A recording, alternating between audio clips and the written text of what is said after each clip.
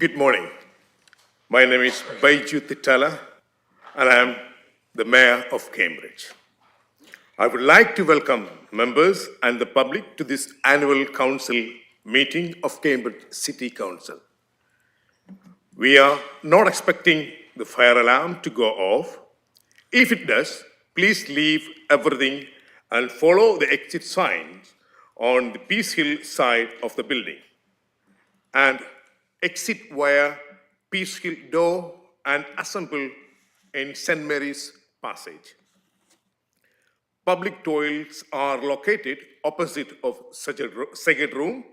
Water is available from the water machine outside the committee rooms.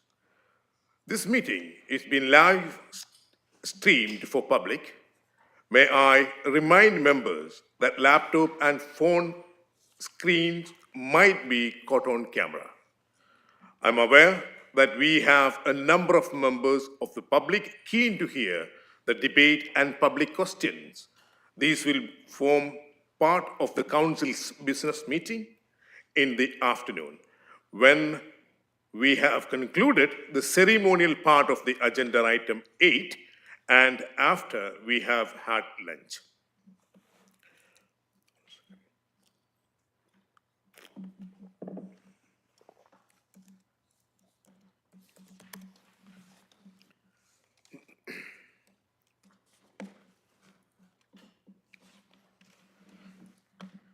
Dear members, it has been a privilege to be the Mayor of Cambridge. I have worked tirelessly to engage with all communities, and I have received some good feedbacks from all communities, which shows our commitment to engage with all sections of the society. Without the help and support of many of you, we never would have achieved what we have achieved now. And of course, the officers and councillors, fellow members, your help and support was a vital part of what I have done during my term as the Mayor of Cambridge. And I have to thank Councillor Mike Davey, the group leader. Without his help and support, most of the work that I have done never would have happened.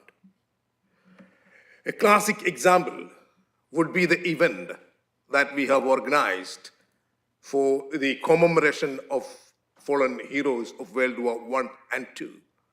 We were about to reschedule the event because of some practicalities. Councillor Davies stepped in and helped us. And of course, the communities around, the help and support what we have received from the Vicar of Great St. Mary's. Thank you very much.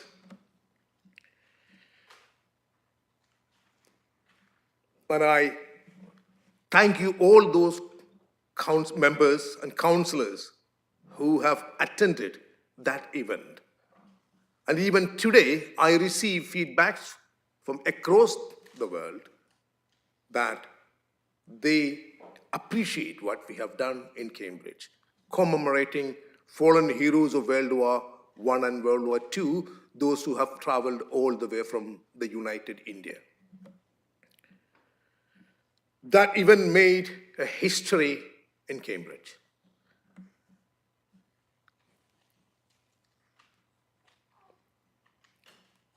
And I thank those community leaders who have helped to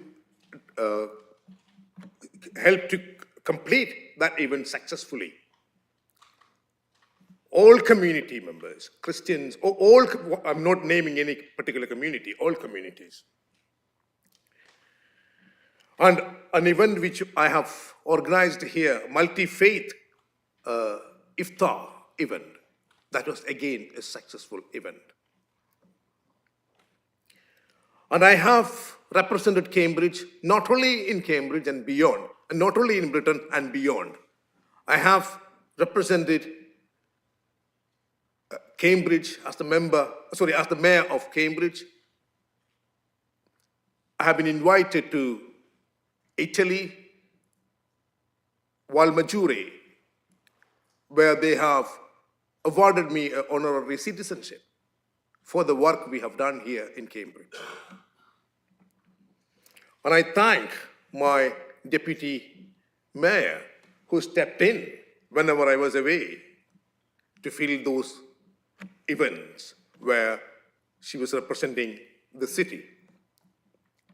And my chaplain, Simon Beasley, and later Father Eugene, and all of the community leaders and multi-faith groups, and the Cambridge Sikh Gurudwara, members of Cambridge Mosque, and the Hindu community leaders, and the South Indian Catholic clergy who supported me. And of course, my cadets. My cadets were, I cannot put it in words, how helpful. Even I am someone who is a first generation migrant to Britain. There are things which I did not understand. So my cadets were stepped in and explained to me, this is that. They were just helping me. Thank you very much, and I wish them all success in the future. And of course, my officers. Officer Dan was a vital part of my role as the mayor of Cambridge. There are several instances where I was struggling without the help of Dan. I don't know what I would have done. And of course, officers Kathy Brown, Mel, and Robert, thank you very much for your help and support. And my mace bearers, Carl and Peter, and of course, all my bailiff, honorary councillors, and of course, the encyclopedia of Cambridge, none other than the one and only Councillor Macpherson. Whenever I was like, he knows everything and anything in Cambridge. He is the one stop where you get answers to all questions. Thank you very much, Councillor Macpherson, for that help and support where I was struggling with historical facts. Thank you.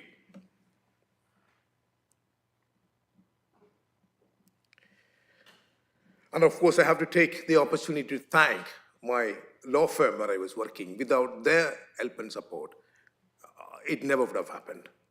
And of course, my colleagues and court staffs in Cambridge Magistrate Court and of course, Huntingdon Magistrate Court, they used to get my case listed as early as they can so that I can leave courtroom and I can attend council events. You might have seen, perhaps I'm the first generation councillor as the mayor of Cambridge. I'm not sure, but I'm of the view, maybe I'm the first mayor who's a first generation migrant. It is not an easy task.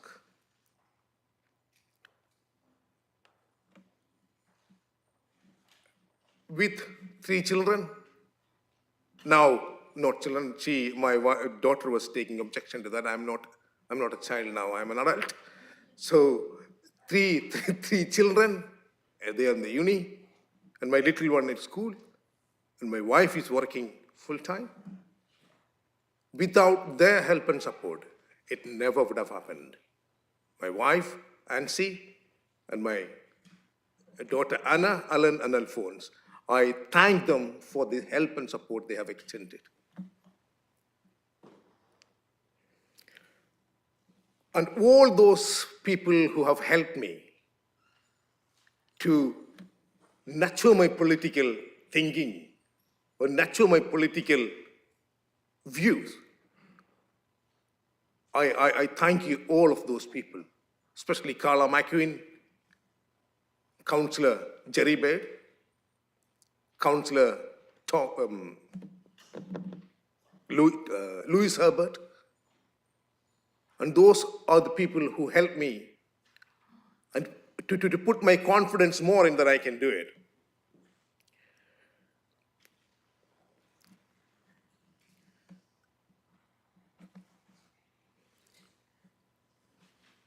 Now, as I mentioned, I'm a first generation migrant.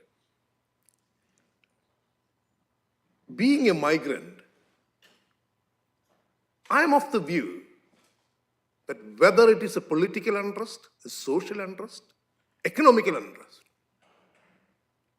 why the migrants are being blamed for everything and anything?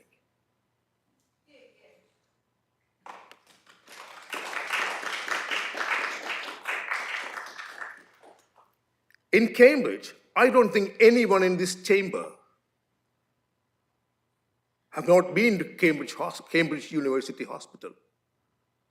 Tell me, how many of you have not received service from a migrant? In Cambridge University Hospital, we have workers, we have medical staff from around 90 countries.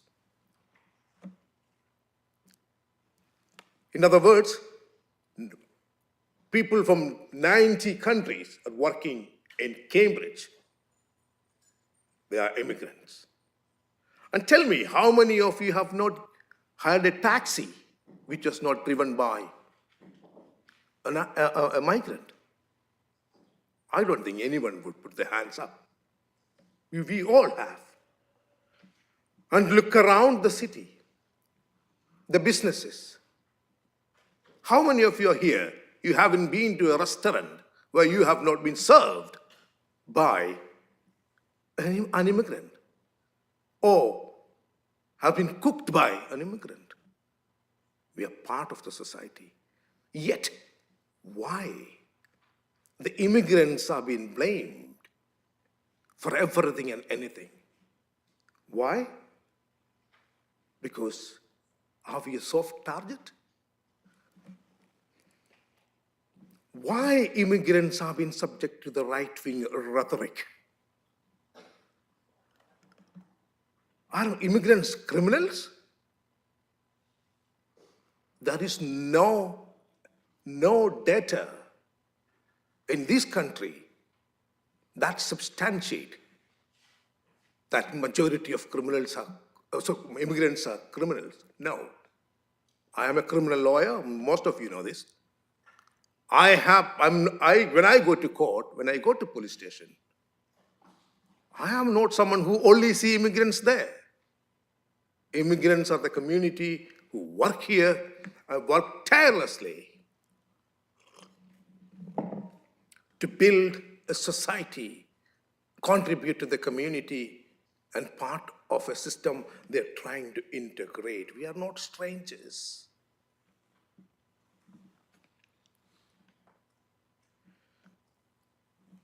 Why immigrants are being subjected to this humiliation whenever it suits the politicians? Why are migrants being treated differently when it comes to politicians' choice? What about those people who fought in World War I and World War II?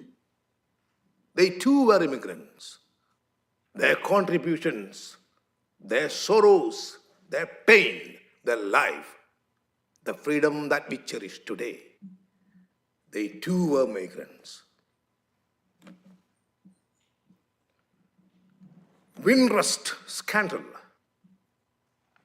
Windrust is not a story of missing few paperworks in the Home Office. No, Windrust is a story of Britain being rebuilt brick by brick in post-war Britain era. Windrust is a community that rebuilt the nation. They too were immigrants and Commonwealth citizens, those who have migrated to this country. They too were migrants. They have put the effort and hard work to reshape a country that was destroyed economically and many other aspects after World War II. And yet, why? the migrants are being subjected to this unacceptable, intolerable humiliation. Whether be it social media, whether be it in news, whether be it in politicians' ambitions,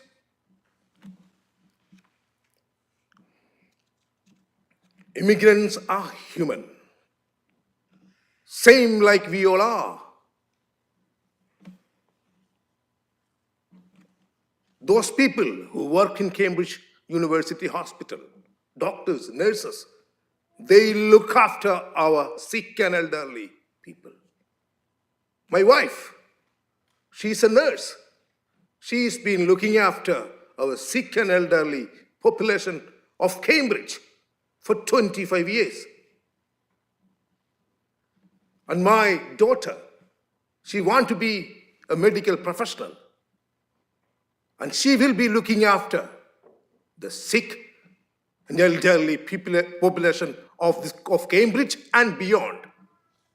And my son wants to be a lawyer. He wants to serve the community. And my little one wants to be a politician. He wants to serve the community where they live. Yet, why immigrants are being a target?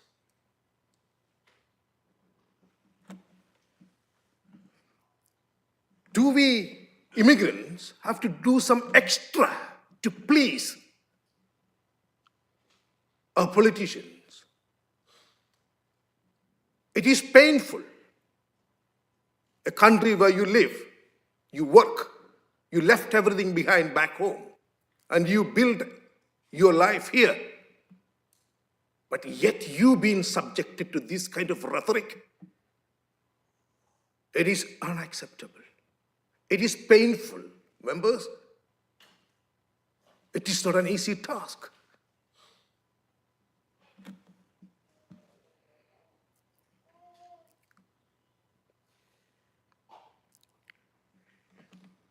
When British Raj, the British were migrants in India, do we know what was the horrific life of the natives? Sadly, we don't teach the horrors of British Raj. Fortunately or unfortunately, I had the luxury study that in school. Yet, I am here as a migrant, sitting here as the mayor of Cambridge. When you read the history, I'm not doing what I have been, or my forefathers been faced or subjected to. And many of you know what happened in Punjab. Little children, women were fired at point blank range, a peaceful protest. And then back home in Kerala, a wagon was filled with people, suffocated to death. But immigrants in this country, we are working hard to live, and we are part of the system.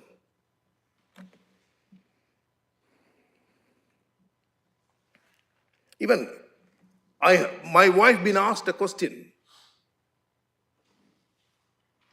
by someone, whether Baiju be able to do it, whether Baiju be able to do the mayorship in a Saxon way. And she asked me, and she was sad even to hear that question. And why do we expect or think, oh, this man can't do it? That thinking process has to go, members. Even if, when you have difficulties, you need to help them rather than isolating them.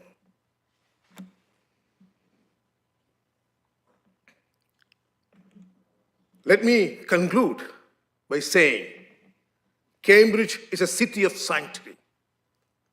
We treat all people equally. It is a city where migrants and natives work shoulder to shoulder to build a community, build a society which is equal. A society which is peaceful. Cambridge is a city that would never fall in the trap of divisive politics. We are Cambridge. The people, we live in harmony, no matter where they have come from. But we look at the people and look at people as human. And I am privileged to be the mayor of Cambridge, to serve the community in Cambridge, and I am privileged, and it was not only my privilege, it was an opportunity for me to prove that an immigrant can do this. And I wholeheartedly thank all my members, fellow comrades, colleagues, my family, for helping me to do this, what I have done. Thank you very much. Thank you.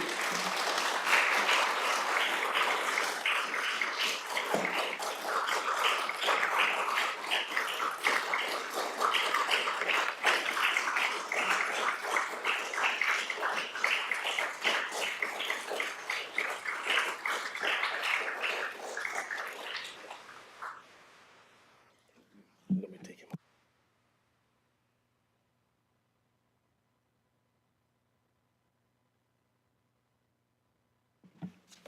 Now, move on to agenda item 1, election of mayor. For the first item on the agenda, I call for nominations for the office of mayor for the ensuing municipal year. Yeah, I believe Councillor Davy is moving Councillor Diana Pond as the mayor of the municipal year. Indeed, I'd like to propose Diana Pounds, Councillor for Romsey, as the mayor. And by way of an introduction, I'd just like to speak very shortly in terms of proposing Madam Mayor. The civic function within the city, as has been so eloquently described by the preceding mayor, is vital to how this city works. It's a much underestimated part of our council life, of our civic life. And again, to put it in some sort of context, the first mayor, Mr. Fitzeustace, became the mayor in 1213. The mayor is a custodian of this city, its first citizen. It's the focal point of this city. And it's vital that when we elect a mayor, we get it right. Eva Hartree is the first woman mayor in this city from the years 24 to 25. She's a member of the National Council of Women. She worked with refugees, and she was a passionate advocate for music. I think we'll see echoes of this in the coming 12 months. Dinah, if elected, which I hope will happen in about 5 minutes' time, will be the 16th mayor, lady mayor of the city. And for that, we need to be thankful. Although Dinah's not a resident initially of this city, Chingford, I believe, in Essex, or is it London now? I'm never quite sure. London. I should know this because my son's now moved into the very same borough that Dinah's from, namely Waltham Forest. And I know from talking to Dinah over many years of her passion for arts and culture, and the fact that culture will become an important focus of the next 12 months is, I have to say, wholly welcome. And your commitment to date is evident, and your commitment going forward will be evident. You're a flautist. I've spoken about previous mayors and how many there have been, but I wonder if you're the first flautist to become the mayor, and I hope at some stage, without any pressure, you will play us a tune. But more importantly, I think it's about principles, why I think Dinah will be a wonderful mayor. She's a brave champion for the communities she serves. She's worked throughout her life, I think, for communities, particularly for the young. She has incredible integrity and dignity that she'll bring to this role, and her equity and fairness will shine through in how she chairs these meetings and how she acts as that first focal point for the city. It's a much needed integrity, dignity that will be required in these rather difficult times, and I have little doubt that Dinah will fulfil the role excellently. So I have no hesitation in proposing her as the Mayor of this city. Thank you, Mr. Mayor.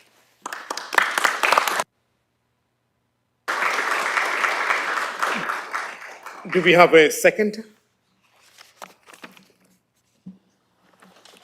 Thank you, Off to you, Mayor thank you. Baiju. I'd like to say a few words to second Councillor Pound's Dinah as Mayor. Also, as a fellow Romsey Labour councillor, I'm delighted to second Dinah as Mayor today. As Dinah may allude to, we have a great track record of Labour mayors in Red Romsey. And that includes the first Romsey mayor, Bill Briggs. But Dinah will be the first woman mayor of Romsey, and I believe the 16th woman to be mayor in the city of Cambridge. She almost wasn't. One of our predecessors, female councillor, Labour councillor in Romsey, Clara Rackman, was offered the mayor role, but declined it. But she does share many similarities with Dinah, particularly the link to education, which Clara Rackman is known for. And like many of the trailblazing women mayors before her, Dinah is used to operating in a male environment, having worked in the Cambridge Computer Sciences department. And I'm sure she will take a no-nonsense approach to chairing council business. Indeed, Dinah's time, many years teaching sixth formers at Long Road, means that she'll have no problem keeping unruly councillors in check, including, or perhaps I should say particularly, those whom she lives only a few doors down from in Romsey. Dinah and I also share a love of playing the flute, which she can be heard practising most days in Romsey, much to her neighbours' delight. And it's this love of music that has been a major thread in Dinah's public service in Romsey and Cambridge over the years. Dinah and her husband set up the Romsey Music Project. Not only are they free to attend events, they attract brilliant musicians out of the sometimes stuffy halls of Cambridge city centre and right into the heart of our community, making music accessible to people from all walks of life. Dinah has also been a passionate advocate for our open spaces and local environment in Romsey, working with residents to bring flower beds and public seating to Mill Road and improve the beloved Romsey Rec, as well as chairing the Environment and Communities Committee. Dinah has been a champion for accessible beauty and nature in our local areas. And I think this sums up Dinah well, this word accessibility. No nonsense, yes, but no one who knows Dinah could call her stuffy, as much at home on the allotment or rolling up her sleeves weeding the flower beds in Romsey Rec as she is in a grand concert hall or in full mayoral robes and chain, as we hope to see her very shortly. And so, as I hope we'll hear of more shortly, Dinah's theme for mayoralty could not be more appropriate, providing an opportunity to celebrate the many cultures and extraordinary creativity of Cambridge residents, seeing art and music as a route to bridge divides and celebrate our differences in this city of sanctuary, this most diverse city of friends and neighbours.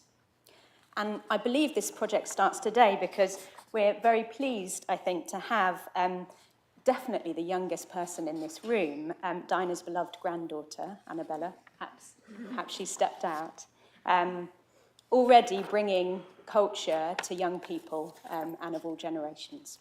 So I'm delighted to second Dinah for Mayor today.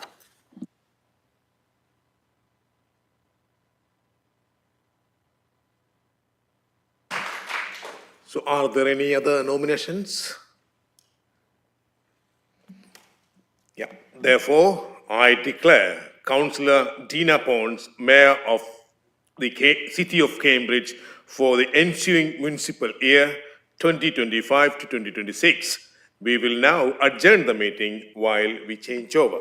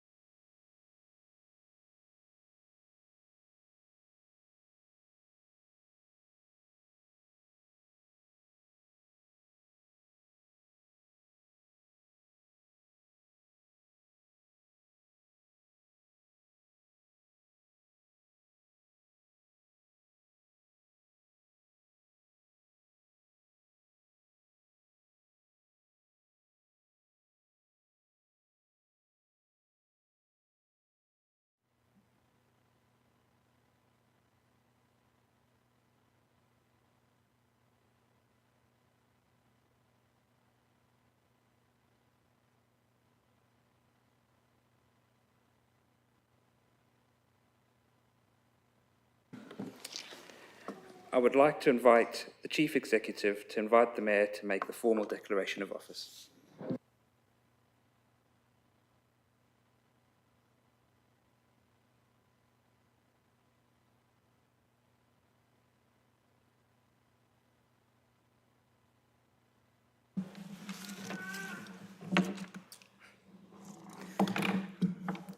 I, Dinah Pounds, having been elected to the office of Mayor of Cambridge City Council, declare that I take that office upon myself and will duly and faithfully fulfil the duties of it according to the best of my judgment and ability.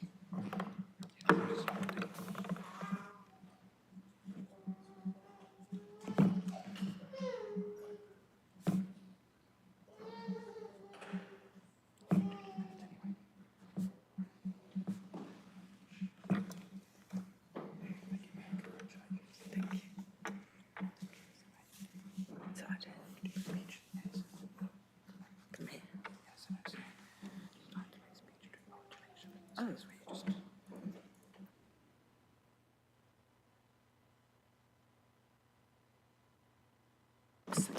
Welcome, everybody. I'm just going to say a few words now.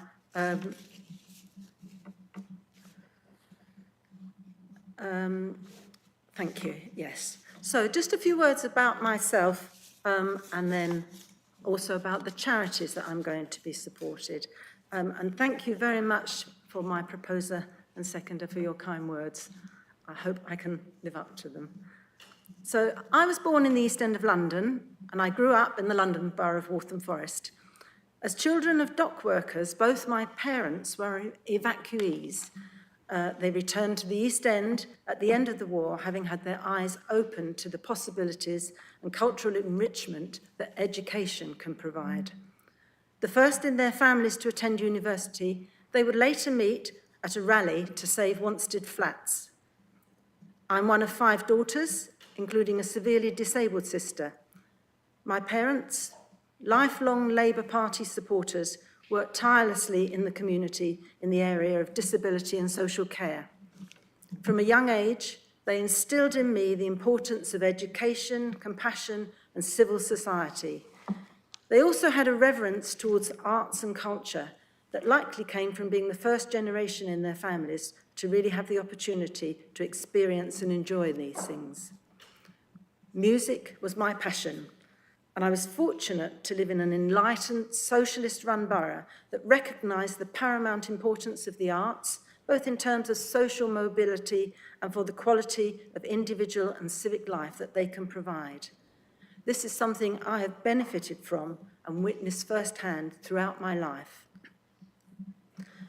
The philosophy of the socialist and artist William Morris underpinned Waltham Forest's ethos. In his words, "I do not want art for a few any more than education for a few or freedom for a few." This sentiment was applied in practice in the form of free instrument loan and tuition and school and borough-wide orchestras, amongst other things. For many of us growing up in the borough, this access to music provided us with friendship, sanctuary, expression, self-belief, and purpose. It was at the Waltham Forest Senior Schools Orchestra that I met my husband, Adam, and we have been incredibly lucky to have had a lifetime of music making together. From free flute lessons and school orchestras, I went on to study flute at the London College of Music, obtaining my fellowship, and I've played in the first desk of several orchestras in London and now the Academy of Great St Mary's, and have given performances as a soloist in London and Cambridge, most recently as part of Romsey Music Project. After music college, we stayed in Walthamstow, and I taught the same lessons I'd benefited from, and we started an orchestra working directly with the Waltham Forest Arts Council, which fostered arts and culture from the diverse community which it served. It soon became clear to me how important art and culture are to individuals and our communities, but also that this is not something that can just be delivered by the economy. Something recognised by William Morris when he lamented, "If that system is to last forever, then art is doomed and will surely die." That is to say, civilization will die. I have a more optimistic view, however.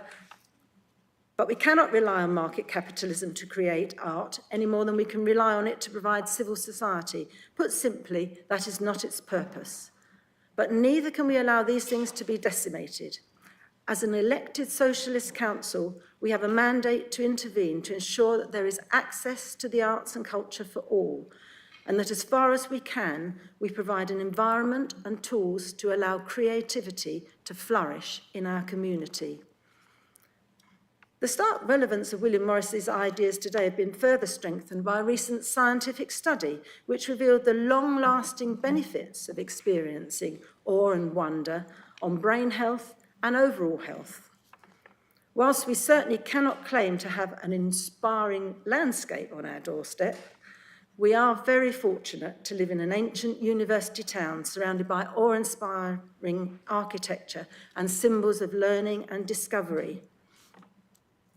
The arts, of course, can be transcendental in themselves. The University of Cambridge is undoubtedly a centre for artistic and cultural expression, which draws people from all over the world. But as the city, we cannot use that as an excuse to shirk our duties and allow access to beauty and artistic excellence, whether as the artist or the audience, to be the preserve of the few. Instead, it is my strong belief that the city and the university can and should work together to enrich the lives of everyone in Cambridge. I've witnessed firsthand the example of the Academy of Great St Mary's. We founded this semi-professional orchestra at the heart of Cambridge. Its home is the University Church, which has been extremely supportive of this community endeavour, even though the concerts are mainly secular. The orchestra's ranks are made up of academics, scientists, Cambridge locals, and old friends from the London boroughs. It is a diverse group of people performing to an equally diverse audience, coming together for the joyful and cathartic shared experience of making and listening to music. Having studied at Cambridge as a mature student and worked for the university in the computer science department, I hope very much to strengthen the links between the university and the city during my time as mayor and continue to find ways to capitalise on this symbiosis to serve the community. An example of this is the team at the Botanic Gardens, the University Botanic Gardens, who are keen to contribute their knowledge to the city's green spaces. As Beth kindly said, green space is another area that I am passionate about, and yet another way in which the city can provide a source of awe and wonder, or even just peace and relaxation for our residents. As mayor, every time the university holds out its hand to the city in this way, I fully intend to grasp it. As home to centres of excellence in many fields, Cambridge enjoys the internationalism and multiculturalism of a world city. As Deputy Mayor, I had the opportunity to experience the diverse cultures in our community through their creative endeavours and celebrations in music and dance. It's a poignant reminder that the arts can transcend boundaries and language, as well as honouring diversity. In an increasingly isolationist world, as mayor, I hope to use my background in the arts to build bridges at home and abroad. Access to the arts is important for everyone from all walks of life. And when Adam and I founded the Romsey Music Project, based on Mill Road, our aim was to arrange free lunchtime concerts with varied styles of music from musicians both local and further afield. It allows people of all ages and backgrounds to enjoy music in their own community without needing to get into the centre of town or paying for expensive tickets. It's a wonderful way to meet new friends, combat loneliness, and be uplifted by a shared musical experience. Cambridge is not short of musical talent, and we have many musicians keen to contribute to community music. I am very pleased today to welcome the string section from Cambridge's vibrant folk scene, and they have played for us in Romsey, and they will be playing for us at lunchtime. However, as I mentioned before, we cannot use the presence of the university to shirk our responsibilities in terms of a strong cultural and civic offering by the city, and befitting a community like Cambridge. Waltham Forest, and indeed the arts and crafts movement to which William Morris belonged, is known for its impressive, dedicated civic buildings. We are blessed with a beautiful, purpose-built Guildhall in the heart of the city.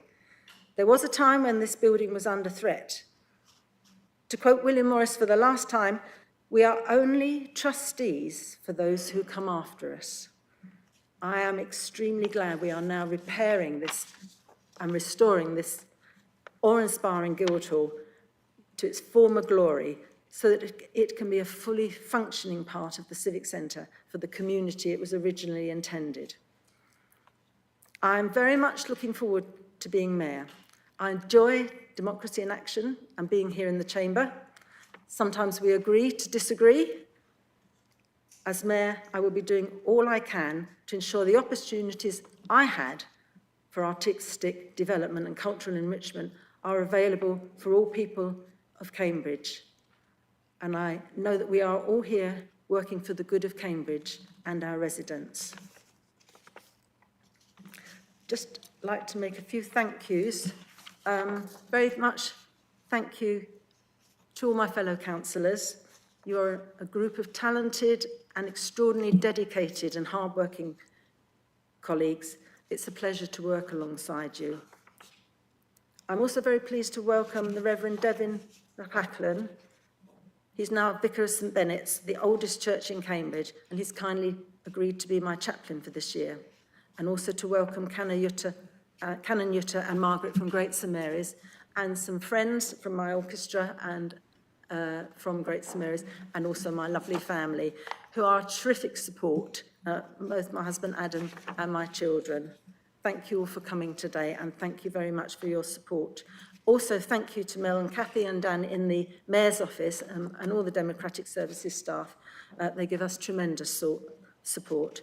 And to Carl and our cadets who also come along to all our events. Thank you very much for looking after us. I'd also like to announce the first of my two charities, which I'm very pleased to support, and to thank Professor Peter Hutchinson, who's here today. So, a while ago, I went to, as Deputy Mayor, to the International Neurotrauma Conference. And I was so impressed with the groundbreaking work done by this department of Addenbrooke's. And they are part of the Addenbrooke's Charitable Trust. Our world-class teaching hospital, which is a beacon of the NHS, and it's another fine example of the interconnection between Cambridge University, the city, and the wider world. So the Neurotrauma Department's outreach programme focuses on increasing awareness and public engagement activities in relation to brain injury and other neurological disorders. As a city of cyclists, I think this is something we are very grateful for. And the conference was aimed at spreading their excellence and skills and knowledge to other countries.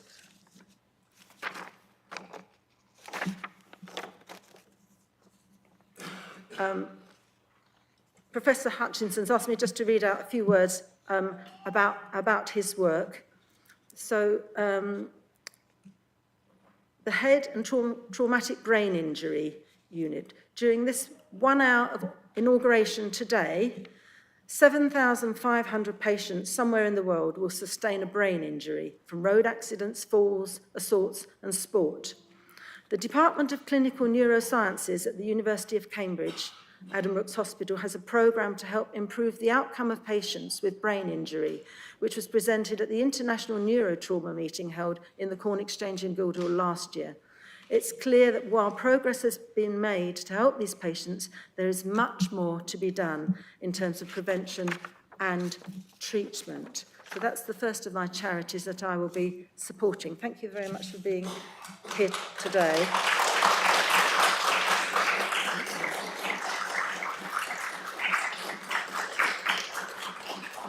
And I look forward to working over the next year. So just in conclusion, I think my chaplain has kindly agreed to say a few words to us all.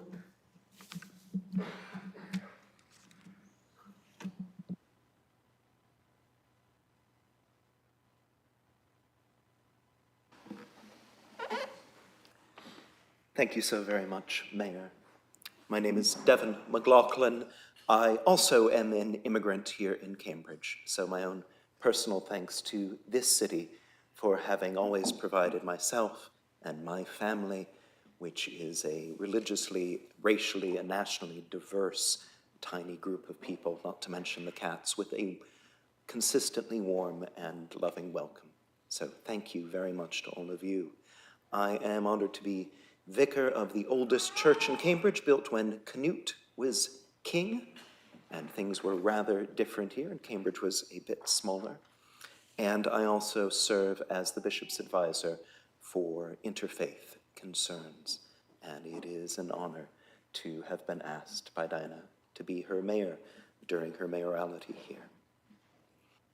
I know within this room we have a variety of approaches to faith, of faith identity, and none always dangerous, giving an American priest a microphone.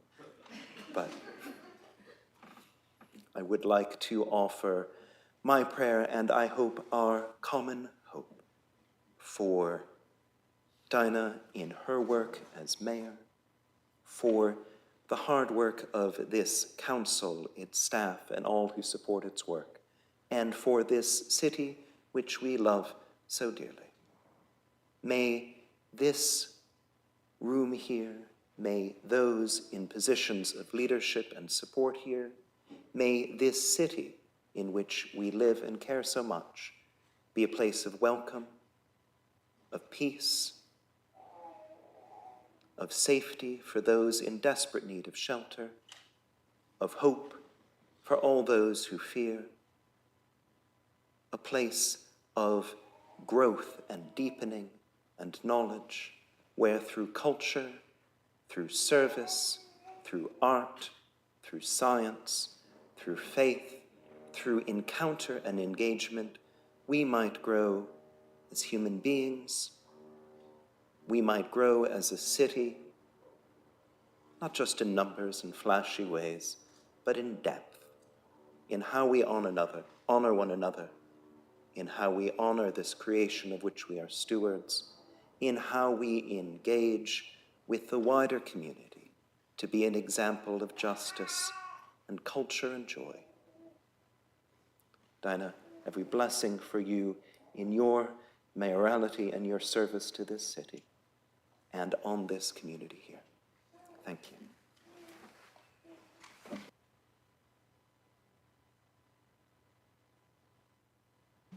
Thank you very much, Devin. Now, we move to agenda item 2, and I call for nominations for the appointment of Deputy Mayor. Do we have a proposer? Your Worshipful Mayor, congratulations on your new appointment. I wish to nominate Councillor Richard Swift, Labour Councillor for West Chesterton, to be your Deputy Mayor. He's a man of integrity who I've known for some time, and I know that he will dedicate his time to supporting you and make a success of Inaugural. So I propose him. Thank you. Thank you, Councillor Smith. And do we have a seconder?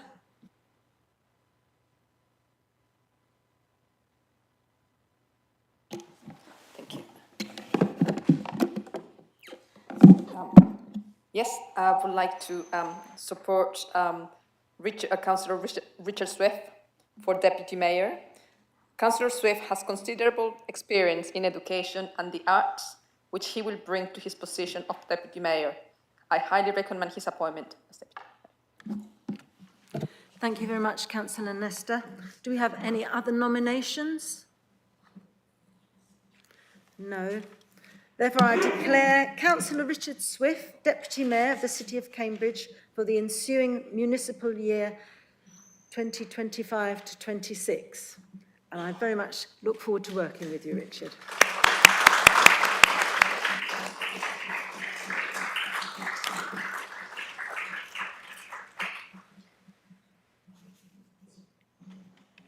You've still got to do all this, yeah?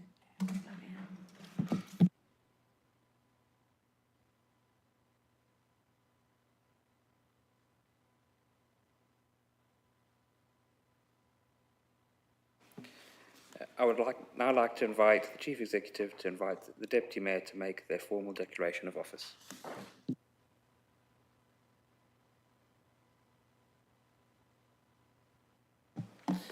I, Richard Swift, having been elected to the office of Deputy Mayor of Cambridge City Council, declare that I take the office upon myself and will duly and faithfully fulfil the duties of it according to the best of my judgment and ability. Thank you.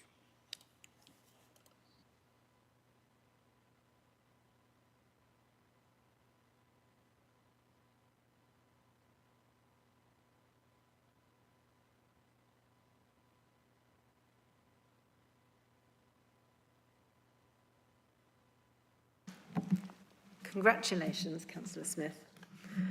Now we move to agenda item 3, confirmation of minutes.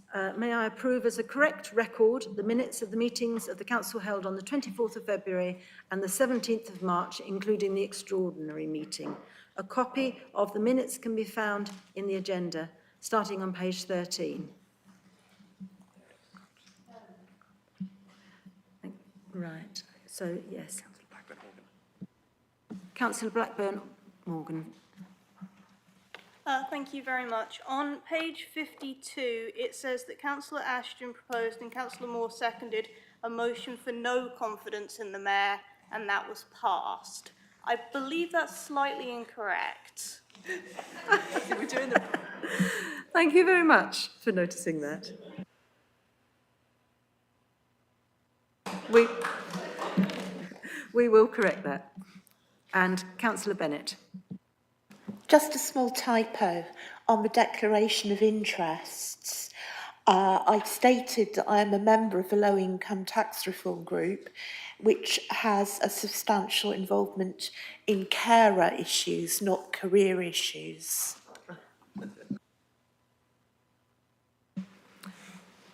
Thank you, Councillor Bennett. Those two small corrections can be made. And may I now approve the record of the minutes? Thank you. So the minutes are approved. Now move to agenda item 4 to note the returning officer's report that the following have been elected to the officer of councillors. I would like to warmly welcome 2 newly elected city councillors who won seats at the recent elections held on the 1st of May. That's councillors Jamie Dale and Bob Illingworth. I don't know if you'd like to just stand up and...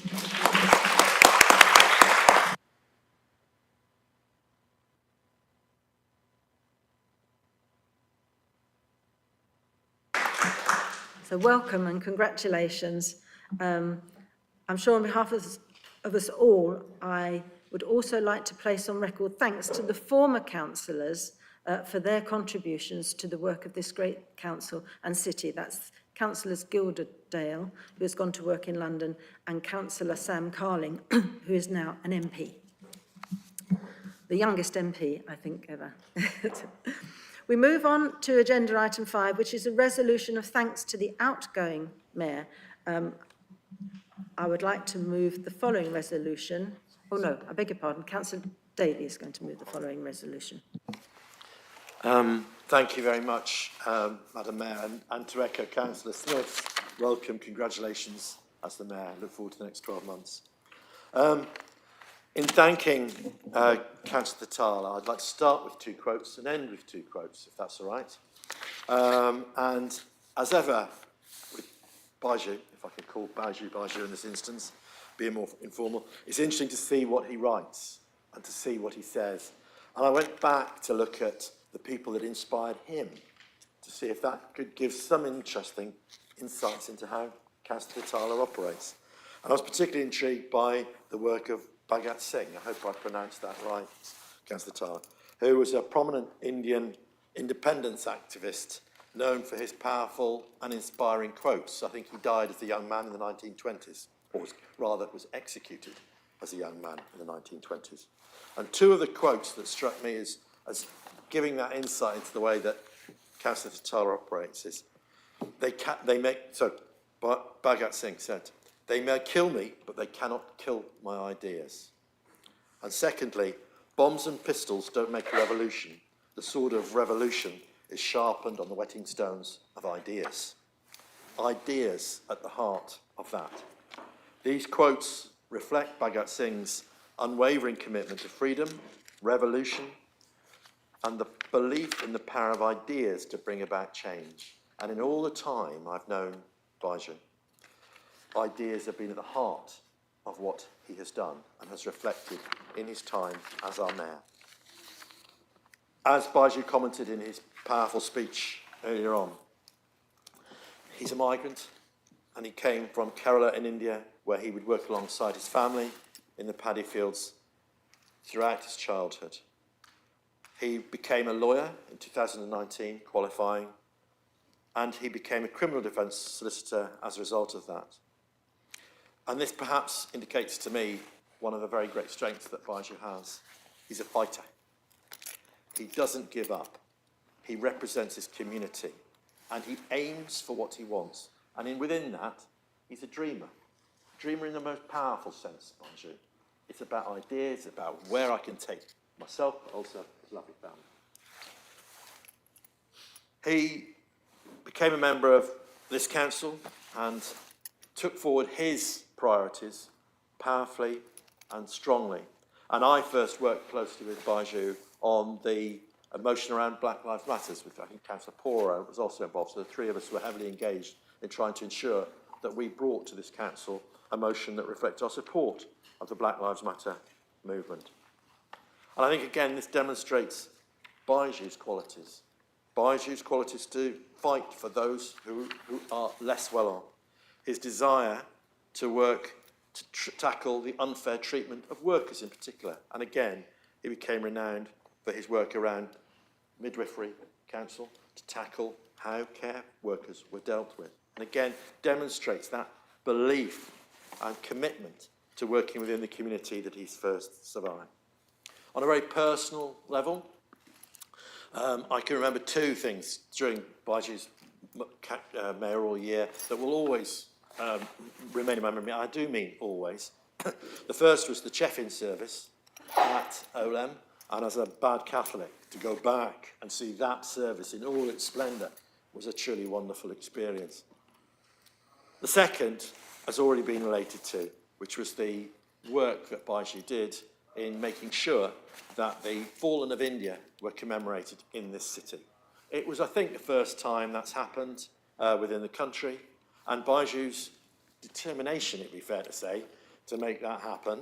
And it would be also fair to say we did have one or two words on occasion of disagreement to try and ensure this has happened. But again, I think that reflects Baiju. It's about you have that passionate discourse and you come to a conclusion and you move forward.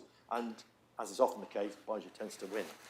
I think that event sums up everything that was wonderful about what a mayor can do, but what Baiju has done. To have, I think it was 5 different consulates represented, to have army involved, to have the local community involved, and at times it felt that it wasn't going to happen, but it did, and as I say, it's something that I will forever memory. And the final thing, it was intriguing with that, the first time I think the press department of the council has had to have and deal with inquiries from the Times of India, where I think we made the front page. As I say, Baiju is a passionate man, he's a fighter, and I always think, I just said to Councillor Griffin, Baiju did his best when he puts away the speeches that have been written for him and he speaks from the heart for himself, and that was exemplified by what he said earlier on. The 2 quotes I want to end with is one from a gentleman called Alexander Crummell, and there's a fabulous exhibition to link to the new mayor at the Fitzwilliam at the moment, and this came directly from him.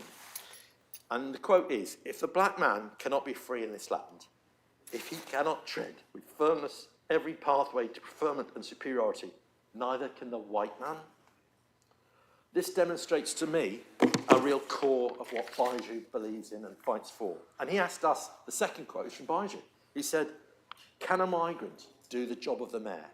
I think I would believe Baiju has demonstrated in all sorts of ways a migrant can. He's done it his own way, on his own terms, and for that alone, I will forever be thankful. Thank you, Baiju.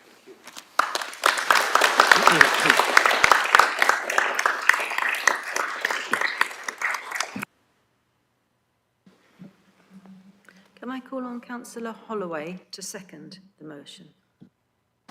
Thank you, Madam Mayor. Thank you so much, Baiju, for your mayoral year, for everything you've done for the city of Cambridge.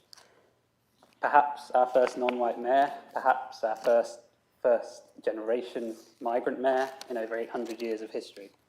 A man who grew up in India, and you've made your home in Cambridge. It's an international story, your story, but it's also very much a Cambridge story.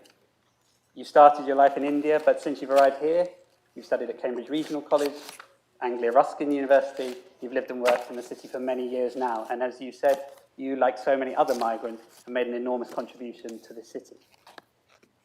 Your mayoralty does have huge symbolic significance for our city, a city where 28% of our residents were not born in this country. But I think it would be unfair on you to focus purely on the symbolic significance of that mayoralty. You personally have also brought joy to many people across the city through your visits, through your many powerful speeches, and you've brought fantastic Indian food and Indian dancing to mayoral events. So thank you, Baiju. I wish you and your family all the best for the year ahead. This council expresses its appreciation of the manner in which the duties of the mayor and mayor's consorts were discharged by Councillor Baiju Tatala and consort Ansi Tatala during their period of office. Thank you.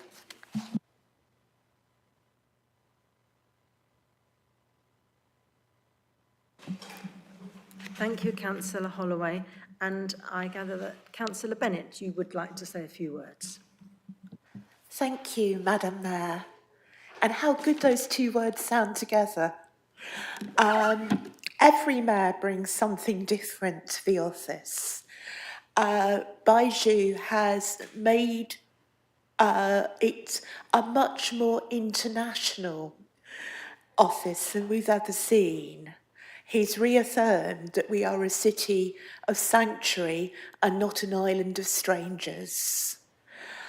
And I hope that we will all stand firm against poisonous rhetoric aimed against people who are migrants, trans people, disabled, or just in the wrong place at the wrong time. We have to stand for everybody in Cambridge, or we stand for nothing. I'd also like to say a word of welcome to Dinah as the new mayor. At the Peter Freeman meeting, some of you may have heard Catherine Fisher call for the arts and culture to be treated as seriously economically as information technology and science, because they contribute nearly as much to the economy, and yet they're trivialised and ignored. Madam Mayor, our music and nighttime economy is under huge amounts of threat in Cambridge. Even highly successful venues are struggling, and I hope that you will meet me and some of the owners of those music venues to discuss if there are any ways that the council can support them as they struggle against repaying bounce back loans from COVID, audiences that can't afford to go out regularly and limit themselves to a single half pint of cider, and the burden of the necessary but still very painful NIC changes. And I do hope that we will see in your mayoralty a boost to arts and culture. Thank you. Thank you very much, Councillor Bennett. Thank you. So we're moving on to agenda item 6. This is Mayor's announcements, and it'll just give you a small idea of what's coming up in the next week. I know that... Oh,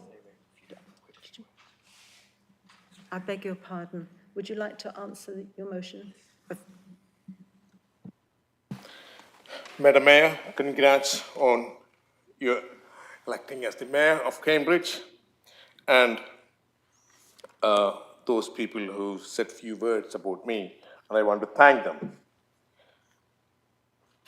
Councillor Devi, when you quoted Bhagat Singh, I was about to cry. See, Bhagat Singh, comparing me with Bhagat Singh is an insult to Bhagat Singh. So that's what he did for the nation, and that was he did for injustice. And thank you very much for those kind words. And you're right, Councillor Devi. I am someone who dream a lot. The problem with me is I see those dreams not in the night, during the day, which keep me awake. So I have ambition, I am passionate, but one thing, I am not compromisable or inflexible is I will not tolerate injustice. And I will fight at any extent to achieve social justice. And of course, Councillor Holloway, thank you very much for those kind words. And of course, Councillor Bennett, thank you for those nice words. Since Councillor Devi quoted Bhagat Singh, I want to just clear my chest. If I don't say something, I think Bhagat Singh may not forgive me today. Members, I have become a councillor since 2018, say for 1 year. And the practice, what we have in this chamber, what I have seen, the ruling bench will move a vote of thanks. And the opposite bench will second it. That was the procedure since I have been elected here as the councillor. And I asked a few of my colleagues who were more experienced than me, was that the procedure? And they all said to me, yes, that was the case. If I don't say this out here, I'm doing injustice to Bhagat Singh. Why? Is that because I am a migrant? Nobody else want to, we want to break the practice that something we followed? Is there a specific reason to break that procedure we followed? There's nothing. And I just want to say it out here in this chamber.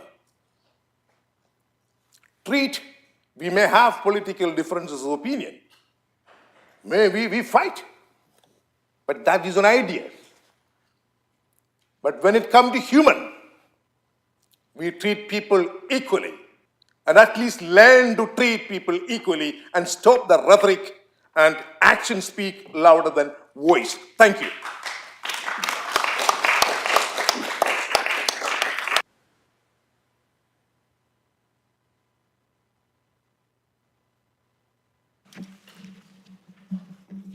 So we're moving on now to agenda item 6. This is Mayor's announcements. It's just to give you a short flavour of what's in the diary for the Mayor and the sort of thing that we will be undertaking. So on Sunday, the Mott sermon will be held at Holy Trinity Church, 25th of May.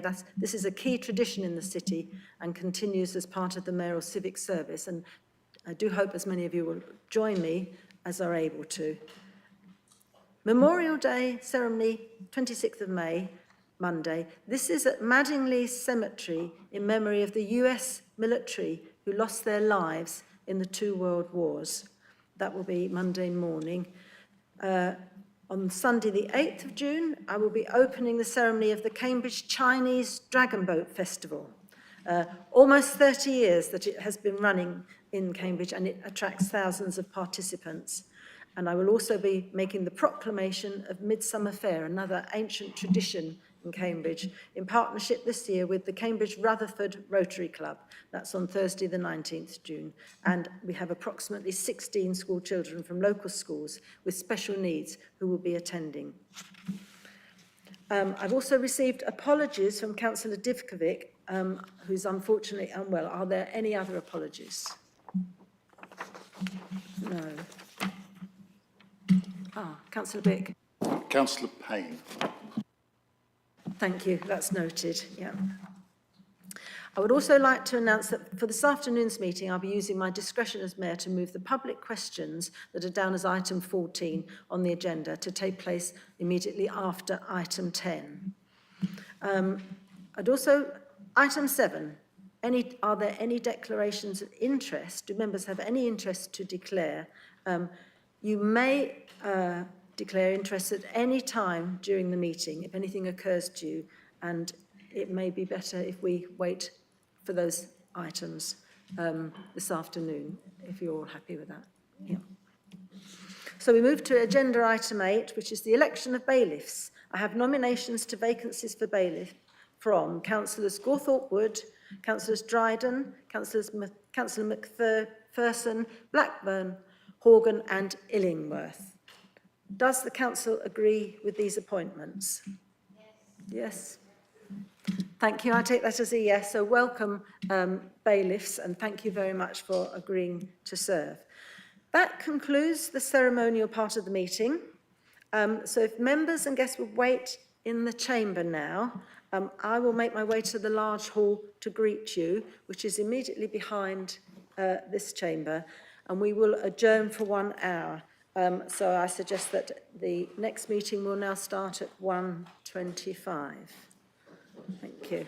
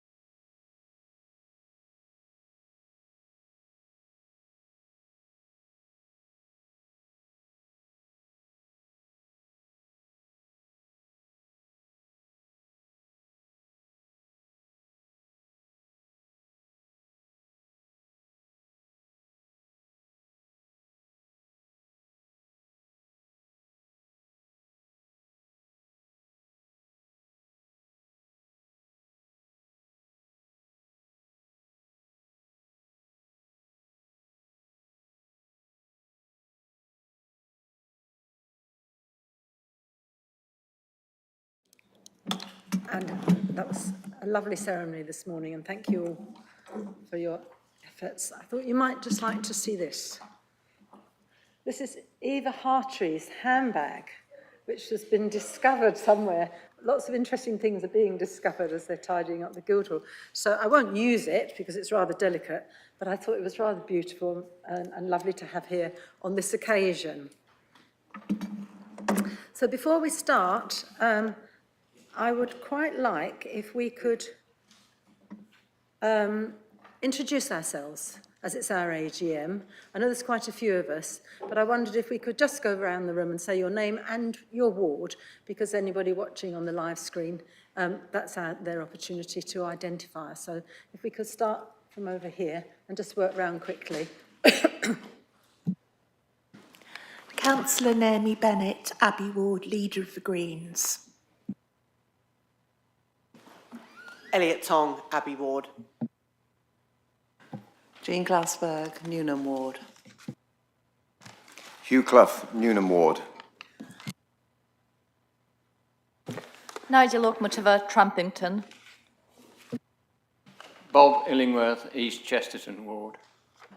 Karen Young, Queen Edith. Olaf Haug, Trumpington Ward. Tim Bick, Market Ward, Leader of the Liberal Democrats. Anthony Martinelli, also Market Ward.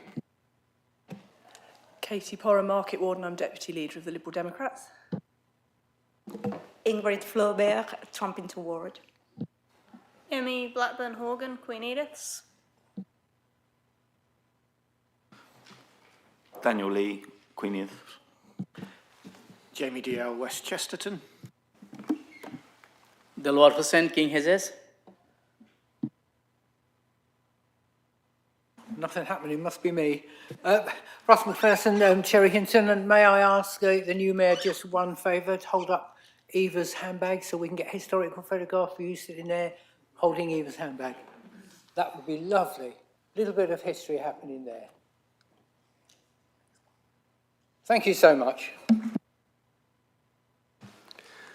Mark Ashton, Cherry Hinton Ward.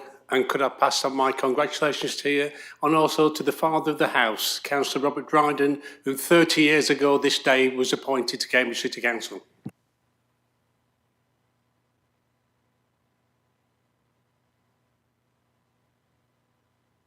Simon Smith, Castle Ward.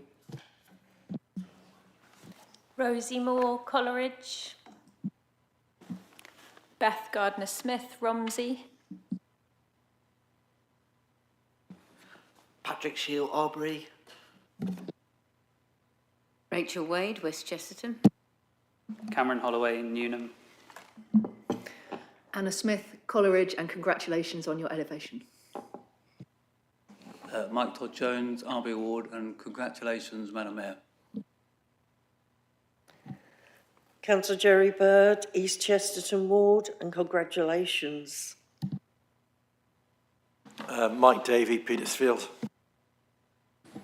Tim Griffin, Coleridge. Martin Smart, King's Edges. Baiju Titala, East Chesterton. Robert Dryden, Cherrington Ward, and congratulations to you, Madam Mayor, and also to the Deputy Mayor. Thank you. And also, congratulations to Councillor Mark Ashton for a great memory.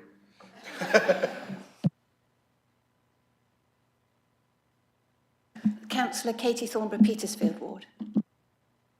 Councillor Antoinette Nestor, Castle Ward. And congratulations, Madam Mayor, Deputy Mayor, and thank you for showing us the handbag. It's a great milestone, and congratulations actually to all the women here in the chamber. Thank you. Jenny Gawthrop Wood, King's Hedges, Labour. I'm looking forward to finding out who the mother of the house is, and I hope we'll see the handbag out on occasions and at next International Women's Day. Thank you. Richard Robertson, Petersfield Ward, first elected in 1983.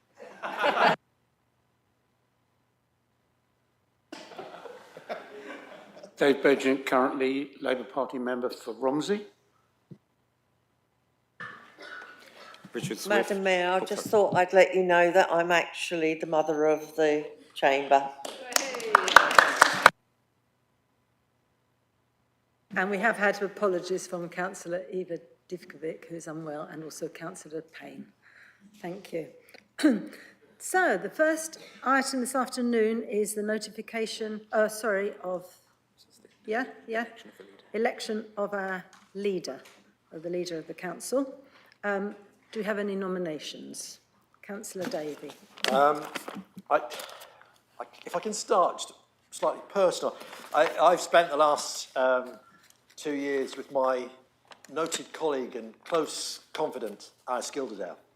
And the reason I mention Alice is just on a personal to say thank you to all she's done for this council, for the Labour Party, and for East Chesterton. And it feels like an appropriate time to mention her.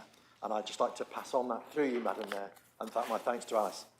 The other reason for mentioning Alice is she always used to take the mickey out of me because I would stand up and float around with a bit of paper, which I had to use to read. Now, the reason I say this, as I propose Cameron, is the first time I think I came across Cameron or became really aware of what Cameron's skills were was at a demonstration outside King's Parade regarding Ukraine and regarding the Russian invasion of Ukraine. And 18 months on, Cameron had been working very closely with the Ukrainian community in the university, and I saw him, I kid you not, deliver the best speech I have ever seen as a councillor. The best.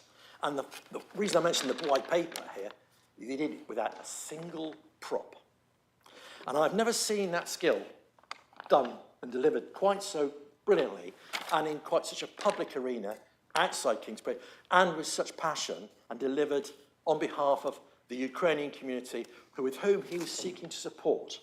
Deeply, deeply impressive. I thought, oh, crikey, this bloke's good. I suppose, as I got to know Cameron better and saw his history, his work with migrants in Munich back in the day, in 2015, when he was a volunteer there, his then employed work with prisoners, something that's dear to my heart as an ex-probation officer, to see somebody again devoting their time and work to those who are underprivileged, those who are refugees, those who are migrants. I thought, crikey, this is a bloke that actually delivers what he does. He does. Not talks about doing, he actually does stuff. And that makes me think very, very highly of Cameron, because he's the sort of politician I like to see. Someone who delivers what they promise to do. Tackling inequality, as people will be aware, is at the heart of what Cameron does. It's what he's came into politics to do, and that is exemplified by all the things he's done since he became a councillor. He's passionately involved in work around green, about living streets, and about looking particularly at how we can make this city more equal, something that's, I think, a shared view amongst us all within this council. So as I say, Cameron is a politician, a local politician who does rather than talk about doing things. The future of this city, which is going to be a tricky time, I have to say, and everybody knows the challenges we face, will therefore need someone who's going to lead us and guide us through those times. All my experience tells me that Cameron is the ideal person to do that, and I have no question in nominating him as the leader of this council. Thank you very much.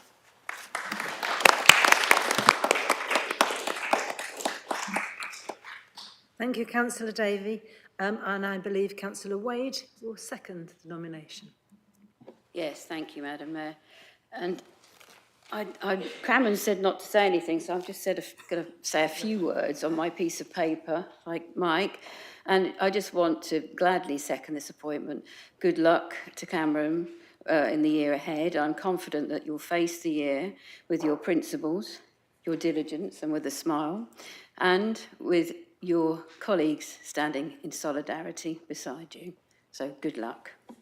Thank you.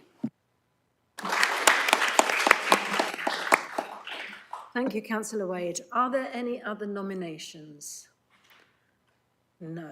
Therefore, I declare that Councillor Cameron Holloway is elected leader of the council.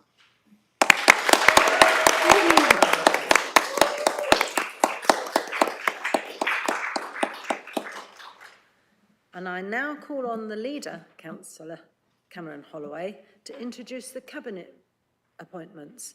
They are just for noting.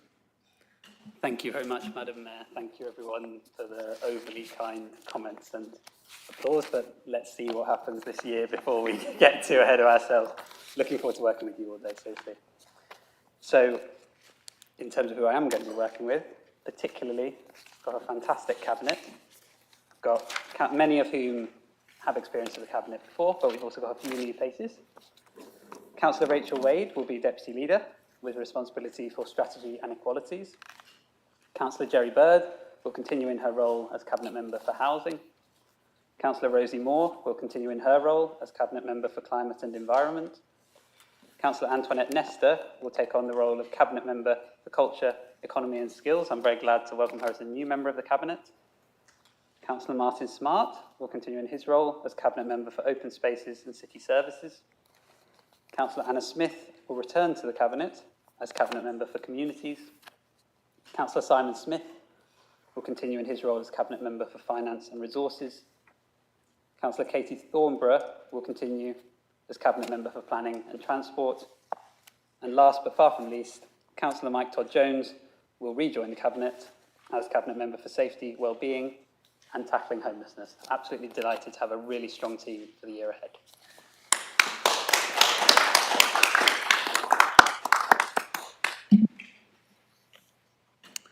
Thank you. And we're now going to move to public questions, as I announced earlier, so that people don't have to sit around too long. So could questioner number 1 please come to the public speaking desk? And if you could tell us, we already have the copy of your and text of your question, but tell us who you are and if you represent a group. Thank you.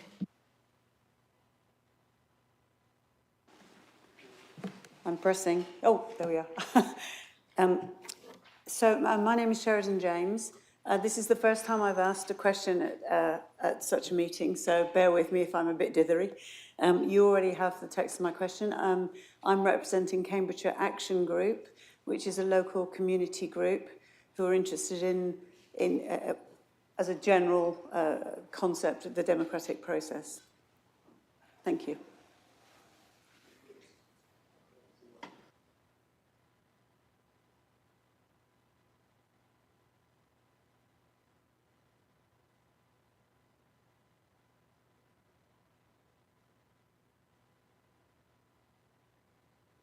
Can I ask the Executive Councillor, who is responsible for this, to respond? And please can I remind you that you have 2 minutes. Thank you very much, Ms James, for coming today and for asking a question.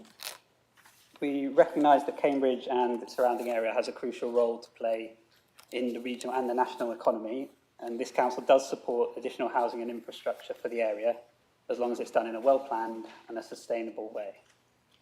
I know many residents, whilst they're proud of the success of our city, do worry about the sustainability of growth in our area.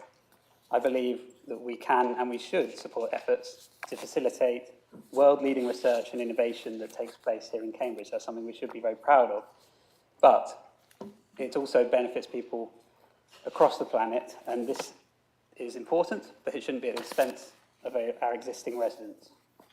Improved transport links can help to ensure that existing inequalities are bridged and not exacerbated by investment in our area. I think improving our transport is extremely important, both for the people who live here now and for others who might want to live here in the future. When it comes to transport, I don't see it as a simple dichotomy between busways and light rail. I think busways create transport corridors that could in future be converted into light rail, for one. I know there have been significant technical issues with the existing busway, and this is something I take very seriously. But I do also believe that when done right, they are a really clever piece of infrastructure. They can transport a fairly large number of people, they can do that quickly, and they do retain a level of flexibility in terms of the bus at either end of the busway being able to go around villages and other places that the rail systems wouldn't necessarily have. Crucially, they're also significantly cheaper than light rail, and we're much further along the track in terms of the preparatory work that's been done for them. And the budgets are in the hundreds of millions rather than the billions. So I think in an ideal world, it would be absolutely fantastic to have light rail. By all means, let's have a conversation about light rail, but we also have to accept it is a high cost and probably long-term solution. In the meantime, busways can provide vital transport links, and I think we can go ahead with those while also considering what might come next. Thank you, Councillor Holloway. I have a Jane, do you have secondary. a Yes. supplementary question? Yes, please. Okay. The C-set busway, which is intended to accommodate current and future travel demands to Cambridge Biomedical Campus, is unlikely to be completed before 2029 at the earliest. And according to the GCP's own forecast, peak capacity of the busway, which is 600 passengers per hour, is likely to be exceeded in the morning rush hour as early as 2036. Does the Leader of the Council have any reservations about spending £162 million of public funds on transport infrastructure that is expected to provide insufficient capacity after only 7 years? Before wasting yet more public funds on 2 public inquiries, is it not time for the GCP to admit that the organisation's busway proposals need a rethink? Thank you. Councillor Holloway, if you'd like to respond, you have 2 minutes. Thank you. I think for the reasons that have held so far, if we weren't to go ahead with the busway, then the problems that you've outlined there would get worse. So I understand what you're saying, that it's not going to meet all future demand necessarily, and that's why it's also important to look at other potential solutions like light rail. But if we were to abandon the busways at this stage, that problem only gets worse. And so my view is that we can potentially do both. We've got this far with the busways. I think they can have a really positive impact. The public inquiry will also give the opportunity for members of the public to give evidence, for a really good conversation to be had. But I think it's worth going ahead with that at this stage because it can provide significant benefits. Thank you. Thank you very much. Thank you for your question. We now move on to question number 2. Is Martin here? Hello, Martin. Welcome. If you'd like to take your seat at the desk and just let us know your name and if you represent an organisation.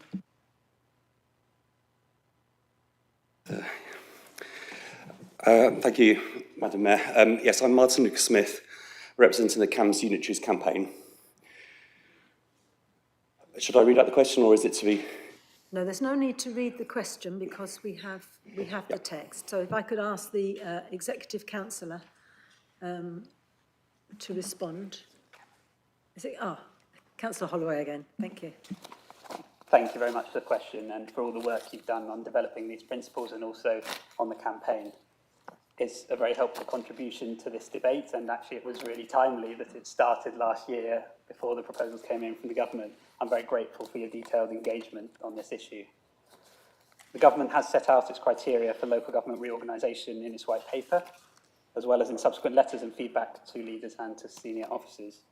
Some of your principles do reflect feedback that was collected through the City Council's public engagement last year on the future of local government for Cambridge. And again, I think it was very useful that we did that before going into the process that we're in now.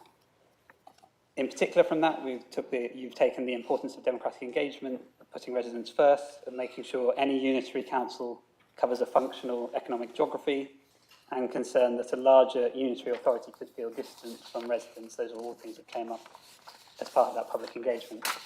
Now, I absolutely agree with your principles on the need for democratic accountability. I think that's a key strength of a unitary, is that when people say the council, and actually that council is fulfilling pretty much all of the needs that they have rather than just some of them. I also agree with the need for a coherent economic area and the relevance of transport considerations and local identity. These are all to some extent reflected in the government's criteria. And the government's criteria also require high quality service delivery, sustainable growth, and that unitaries are the right size to withstand financial shocks. Under my leadership, this council will advocate for a unitary council that is, at its core, designed to improve the lives and life chances of residents. I do also want to manage expectations about this process.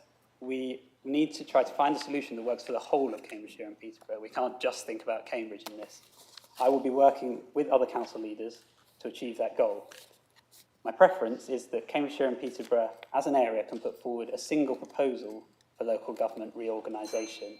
But if that's not feasible, we will make a case for the option that is best for the Cambridge area. Thank you, Councillor Holloway. Do you have a supplementary question, please, Martin? Yes, is that...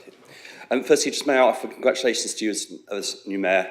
and also to the new Deputy Mayor, to new members of the Council, and to the new Leader of the Council. Thank you for your response. You mentioned the issue of an appropriate size, and obviously the question I think that most councillors in the area will be talking about is the need to join up specific areas and ensure ostensible geography, as you mentioned. So you note obviously Cambridge can't be sort of on its own, but it needs to look at the perhaps slightly wider area. Do you feel that a join with the East Cambs area, which has large rural areas, not really subject to the pull of Cambridge and all its growth-related issues, would lead to a council looking in multiple directions rather than being focused?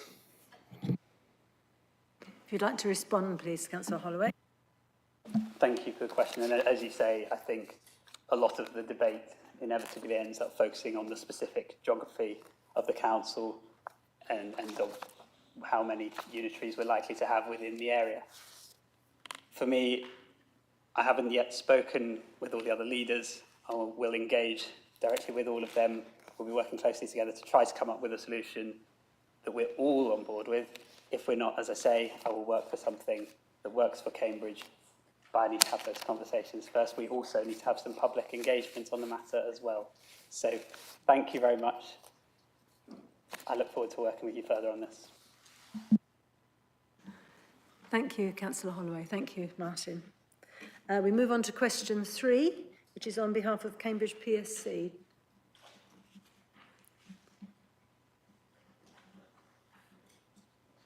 Thank you. So we have the text of your question. So if you'd just like to introduce yourselves, thank you.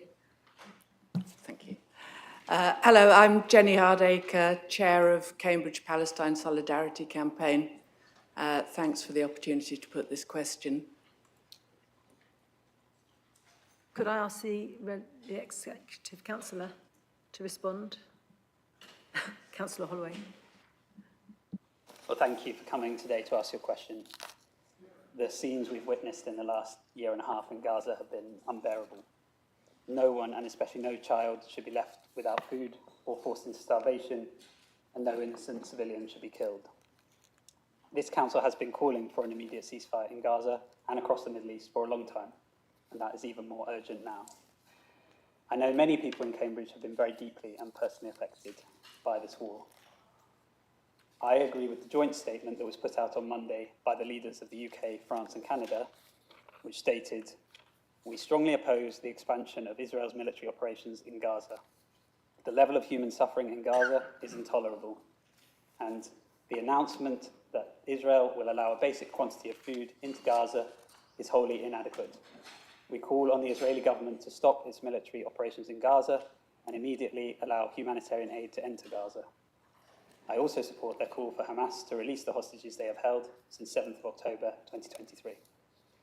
We as a council have passed a motion calling for an immediate and permanent ceasefire in Gaza, Israel and the West Bank, and for the suspension of all UK arms sales to Israel. We stand by that motion and we do reaffirm its calls.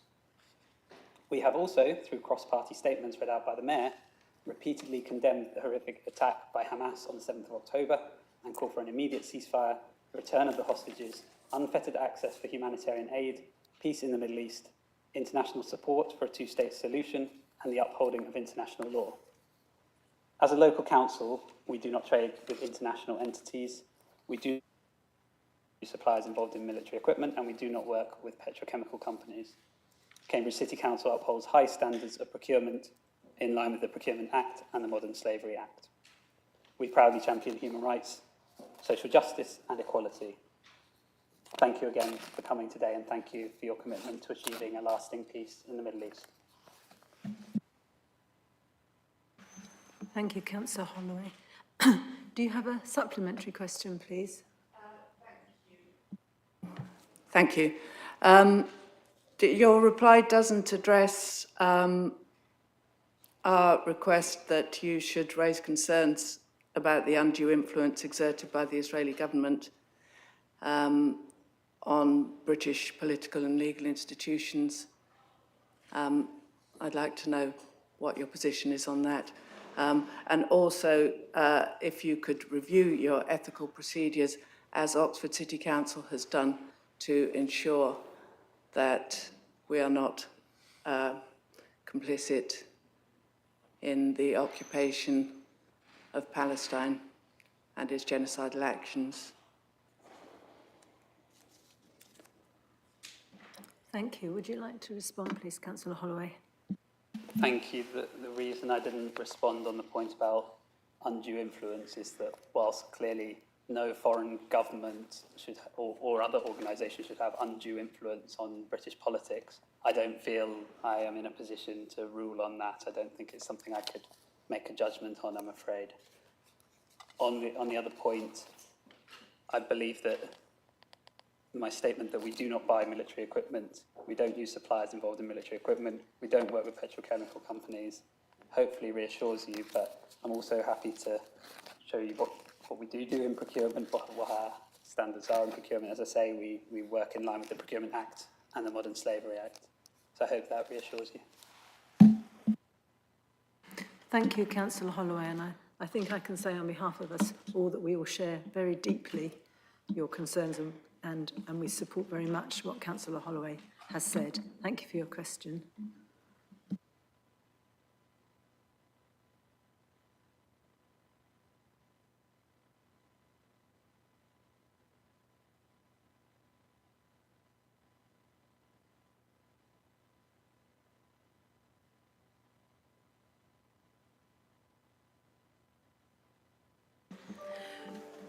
Thank you for your questions. We're now moving on to agenda item 11, recommendations of committees for adoption. And agenda item 11A, we're taking them together, yeah. Cambridge City Council Constitution. So the recommendations are contained on page 55 within your agenda.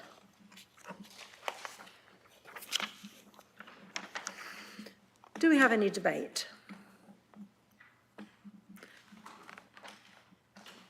Yeah, Councillor Bick. I think Councillor Bick, please. Thank you, Madam Mayor. If no one is speaking to present it.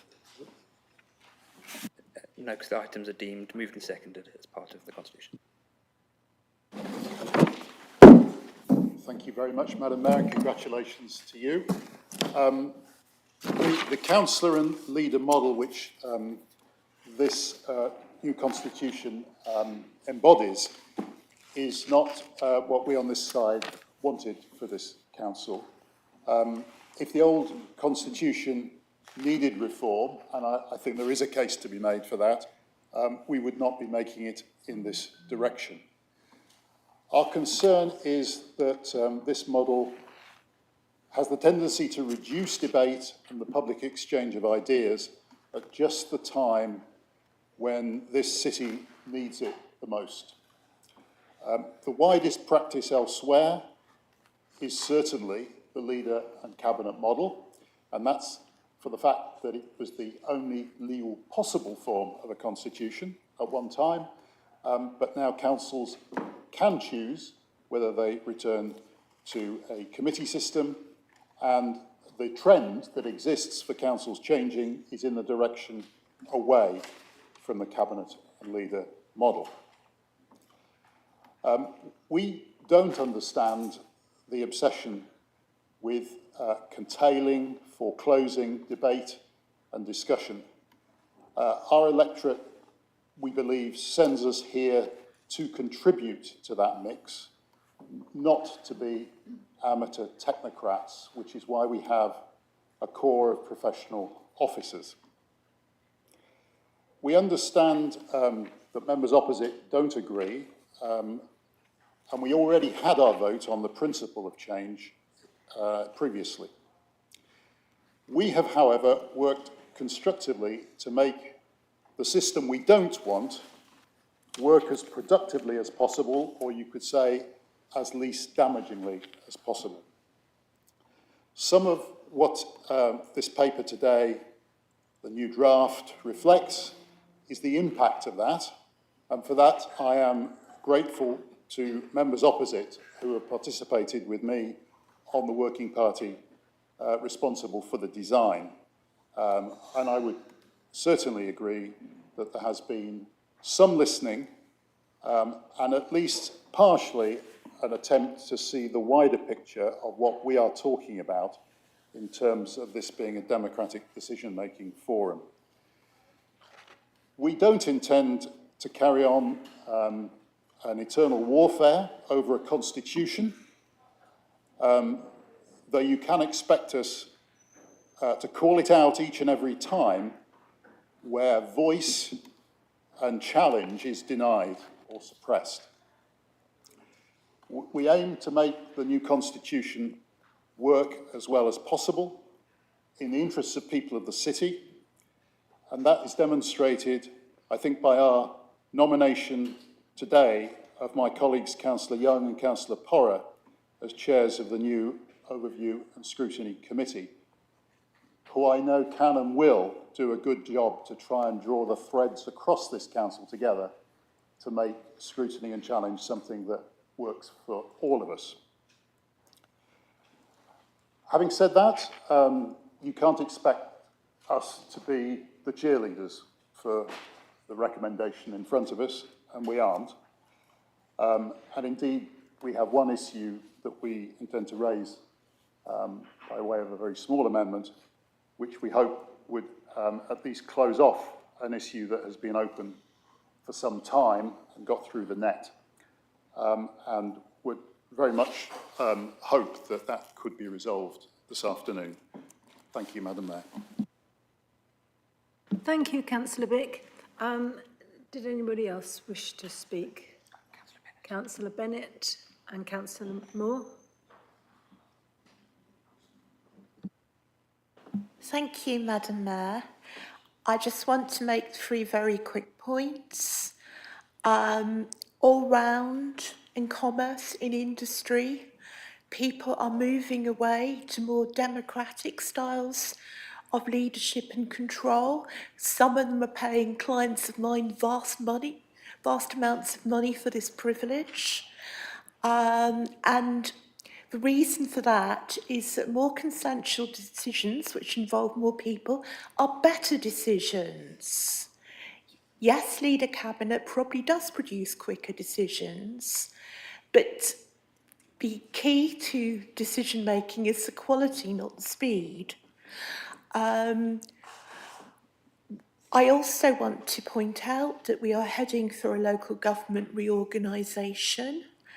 The county council is currently on committee system. Our nearest neighbour, who surrounds us like a little donut, South Cambridgeshire District Council, is leader cabinet. So whatever we do, we are heading for another lot of governance change in a very short period of time. You know, that is inefficient and wasteful, both in terms of officer and councillor time and in terms of money. So I cannot vote for these recommendations. And if I can just ask you to bear with me for one more point. It is a common truism in project management that the first 90% of a project takes 90% of the time, and the second 90% of a project takes the other 90% of the time. So we are in a position where we will be sitting on our first new style committees before we've had the training. That doesn't seem to me like good project management and conducive to an increase in standards. Whenever I've worked on corporate reorganisations in my day job, the key thing is not so much to change the official rules, but to change the culture. And surely training should be at the heart of that. It's not the constitution we need to change, it's ourselves. Thank you. Thank you, Councillor Bennett. And Councillor Moore, did you have? I think you did. Thank you. I just wanted to respond to some of what had been said and just to remind the council that the change came about following an independent review of the council's governance and decision-making processes by the Centre for Governance and Scrutiny, and their recommendation was that the way we had been doing things did not provide the effective scrutiny that we should want for ourselves as councillors, for officers and for our residents, and that this was a more effective way, and that is what we are working towards. Yes, it's new, it's learning for all of us, but I welcome the fact that we're going to have opposition chairs. I welcome the fact that we will, as a cabinet, we will be meeting in public from now on. Opposition members will be invited to every cabinet meeting if they want to raise issues, ask questions. I absolutely cannot understand why the members opposite do not welcome us moving to a more collaborative model where opposition councillors have an opportunity to work on strategy, on pre-scrutiny, on post-scrutiny. It is going to be a culture change for all of us, and one of the biggest culture changes for us as councillors is that instead of being so oppositional, we will be working together for the good of our residents and for the good of the council and for the good of Cambridge. So personally, I welcome that. Thank you.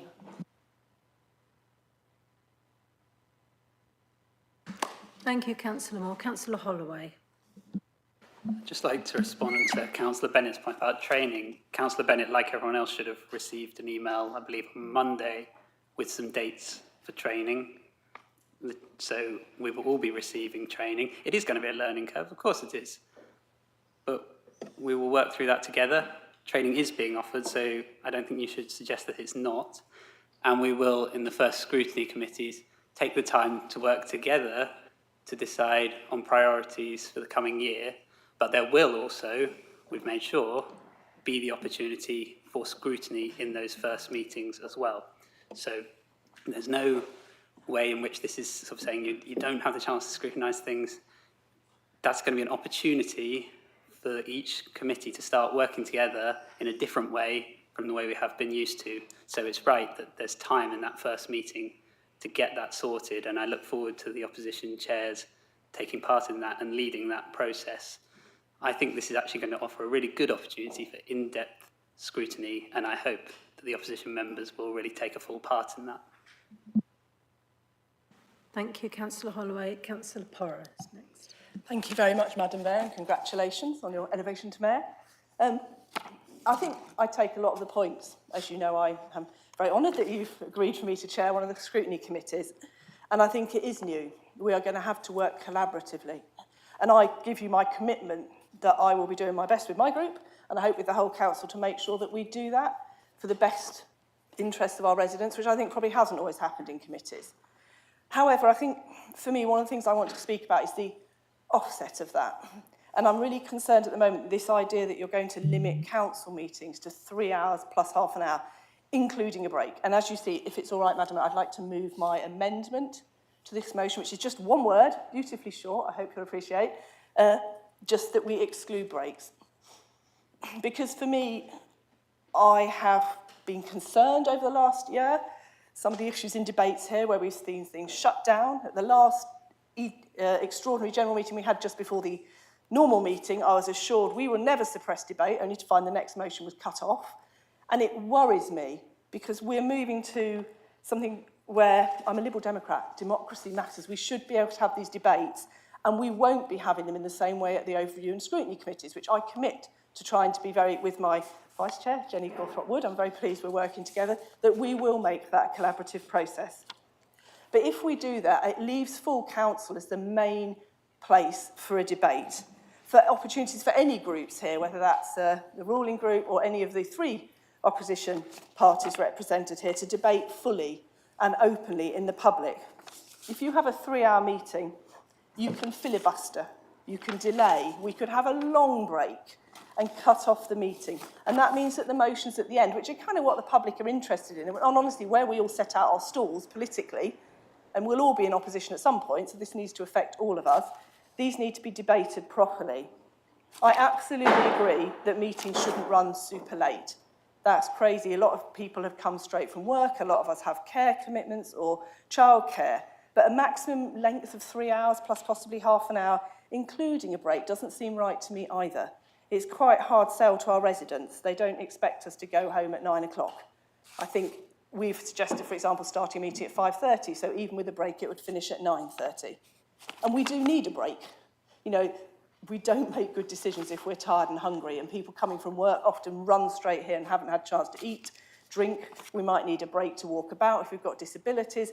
We might need to breastfeed. We don't want to do that on the live stream. Fair enough. So let's exclude the breaks, because I'm really worried that at the moment we're saying that we'd rather be eating our sandwiches for half an hour than actually having those political debates in the council. So that's why we've moved this amendment. You know, it's quite normal to go home at 9:30. Films, theatre, everything finishes at that kind of time. When I started here, the meetings ran till stupid o'clock in the morning, 1 a.m, 2 a.m.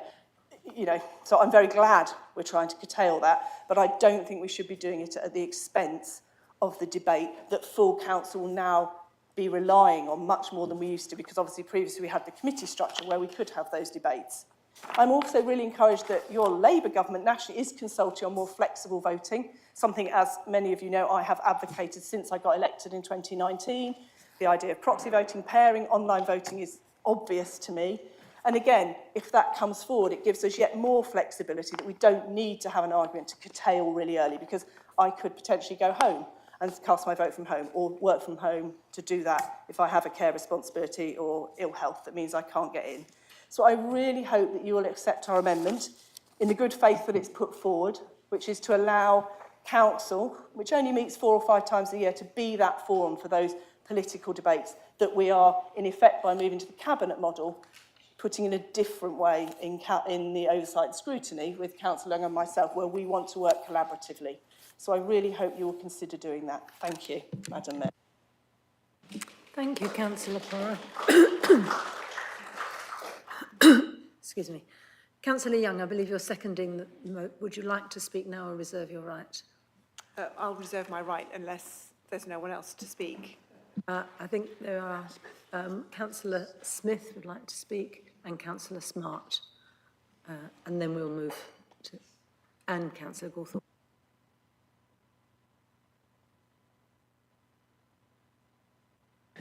Thanks, sorry, I just wasn't sure if we were coming to the end of that discussion there, because there were a couple of things I wanted to say, and I think these are important factual clarifications. As a former council leader myself, one of the things I'm very aware about the system that we have right now is that the collaborative nature of it is entirely in the hands of the leader, because actually it's what's called a strong leader model, and there is absolutely no, the leader could just do what on earth they liked with almost no comeback at all. And the fact that that doesn't happen at the moment is only because the individual leaders have chosen not to do that. What this new system does is embed that collaborative approach. It actually significantly reduces the power of the leader compared to the current system that we have. I agree entirely with Councillor Moore. Having cabinet meetings in public is a huge step forward. I think it's really helpful, it's really transparent. And let's be really clear, again, about the nature of the committees that we currently have. Now, I've really valued my time working with a variety of committees across the council, but with the exception of aspects of the Housing Scrutiny Committee, those committees do not make any binding decisions. Because any decision, in fact, I think even in Houses, sorry, that's still the case, that any decision can be overridden by the executive councillor. So those committees do not have any binding power. And of course, they can be whipped. Scrutiny committees cannot be whipped. And I think there is a real change here to have really transparent, clear, public scrutiny that can be unwhippable and can be really honest, and a transparent system of cabinet government where members of the public, members of the opposition can attend those meetings. And I think that's really important. So there are lots of different models of how councils could be run. We're choosing this one. There are pros and cons of all the models, but this is a real step forward, I would argue, in terms of greater transparency and accountability, and I think that's a really good thing. Thank you, Councillor Smith. Councillor Smart was next. Congratulations, Mayor. So if I can, through you, Chair, if I can speak directly to the leaders of the parties opposite, disappointed that you presented a very negative picture to this council on the proposed structure of the new council. I chaired governance debates cross-party for a period of time, and that was taken over by Sam Carling MP, who did an excellent job working through a lot more detail, and you all had a chance to contribute to that. Now, you come to this meeting today saying, no, we don't want it. Now, this is what we're going to do. The people have elected us to run this council, and that's exactly what we're doing. We've chosen an industry standard model of governance for this council that will get the job done, and that's the business of this council, to do work for our residents. So I put it to you that be positive, get on with the job and deliver for our residents. Thank you, Councillor Smart. Councillor Gawthorpe-Wood. Thank you, Madam Mayor, and congratulations on your elevation. So I was going to make the point that Councillor Smith and some of what Councillor Smart has already said. We currently have executive councillors. They are halfway to a cabinet model. So I would support what they just said. We now have the chance with open cabinet meetings to hear what's being said. The second thing is on the scrutiny committee meetings, we'll have the chance to get issues onto the agenda. It's about getting a programme together from the members of the scrutiny committees, which are cross-party. I am, of course, I'm vice chair of one scrutiny committee, Performance and Assets, that was strategy and, or I hope to be, strategy and resources. So I'll be working with Councillor Porrer on this.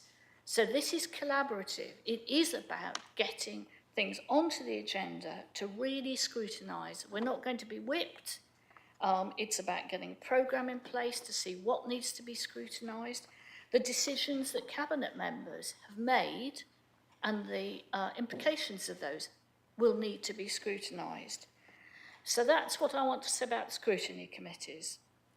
On the full council meetings and the time, quite honestly, I don't want to be here at 11 o'clock or have the motion brought to extend the meetings to 11:30. I've been home at 1 a.m. in the morning. This is not the best way to have decisions made. It really isn't. I would like to see 3 hours, including breaks. That's it. We have the chance now with the scrutiny committee meetings to make a real difference. Thank you. Thank you, Councillor Gawthorpe-Wood. And Councillor Hussain, you're the final speaker. Thank you, Mayor, and congratulations to you. Thank you. And I want to mention 1.5, the rule of debate.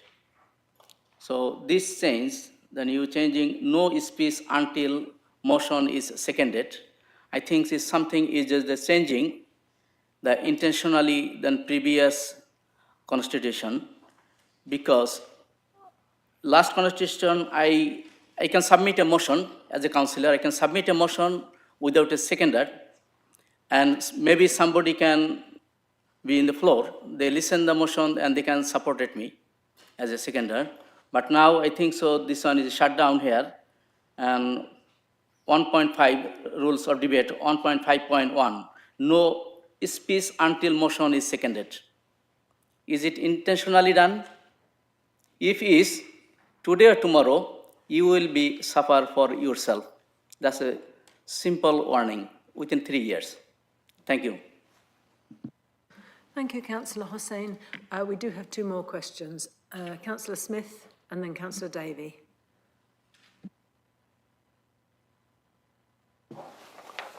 Thank you, Madam Mayor. I think what hasn't been pointed out is that our current governance arrangements are a complete outlier.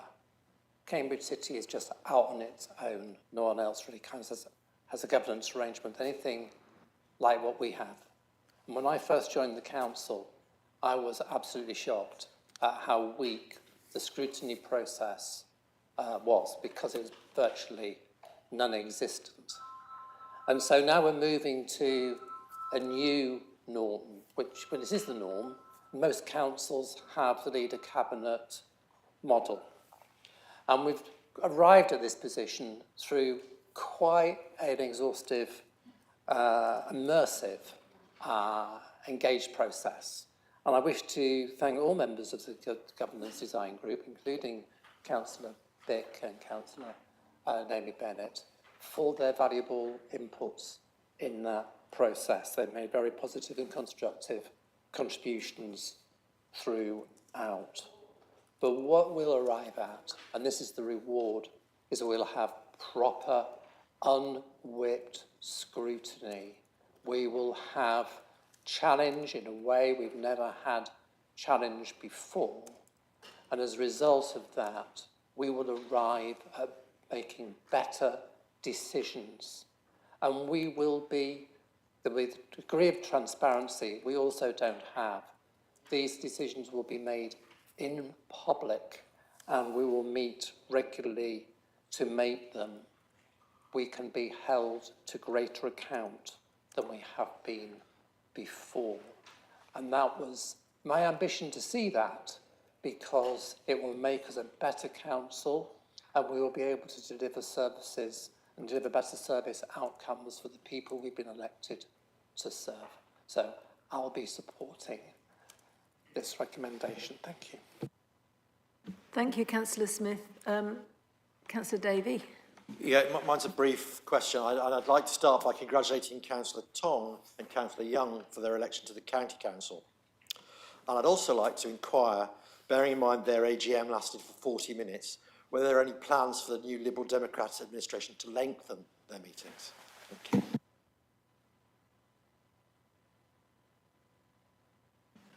Councillor Ashton. Thank you, Chair. I believe we've done ourselves a disrespect. This council, whether run by the Lib Dems or run by ourselves as Labour, over the last years have done amazing things in the face of government problems. We are recognised as a city that's outstanding.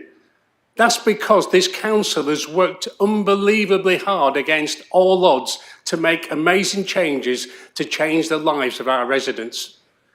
Today is a choice where we say, which way do we go? But no matter which way we go, we will represent our residents to the best, like we've always done. Whether it's committee, council, executive, hybrid, it makes no difference. We've been charged by our residents to run this city. And we've done that amazingly over the last years.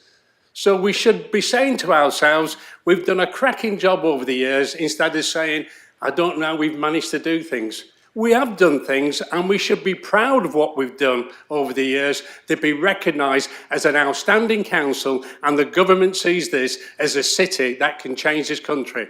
So no matter which way we vote, it's not a vote against what we've done wrong, it's a vote of representing our residents.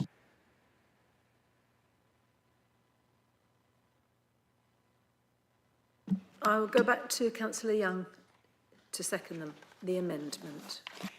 Thank you, Madam Mayor. I would like to say that I joined the council 2 years ago, and I have to say I had the same reaction as Councillor Smith to our governance arrangements here in Cambridge City. I think, you know, they could be described as weird. So we were constructive as possible in our process, as Councillor Smart has outlined. We don't like the result that we've come to, but we are equally committed on this side of the House to making them work. We do not disagree that a change is necessary, and we are where we are now, and we are very committed to making things work. We have already agreed in my scrutiny group that we will meet beforehand, that we will have training and go through how things should work together. You know, I commit equally to, as Councillor Porra has done, that we will make this as collaborative as possible for the benefit of our residents. I completely agree with Councillor Ashton as well. I think we have done well. The one thing I would say, and I have experience in a previous council, and the difference there was culture. It was absolutely awful. And one thing coming here that I was very impressed with is the culture here in this council. So I don't really agree with Councillor Bennett that the culture needs changing. I think our procedures need changing, but I think we want to maintain the goodwill and the collaborative efforts that we have, that I've experienced so far in this council. I think the scrutiny hopefully will work, and I will do my absolute best to make sure that it does.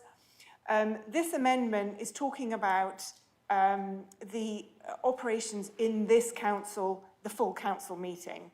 And we are very concerned in the Liberal Democrats that debate doesn't get shut down. To Councillor Davies' point, I think the county council budget meeting went on for 12 hours. So I don't think there are limits to the time at the county council. So I think it's important, this is one of the main areas where the opposition can challenge and bring ideas to this council. I think it's very important that they are allowed to do so, and therefore I wholly agree with Councillor Porra and suggest that we amend the motion as we have suggested. Thank you, Madam Mayor. Councillor Young. Councillor McPherson, as Chair of the Civic Affairs Committee, you have the right to reply. Thank you, Madam Mayor. I'm only going to say just a couple of words, as you would expect. With a 330-page document, I've sat here and read it all again, of course, while we've been chatting. But I have to say that such a constitutional change is monumental. We can't possibly, everybody in the chamber, agree with everything that's in here. It's a big document. However, what I will say, I was engaged in the first few months of looking at this document, and I can't say I was sold on the cabinet model either. However, what I have seen is some really great collaborative work, and I'm just so pleased that we've been able to do that. And we do work great as a single council, and this is a monumental document. It's huge. And all I want to say at the moment, I won't speak to this document directly. Others have done that. Councillor Moore stole some of my thunder anyway, so we won't go over that again. But I would like to congratulate absolutely everyone who has worked on this, including officers. I mean, imagine sitting down there rewriting this lot. Can you imagine that? Would you like to do that? It is absolutely astounding what has been achieved by the officers, by the support that Dan's given us, and that Tom's given us, and that every other member in this chamber has contributed to this document. And I think all of you ought to congratulate yourselves both for the document and for the collaborative working. Although we're not 100% there, we've got almost there with a united front, just about. And I think we will make it work. And I've always thought that the atmosphere in this chamber is in actual fact something that other councils would probably be envious of. So thank you very much to the officers, to yourselves, to every member here who's contributed to this, and for agreeing to support it and your commitment to making it work. Thank you.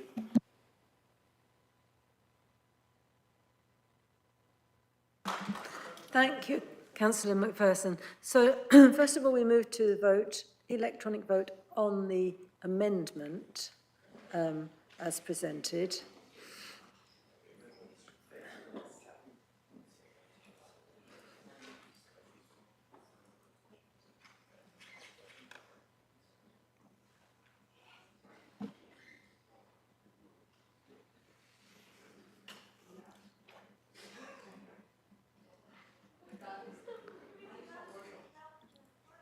Those two.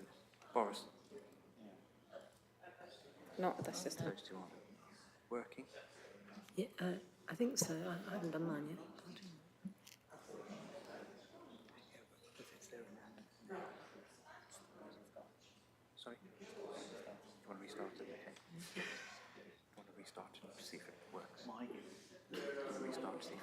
Okay. How do I do that? You're going to restart the vote. Restart. Oh, I see, yeah. So we're going to take that vote again because not everybody's equipment was working. So we'll take the vote again, please, yeah.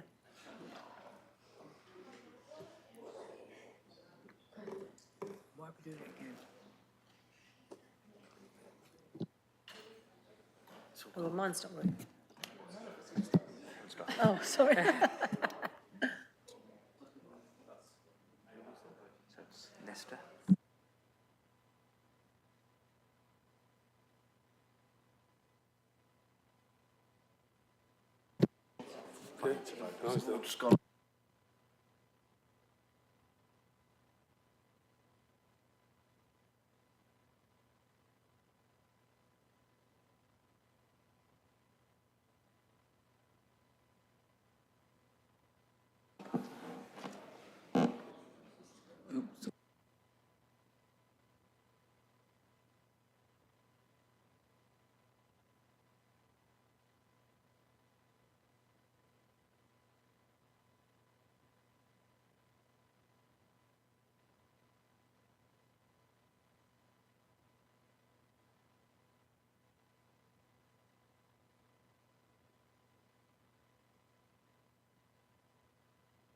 Councillor Nesta and Councillor Mike Todd-Jones. Councillor Nesta and Councillor Mike Todd-Jones, we don't know why you're not working. Are you happy to vote? Yes, sorry, Madam Mayor. I just have to cast my vote through the microphone, so I'm voting against the amendment. Thank you. And Nesta, also against the amendment. So that is carried 22 to 17. Yeah, so it's Yeah. 17 for, 22 against, 1 abstain. Right. So that's 17 in favour, 22 against, 1 abstention. So that amendment is not carried. So now we move to the vote on the actual item, the committee. And is that right? We've got to vote on it? Yes, yes. So if you could all vote on the motion regarding the Constitution. Thank you.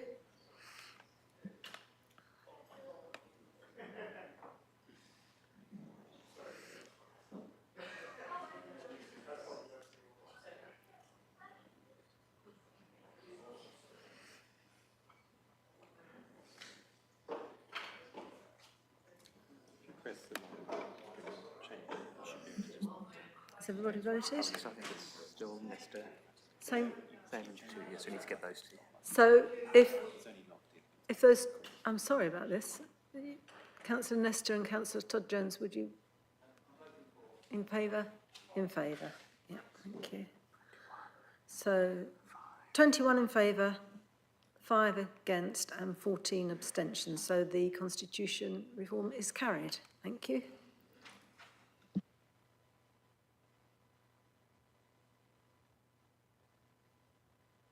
Our next item is 11B, report on the Independent Remuneration Panel. Recommendations are on page 381 in your agenda. Is there any debate? So, Councillor Ashton. Can I just ask for a ruling? We voted the new constitution, which said 3 hours for the council meeting. When did that begin? Does that begin now, or did it begin when we started? Thank you. Well, Councillor Ashton, it would be nice, but I fear that it begins at the next meeting, yes.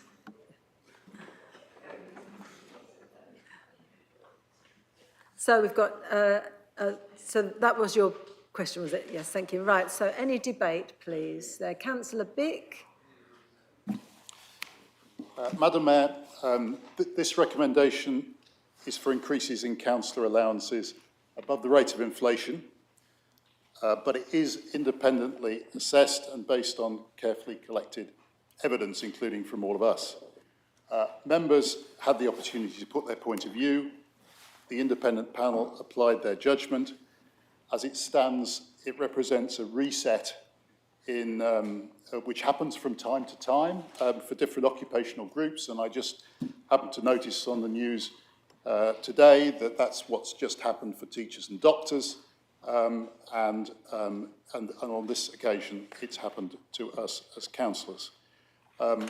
I think following this sort of process with use of independent assessors is something that insulates us from the invidious position of taking what we can because we can. I'm very pleased that the proposals from the Labour group that were tabled at the committee have been dropped to go for and they were to go for an extra helping on top of these recommendations, primarily for Labour councillors, funded both from other councillors' recommended allowances and from reopening the budget for more new money. In a year when their administration has cut council staffing, doing critical jobs for the public and raised charges for previously free or subsidised services, it really would have left a bad taste in the mouth that councillors can and would just take an extra helping for themselves. What we have here is already something that will need defending to many people, and don't let's forget that, but we will support it because it is evidence-based and independently arrived at. Thank you, Councillor Bick. Councillor Smart and Councillor Bennett? And no, just Councillor Smart and Councillor Bennett, yes? Right. All I was going to say, Chair, is that the use of emotive language like extra helping is not helpful.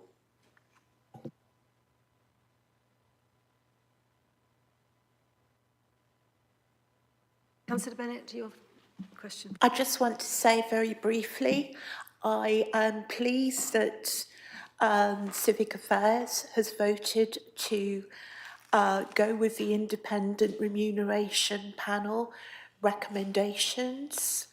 I appreciate we're getting used to a very new system of working, but all I can say is I note that recommendations are to be reviewed in the 2025-26 municipal year.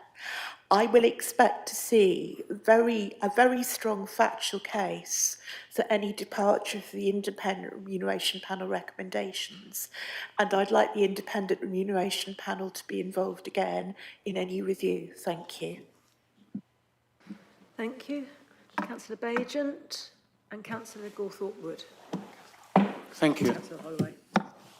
I feel it important to say that we are moving into a much more important phase in our life as a city council. It probably is the dying phase of the city council. That the leader of the city council is realistically a full-time job. And whilst I'll vote for the recommendation, I do push against and push back against the innuendos that we take extra helpings or that we should stay with the review board. I find that our current pay, well not my current pay, but the leader's current pay and perhaps those people that we employ to do more than almost a full-time job, I think their wages are too low, that the allowance is too low. The concept that these are amateurs sitting here doing a good job for the community is not one that I enjoy. It particularly legislates against women. It particularly legislates against people who do full-time jobs. So had our new leader, or had any leader, whatever party, was doing a full-time job, what would we expect them to do? Would we expect them to give up a job at, say, 80 or £100,000 a year and take on a job at 20-something thousand a year? I think no.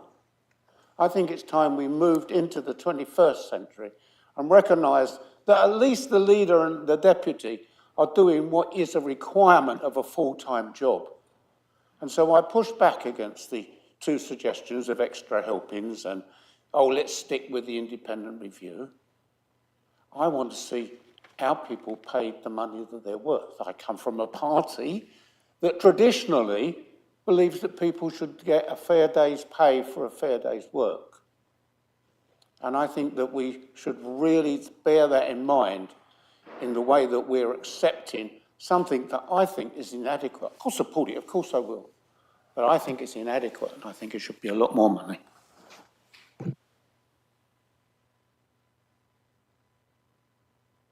Councillor Gawthorpe-Wood. Well, I second what Councillor Bajent has just said. I mean, one of the issues that we have as a council is attracting the best quality candidates and candidates from a wide range of backgrounds. That's key. It's all right for Councillor Bajent and myself, who are approaching or in our senior years. Last semester. Pardon? Last semester, I'm trying to put this politely. We've got an awful lot going on in this council. You've already said this, I think, Councillor Bajent. Growth, local government review, working with other bodies like the Combined Authority. We sit on a lot of committees. Now, the independent remuneration panel has, of course, increased the basic allowance. When I started, it was 5,000. It's now going to be, I think, 7,000, well, just over 7,000. However, the issue is as well that you have people sitting on a range of committees, and what that remuneration may be, it may be nothing at all. And we certainly want to make sure that our leader is paid adequately for the job. Otherwise, it will end up being another retired person with a decent pension. Fortunately, we have Councillor Holloway, who does not fall into that category. Obviously, I want to support people of my age group, but I want to support everybody else as well. And as I say, the widest range of people becoming councillors. Thank you.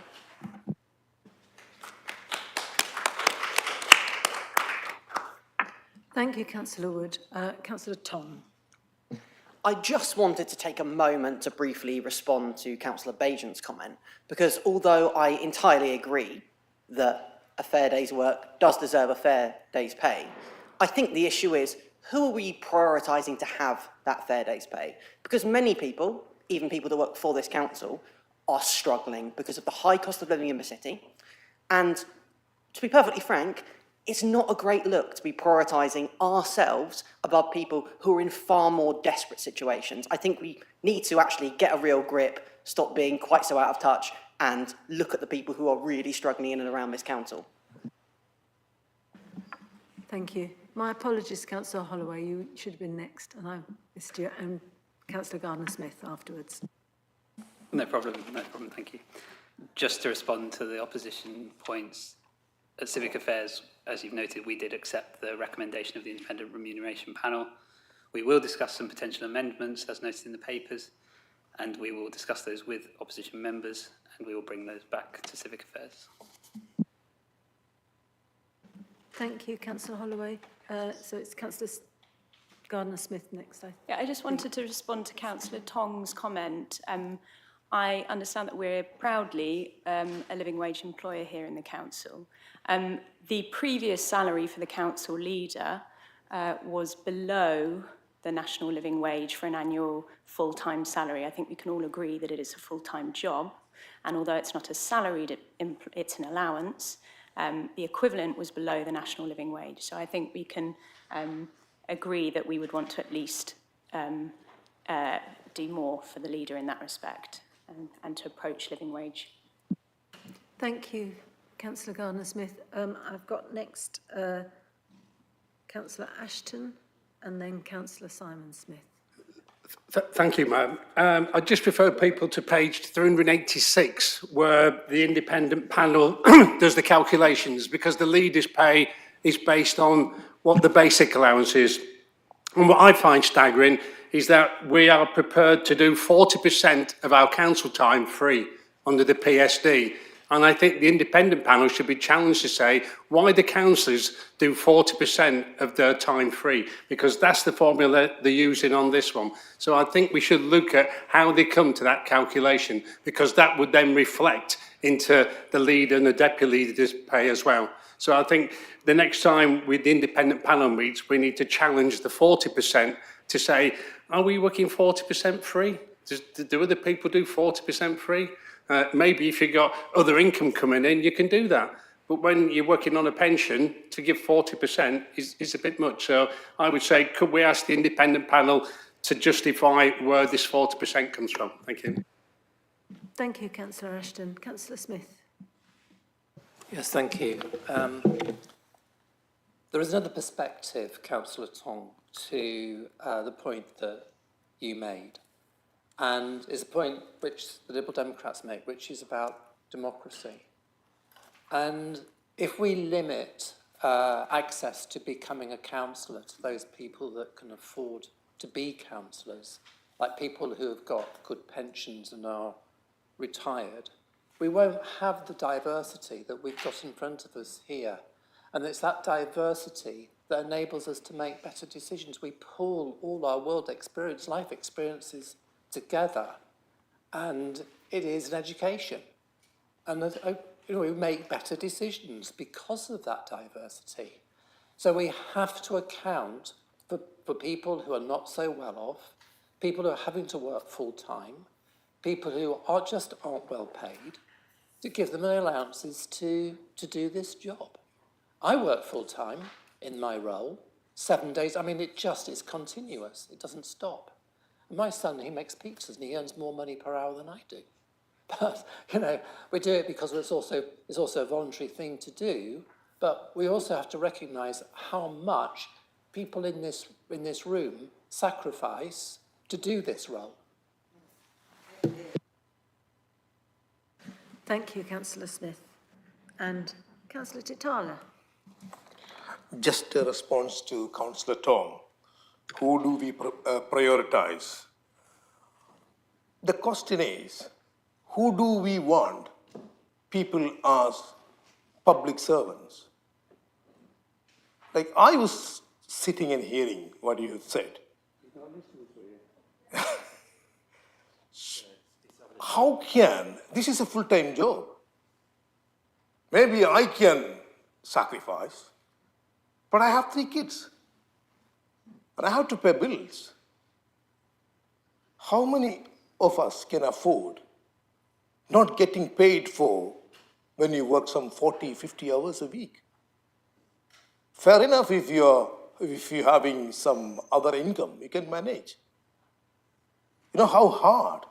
Even I, when I was, last year I was the mayor, you know how hard. I was working somewhere about 40, 50 hours. On top of that, I had to do my day job to pay the bills. The question is, do we want to keep a diversity within the council chamber, or are we going to limit it for a certain group of people? They are the haves. But we have to understand and accept and appreciate what are we doing for the community. We need to live.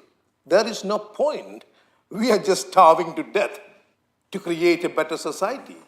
There is no point. Our children are not getting better education. Yet we are being the champion of public service.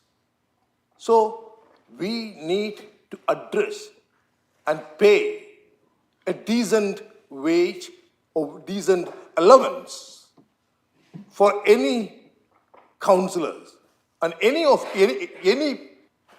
who is doing service to live. Otherwise, we will just keep this particular public service in a quote-unquote a typical group of people. Thank you. Thank you, Councillor Titala. We're going to move to... Councillor, there you are. I won't say it's your first speech, thank you, Madam Mayor. Maiden speech, because you've got an old hand at this. Yes. Well, congratulations on your elevation. I will be quick. I just actually wanted to sort of pick up the point that Councillor Ashton raised, which I think is a very good one, which is these discussions around what is fair need to go through the independent review panel. For us as a group, we get very concerned, and this is about showing to our residents that what's being decided is fair and being done properly. And I think fundamentally I'm pleased to see that we've therefore gone back to the recommendations of the IRP. If the ruling group has, concerns and challenges about that, it needs to be discussed, the evidence needs to be raised with them. And then I think that's a discussion we can move forward. But I think that's important that we kind of capture that and we make sure that residents continue to have faith in this chamber. Thank you. Thank you. I'd like to go now to Councillor Macpherson, and you have the right to reply. Oh, Councillor Bennett, I'll come back to you, Councillor Macpherson. It was just a very short point, which is that I was one of the people interviewed by the Independent Remuneration Panel. And Councillor Bennett, I have to interrupt you and say I'm sorry, you've already spoken and you shouldn't be speaking again. But I just wanted to answer a point raised by Mark Ashton, which is that there was a discussion of the PSD, a very lively discussion. That we've got that point then, thank you. Councillor Macpherson, we move to you now for the right of reply. Thank you. Madam Mayor, I'm so pleased that you didn't forget me. I have no more to add. As if.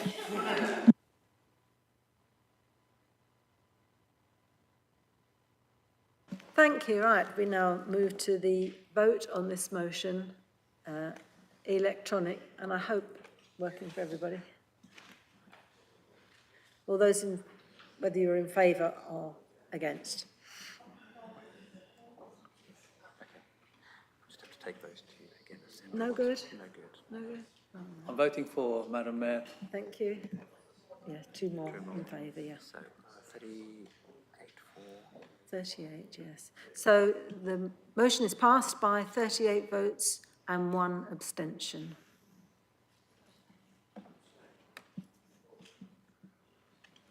Thank you. We now move to item 11C, committee appointments for 25 to 26 and nomination of chairs and vice chairs for 2025 to 26. So these are shown on the on page 442 of your agenda. Is there any debate?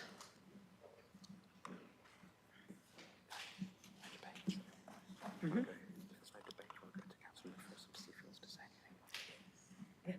Yeah, give people a minute because they're just looking. I see no debate, so can I go to Councillor Macpherson? Another chance for you. I have absolutely no more to say on this item, Madam Mayor. Thank you very much. So we'll now move to the electronic vote, please.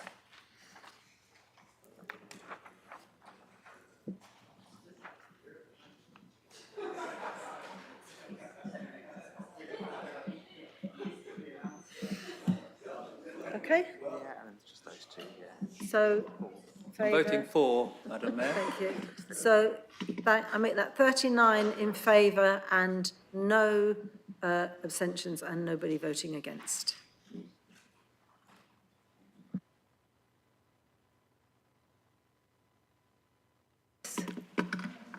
Apology, can we have a comfort break sometime fairly soon? Thanks.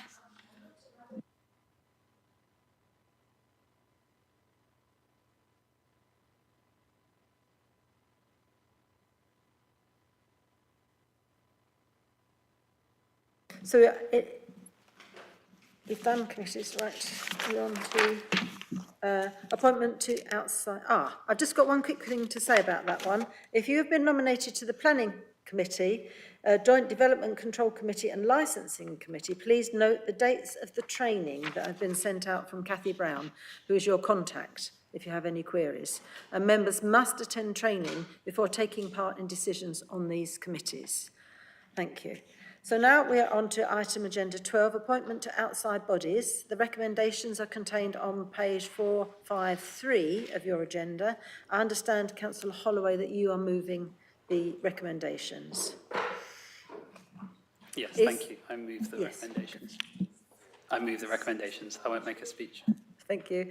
And Councillor Thornbury, you're going to second. Did you want to reserve your right? I'm happy to do it straight away. Thank you. Thank you. Good. And is there any debate? No. So we will move to the vote. Oh, did you want to have a right of reply? Sorry, just within this, I would like to confirm that I would like the Housing Advisory Board to be created under this item.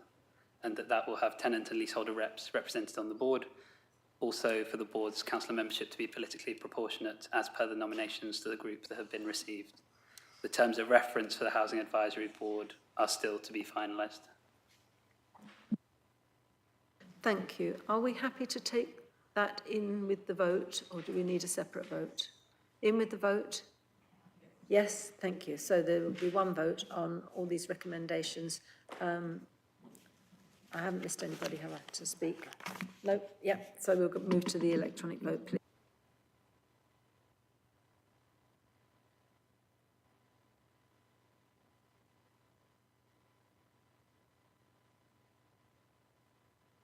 I'm voting for, Madam Mayor. Everybody's voted. That's 38 in favour, no one against and no abstentions. Lovely. Right, I'm proposing now that we take a comfort break. How long do people feel they need? Is 15 minutes sufficient, or is... Yeah, 15-minute break, which means we'll return, please, at 3:15. Thank you.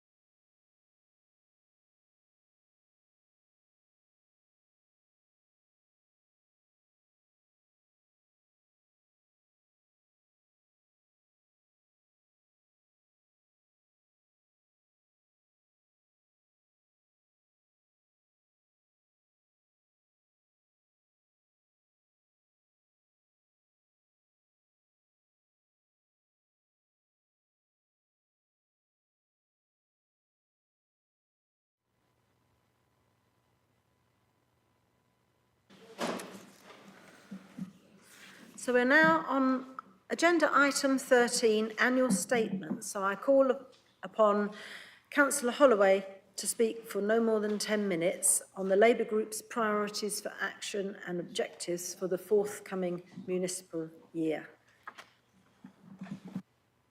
Well, thank you very much, Madam Mayor. First of all, congratulations again.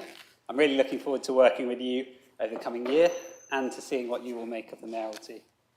You'll be a fantastic ambassador for the city. I know your theme of accessible cultural enrichment in our communities will be powerful, timely, and I believe genuinely impactful. I do want to thank Councillor Mike Davey and Councillor Alice Gilderdale for their outstanding leadership of the City Council over the last 2 years. In difficult circumstances, they have worked tirelessly to build council homes, to address poverty and inequality, to tackle the climate and biodiversity crises, and to secure the financial sustainability of this council. Mike, you have been a wise, a kind, and a strong leader. Thank you for your invaluable and generous support as well for me in recent days. I'm delighted you're staying on the council, so residents in Petersfield and beyond will be able to continue to benefit from your insights and your hard work. I also hope, however, you've now got a little bit more time to spend with your family, on dog walks and at Cambridge United. Alice, you put in a huge amount of work behind the scenes. You've been the glue keeping us all together. You've made time for everyone, and I hugely admire your communication skills and your fierce commitment to social justice. We're sad to see you go, but we do wish you all the very best for the future. And so we start a new council year, and we have some new faces. Congratulations and welcome to Councillors Jamie Dial and Bob Illingworth. Looking forward to working with you both. Congratulations too to our new and returning Cabinet members, Councillors Antoinette Nestor, Mike Todd-Jones, Anna Smith. I'm excited to see what you will do in your roles. For me, it's a huge honour and a responsibility to take on the leadership of this council. I'm very fortunate to have by my side Councillor Rachel Wade, whose empathy and strength will be invaluable, as well as a skillful and an experienced cabinet and a very strong Labour group. I also look forward to working with our fantastic council staff, the people who do the real work in this council, in city services, communities, economy and place, the corporate group, planners, waste workers, legal, IT, everyone who keeps this city going. I'm constantly impressed by your knowledge, by your generosity, and by your deep commitment to supporting Cambridge residents. Cambridge is a special place. It's a global city. It's a city that brings together people from across the world. It's a wonderful, diverse, multicultural city, as Councillor Sitala has so eloquently expressed earlier today. Not just that, but it's a city that will always oppose attempts to divide our communities, and a city where everyone is welcome. No one is a stranger in Cambridge. But the wonderful, supportive communities we have here don't happen by accident. It takes the work of many generous residents of this city and the support of this city council. In a world where far-right populism is on the rise, as many people lose faith in politics, we cannot be complacent. If we are to protect and strengthen our democracy, we must infuse and involve our residents in local decision-making, not just through voting once every few years, but through real opportunities to shape and to feel a part of their local community on a daily basis. Recent times have seen a major government focus on Cambridge, and I know that while proud of the success of our city, many residents do worry about the sustainability of growth in our area. I believe that we can and we should support efforts to facilitate the world-leading research and innovation that takes place here in Cambridge and that benefits people all across the world. But this shouldn't be at the expense of existing residents. Genuinely affordable housing, solutions to our acute water shortage, improved transport and new social infrastructure can benefit everyone, and they are key to ensuring that existing inequalities are bridged and not exacerbated by the coming investment in our area. And as change comes to our area, we will continue to prioritise tackling poverty and protecting the environment. We know we're an unequal city, and that's why much of our effort focuses on helping those who need it most. we continue to prevent and address homelessness in this city. 57% of those who started last year as long-term rough sleepers in Cambridge have now moved on to long-term sustainable accommodation. We're tackling the causes of the housing crisis too. We'll soon build the 1,000th home of our house building programme, and as of April, we've hiked council tax on second homes and empty homes in the city. At the same time, we're supporting good local jobs and amenities. We're helping young market traders start their own business. We're investing in the Corn Exchange for its 150th year. We're building a new community centre, a library, a preschool, and shops in East Barnwell, and there's so much more. We're also finding ways for businesses to give back to the city. The Greater Cambridge Impact Fund aims to raise significant sums to invest in local projects addressing poverty and inequality. Our new Match My Project scheme makes it easy for companies to offer practical support to charities and to community groups. But it's not just the human inhabitants of Cambridge we work to support, it's also animals and plants. It's our natural environment. Protecting the environment is one of our core aims. It's only becoming more urgent as the years go by. 2024 saw catastrophic biodiversity loss and was the hottest year on record. The chance to keep global temperature increases below 1.5 degrees is rapidly slipping away. The work to fix this starts here on our doorstep. Our chalk streams are of international significance, and we're undertaking vital work to protect and restore these rare and beautiful habitats. We will continue to create opportunities for nature to flourish throughout the city, with exciting projects like the Logan's Meadow wetlands and tree planting programmes in our parks and on our streets, helping our furred and feathered, slimy and scaly friends, but also helping ourselves. Pollinators help us grow crops, trees and wetlands can mitigate the effects of extreme weather, and time in nature is hugely beneficial to our own well-being. We must also play our part in protecting the environment globally. We will continue our efforts to reach net zero carbon emissions in our own operations by 2030, and to help others in the city and beyond to do the same. Developing a city centre district heat network powered by renewable energy, using new electric bin lorries, adapting our buildings, including our council homes, our leisure centres and this building, the Guildhall, reducing costs and carbon to ensure that they're all fit for the future. Now, all of this will need the talents, the enthusiasm, the generosity of the people of Cambridge. It's about us, but it's about the people of Cambridge all working together. The coming years will be tough, but they'll be exciting too, and I believe that working together, we can achieve a huge amount for this city. Thank you.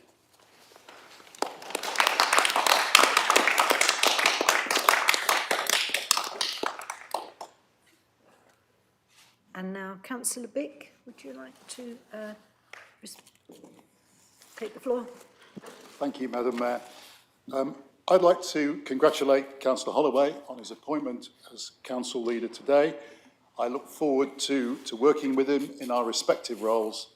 And even though we might not always agree, I would like to think that we're both motivated by the best interests of Cambridge as we see them. And some of his remarks, many of his remarks, I'm optimistic about for this year. I would also like to recognise, if I can, because there wasn't another opportunity, to recognise Councillor Davies' tenure as role of leader. From his slightly surprising and unexpected arrival in the post just 2 years ago, it all seems to be over so quickly. But in that time, I've found him businesslike, willing to communicate, and approachable, and most of the time good-humoured in the way he's helped the council go about its work, and that has been appreciated.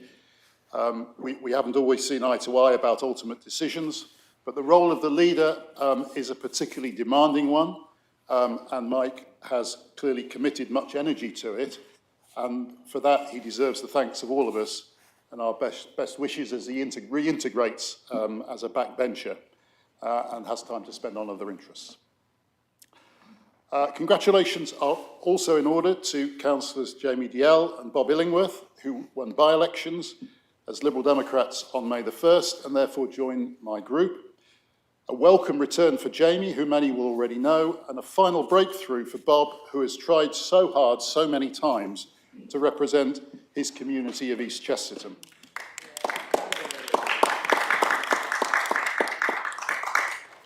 They are both and will both be assets to this council. Now, these were personal victories, but they also marked an unsettled electorate, disillusioned with Labour, both in this council and national government. It's pretty clear that if the whole of Cambridge had been voting for the city council instead of the county council earlier this month, Labour here would be out. But until that happens, our role here will be to challenge you when we think you are wrong and hold you to account for things that you've committed. These are important roles for the quality of decisions and for democratic choice, and they aren't just some private hobby of our own. A trend has recently taken root on the Labour side, and it's been mentioned, to cut short debate, reduce exposure, barricade against the ideas and perspectives of others. This had really better stop. We will call it out each and every time, and if that has to happen, it'll waste the time of this council, and let's please try and avoid it. In the current environment, many would expect a little more humility and openness without any loss of respect from our side or from anyone else. It's important to us on this side that this year we take strides to a new local plan with our colleagues in South Cambridgeshire. We need this because however much we seek to regulate, scarcity of homes and therefore their cost is the main enemy of people needing a home here, making housing a seller's or a landlord's market. But to plan for expansion must come with bankable commitments from government to address the bottlenecks and obstacles that are in our path, such as water, transport infrastructure and social housing. We are not looking for excuses not to grow Cambridge, but for us, this does have to be conditional. We demand a sustainable future and quality livable communities for Cambridge. Our question remains, how can we, not how can we find reasons why not? And we also need this year a new area transport plan to support our local plan. This is in process at the Combined Authority, where we are part of that. But we will need the newly elected Cambridgeshire and Peterborough Mayor to work with the grain of the area, as his supposed models Andy Street and Andy Burnham learned to do in theirs. It is not to carry on a war against the motorist that the emphasis of a transport plan here needs to be on expansion of public and active transport. It's because it's the only way to maintain access for all the modes of travellers, including cars, as our historic city grows, staying open for business and activities of all kinds, and keeping healthy and reducing our carbon footprint into the bargain. It's also important we focus on what is achievable and fundable and do not get distracted and delayed by what isn't. On these two big vital issues, the local plan and the new transport plan, we hope to be working with Labour on this council, but if we aren't for some reason, we promise to be pointing the way. We need Labour to resist clan loyalty and be willing to stand up for Cambridge if the government isn't acting in the city's interest, as we do on so much else. Our plans will need to benefit from a government contribution, but they must be shaped and owned by democratically elected people like those in this chamber. On this council, we will continue to challenge you on your decisions taken earlier this year to close public toilets, to reduce staffing for street cleaning and open space maintenance, to stop proactive street patrols for antisocial behaviour like littering, fly tipping and dog control, to hike the prices of active pursuits like swimming and tennis, and to continue with a patently failing housing maintenance service for our tenants. These are bedrock services and amenities for people that shape the quality of lives. These decisions were this Labour Council at its worst, for a large part asking the Council, then ignoring what they said, holding information away from councillors and howling us down when we shared it, so most didn't know what they were voting for. All in a scramble because the new government wasn't turning the spending taps on, especially when resources are stretched. We will oppose further attempts to increase councillor allowances over and above the recommendations of the independent panel that we've discussed. We will continue to support work on the 3 projects known as the Civic Quarter, but for us at the next checkpoint, they need to assure real improvements, what they said on the can, and their funding needs to add up. The current massive drain on the council from running 2 underutilised, energy-inefficient city centre buildings must be ended. The Corn Exchange needs to be able to meet its audience needs better and reduce its energy costs. And the Market Square must enable a renaissance of the market itself and restore the square to a place of beauty, free from antisocial behaviour.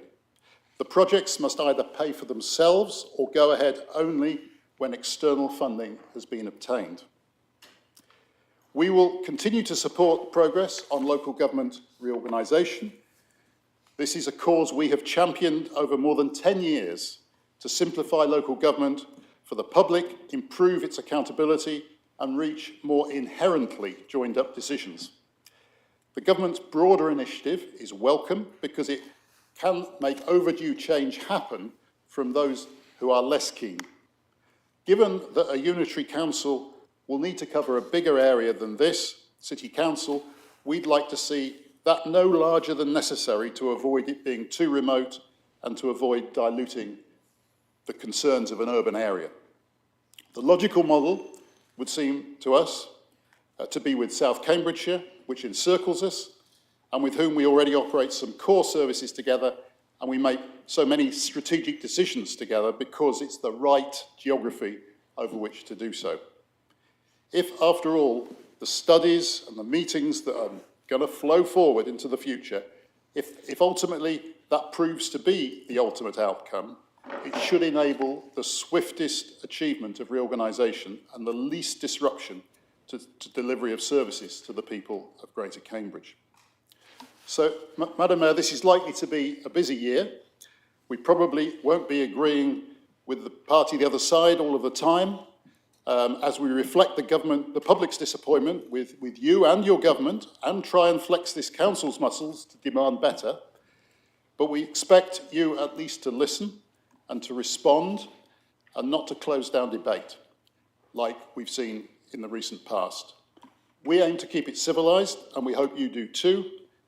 And having said that, let's make this a good year for the city, or at least as good year as we can possibly make it for this city. Thank you.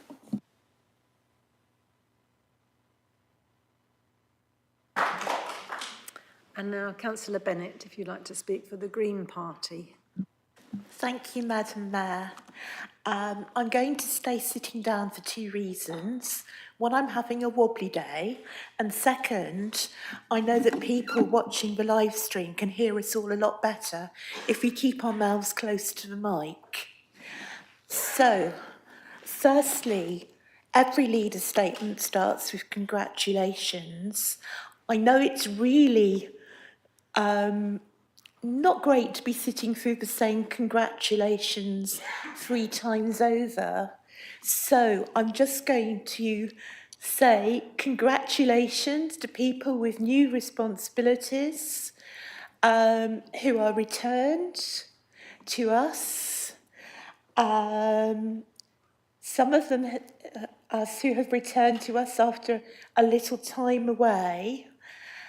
And just pick out a couple of people who haven't been mentioned so far. So congratulations to councillors Karen Young, Elliot Tong and David Levine, who have won county council seats. And it's particularly pleasing to see David back in council life after his health troubles. And Elliot and I would both like to express our delight that our Abbey ward mate, Councillor Alex Boulat, will continue to be a county councillor in her new home in Huntingdonshire. We'd also like to share a couple of reminiscences, if you can bear with us. I was elected in 2021 during lockdown, And that was a very difficult time. I was heavily involved in a lot of the COVID mutual aid, taking technical questions from all over the southeast. But yet, it was a time of optimism. People felt that there was hope that things would be better. But going round, canvassing this year, I have never actually felt such disillusionment and distrust. And our first priority as a Green Group has to be to end that disillusionment and distrust and restore confidence in local government as much as we can. And that starts with making sure that residents feel their voices are heard. If they're unhappy about weeds in the streets, then we must get those weeds dealt with or explain why they're not being dealt with. If people feel they haven't got control over the small things in their life, what hope have they got that their voices will be listened to in big things? Residents comment that they live in a green ward, in a Labour City Council, with a Lib Dem County Council and a Conservative Mayor. And they ask us again and again how we will get on. And my reply is always that we Greens will continue to work as we've always done. We will work cooperatively where we can find people of all political parties or none prepared to work cooperatively with us. And we will continue to perform our scrutiny role, encourage good and open debates in the chamber, and call out poor behaviour and poor decisions when we see them. And in order to pursue our agenda of cooperation, I have already arranged that Councillor Tong, who's our leader on the County Council, and I will meet Peter Freeman later this month. And we have offered to meet the Conservative Mayor, Paul Bristow, but we haven't arranged a date yet. And we'll continue to advocate for Abbey residents, for Cambridge residents at all levels. Apart from tackling the democratic deficit, our policies are to continue to advocate that people and things which don't feel they have a strong voice of their own.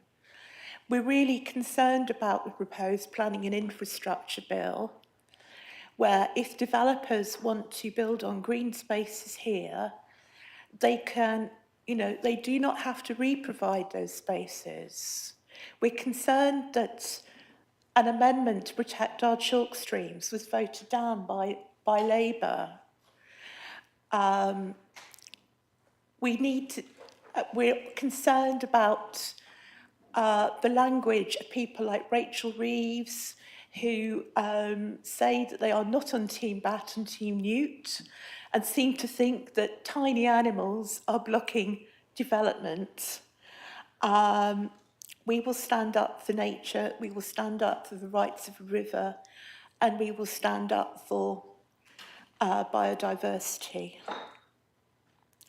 Finally, as Abbey councillors and Unum councillors, we're very much aware of the differences and inequalities in the city. Even in most prosperous wards, there are pockets of poverty. And in our own Abbey ward, we try to work with our stakeholders against a ward that scores very highly on multiple deprivation. We'd like to draw your attention to the work of Professor Potts at King's College on the effects of unlimited growth on small closed economies like Cambridge, and the impact on less vulnerable residents who end up being left behind. we will continue to advocate for the most vulnerable, whether they're people, animals or nature. Thank you.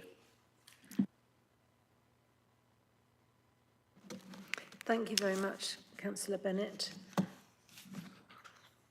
So we now move on to oral questions. This is agenda item 15 and starts on page 29 of your information pack. This item will last no more than 30 minutes. The Executive Councillor has a 2-minute right of reply. The questioner then has 2 minutes to put a supplementary question or to seek clarification. And the Executive Councillor will have a further 2 minutes to reply.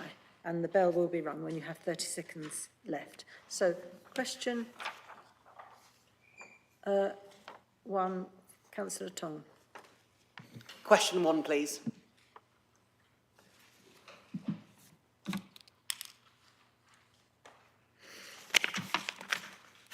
Sorry, rather a lot of paper here. Councillor Holloway, would you like to respond? Thank you, Councillor Tong, for your question in relation to induction loops and hearing aids in the chamber and in the committee rooms. It's important all members of the public feel they can take part in the democratic process and interact with the council.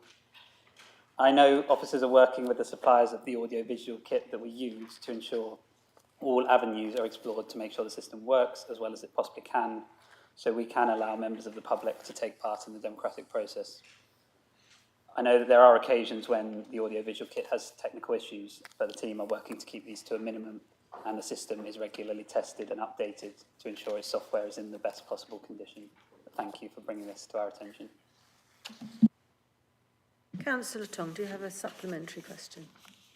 I do. Thank you for that answer, firstly, Councillor Holloway, and congratulations on your elevation to leader. Could I quickly ask, at the moment, how consistent the induction loop is working? On an average day, would a member of the public be able to tune in and hear, or is this less common? Do you know roughly what percentage of the time this works correctly? Councillor Holloway, would you like to respond? I don't have a percentage for you, I'm afraid, but I will go away and get back to you. Thank you. Thank you. Councillor Robertson. Question 2 on Civic Quarter, please. Councillor Smith, would you like to respond? Thank you for your question, Councillor Robertson. I wish to encourage residents, visitors, stakeholders to respond to the latest consultation on the Civic Quarter. This will be live until the 22nd of July. To take part in the events programme, please register your interest at cambridge.gov.uk/CCQ. It's worth taking part because responses to last year's consultation helped to shape Civic Quarter design. This council wants to hear your voices and responds positively. Just give you a few examples. The way in which we've done that is reported to the November meeting of the Strategy and Resources Committee.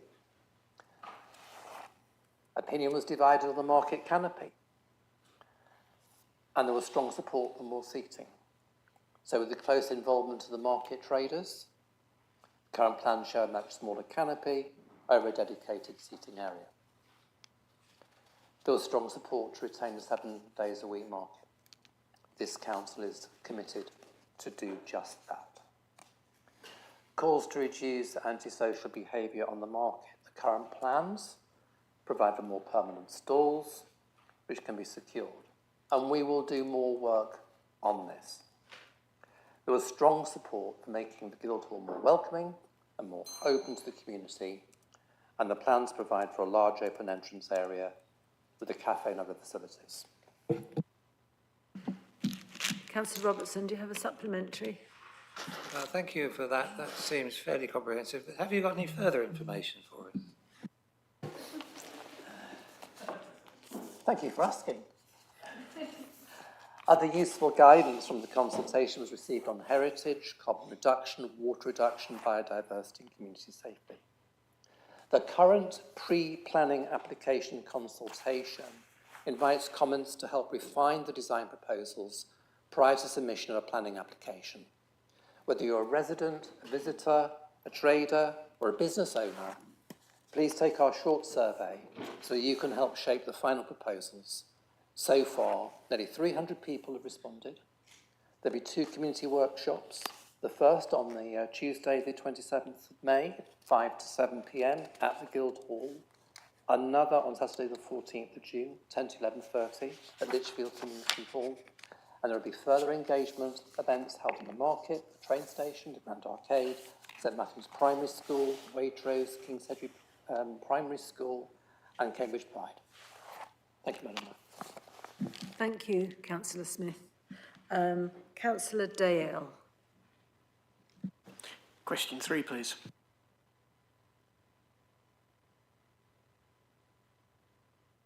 Councillor Thornborough, would you like to respond? This is, Madam Mayor, this question, Councillor Jerry Bird will take the question because she's really more involved in this situation and would give a better answer. Thank you. Thank you very much. Councillor Bird, if you'd like to respond then, thank you. Thank you, Madam Mayor.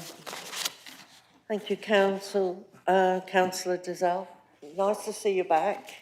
Cambridge City Council is asking local people to feed into the new framework for change in North Cambridge framework. It's a long-term plan to guide investment in the area, looking at older council housing estates, green spaces, streets, shops, community facilities in Arbury, King's Hedges and Chesterton. First of all, no decision has been made and there are no specific proposals for redevelopment. We are starting with the assumptions that if there were to be a future decision to redevelop Arbury Court, we would ensure shops were able to continue trading during any development. Residents are invited to provide feedback on the priorities through the online survey at any time before the 18th of June. They can contact cambridge.gov.uk/NCF. Hard copy surveys are available Arbury Court Library, Meadows Community Centre and at all drop-in events. They can attend events on Tuesday the 27th of May, 6 till 7:30 online webinar. Wednesday the 28th of May, 5:30 till 7, Arbury Court Community Centre. Tuesday the 10th of June, 5:30 till 7, Brownsfield Community Centre. And on Saturday the 14th of June, 11 a.m. till 5 at the Arbury Carnival. You can email your thoughts, northcambridge@engagecf.co.uk or telephone through thoughts on 01223 650 550. Am I finished? Sorry. Right. I thought... Thank you, Councillor Bird. Councillor Dale, do you have a supplementary? I do, yes, thank you. Thank you, Councillor Bird. Thank you, Madam Mayor. So while the Shaping North Cambridge consultation is engaging many residents, I will also continue to promote that. A feedback I'm getting from some residents is a concern that some of the specific priorities for that Arbury Court, which is a huge asset for us all, may be diluted within the sort of wider vision that we're talking about right now. Can the Executive Council confirm how the Council will ensure that the distinct needs of that community and the local neighbouring residents groups are given appropriate weight in the development decisions that you've suggested will be forthcoming? Thank you. Councillor Bird, would you like to respond? Thank you. Okay, I'll carry on. So, no decision has been made on development. We're inviting all residents to take part, the first stage of consultation, community engagement from 6th of May till the 18th of June to tell us what they value, what are issues of concern, any ideas for change. We've asked 2 key questions: how Arbury Court and surrounding community facilities can become a better centre for the area? Number 2, what would make Arbury Court and other local facilities more useful or more welcoming? In September 24, we published a report which referred to the possible redevelopment of Arbury Court in North Cambridge. No decision, again, has been made, and there's no specific proposal for redevelopment. However, the council is seeking flexibility in commercial leases to allow consideration for Arbury Court as part of the developing in framework for change in North Cambridge. As a result, in early 25, the council began talking to commercial leaseholders at Arbury Court about their leases, which run until 2030. During March and April 25, the council has started one-to-one meetings to discuss their concerns. We are starting with the assumption that if there were to be future decisions to redevelop Arbury Court, we would ensure shops were able to continue trading during any development. Thank you. Thank you very much, Councillor Bird. Councillor Blackburn-Horgan, please, your question.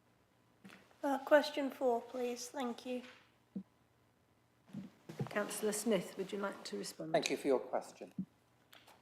The county council has offered the property to the city council on commercial terms. Your proposal would amount to an out-of-cycle unfunded pressure on the capital and revenue budgets.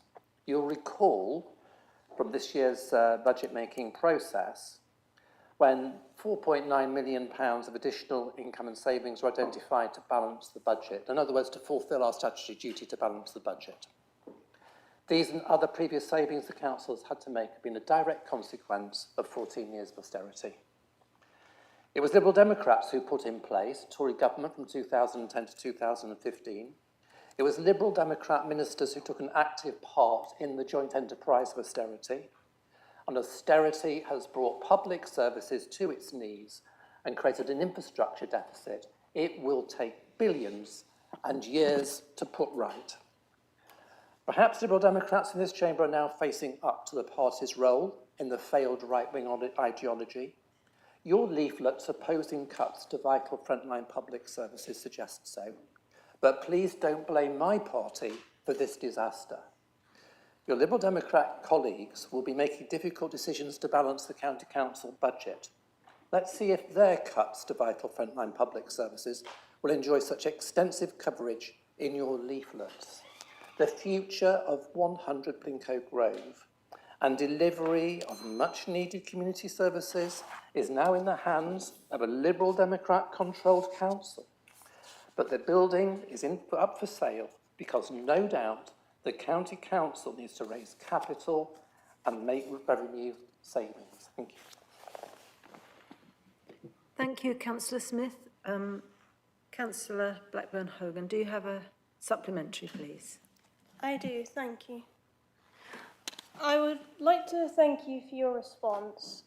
According to the Education Act of 1996, councils have a statutory duty to secure sufficient provision for educational and recreational leisure time activities for young people and to make sure young people have a say in the local offer.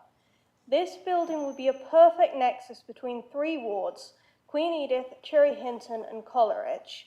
It would act as a positive support space to provide outreach, activities to prevent antisocial behaviour and form connections with otherwise isolated individuals. If not this building, what provision is being looked at? Are youth officers on the table or opportunities for apprenticeships in the growth of this city? Councillor Smith. Thank you. Those are separate questions within that. As I said before, this is a county council owned building. They have responsibility for youth services and it is a matter for them, and I'm not quite sure why this question has been brought to the City Council. Thank you, Councillor Smith. We move to Councillor Clough, please.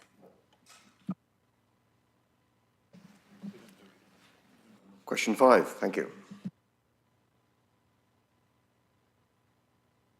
Councillor Nestor, if you'd like to take this one, please.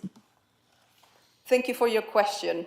On the spirit of our old city, incalculabilis calculandae artiu examinatio wumbo, the infinite examination of the mysterious art of accounting and wumbo. Just to clarify, the acronym is not a Latin word, but it stands for Institute of Chartered Accountants in England and Wales. So language should be also accessible to everyone. So when asking questions, I would like to have the acronyms as well sort of clarified. Now, the Council hugely values its small businesses and is acutely aware of the challenging circumstances retail businesses face. We work with partners, including the Cambridge and Peterborough Combined Authority and the Cambridge Business Improvement District, to ensure the city is a supportive environment for growing businesses. Some non-exhaustive examples of the types of measures we take to support businesses locally are: we're members of the Cambridge BIS, the Cambridge Business Improvement District, now in its third term, which is by and for local businesses, and works according to their own priorities. For this third term, its self-defined focus is on encouraging longer and higher spending visitor trips in the city and encouraging employees, students, and residents to make more of the city. Our Guildhall hosts the Alia Future Business Centre, which offer affordable business space and business support to new small businesses and community enterprise in the heart of the city, and more. Thank you, Councillor Nestor. Councillor Clough, do you have a supplementary? Thank you. I've already spoken out against the treatment of the market traders and the small businesses based in the Guildhall. At a time when almost every commercial landlord in the country is working hard to support their retail tenants, the actions of the council seem inexplicable. I believe that there is a culture gap between this council and the small businesses, and a lack of understanding of their needs, of the impact of the council's actions. Do you accept that that's a fact, and what steps will you take to change that situation? Thank you. Councillor Nestor. Thank you. Now, I attend the market every weekend. I speak to the traders, and just through the UK Share Prosperity Fund, we have delivered business engagement and support, provided green business grants and net zero advice. We have recently run a business growth program for market traders and a youth enterprise program for young aspiring market traders, jointly with South Cambridgeshire. In relation to retail, hospitality and tourism, which of course, we have the city centre, all the business related to this. We have the development of we're developing a destination management plan for the city and working with the CPCA and partners on the establishment of a local visitor economy partnership. And we also offer food safety, licensing and health and safety training to local businesses. Thank you, Councillor Nestor. Now, Councillor Dibkovic is not here because unfortunately she's unwell, but actually given the seriousness of the battery fires that we've been experiencing in the, particularly in the dust carts, but also the larger batteries in people's home, and we all know the terrible tragedy, I would like to ask the question, please, of Councillor Moore. Thank you very much for your question. So firstly, let me take this opportunity to say, please do not put, in fact, maybe not even please, just do not put any batteries in any of your bins. Don't put them in the bins in your house, don't put them in the green bin, the blue bin, or the black bin, no bins. When they go in the bin lorry and they get crushed around with other rubbish, it can create a spark, and we have had repeated fires in our bin lorries. Luckily, none of our fire crews have been harmed. They have to empty out the burning rubbish onto the road and then put the fire out and come. Obviously, it's terrifying for the firemen, for the crew, and not very nice for local residents. So that's the main thing. Secondly, use rechargeable where possible. Obviously, recharge with caution and using the correct equipment. For residents with their own household bins, so if you live generally in a house, we have a weekly small household battery collection service. You just put them in a bag, tie them on the handle, and the bin crew will take it. You can put it on your green bin, your black bin, or your blue bin. Sometimes the battery box will get full, and so they might not take it. Just put it out the next week and they will. If you live in a flat or you have communal bins, if you have communal bins, then there are plenty of other places where you can have your batteries. You can take them to supermarkets, to electrical shops, to any of the county council's household recycling centres, and our own recycling points. If you have larger batteries, you can put them in the WE recycling points, and they're dotted around the city. We've been working to get more of those. Where they are is on the council website. Thank you, Councillor Moore. As a supplementary, can I just say, is there any other further really important advice that you would like to give us and also that the public can hear? Thank you. For all your recycling queries, whether they're battery related or anything else, then we have an excellent Greater Cambridge Shared Waste Service website. We have an A to Z of items. You just put what you want to know about, and if it doesn't come up, then please email me, because the team are always happy to add new things. For example, I found something today that I think we need to add on there. But the main thing is, weekly recycling of batteries is available. Do not put them in the bin. Every bin in the city should now have a sticker on it saying, do not put batteries in the bin. Please adhere to the sticker. Thank you. Thank you very much, Councillor Moore. Very useful information. So now we go to the next question. Councillor Howard, please. In his absence, may I take that question? Yes, I don't. Question 7, please. I don't see any reason why not.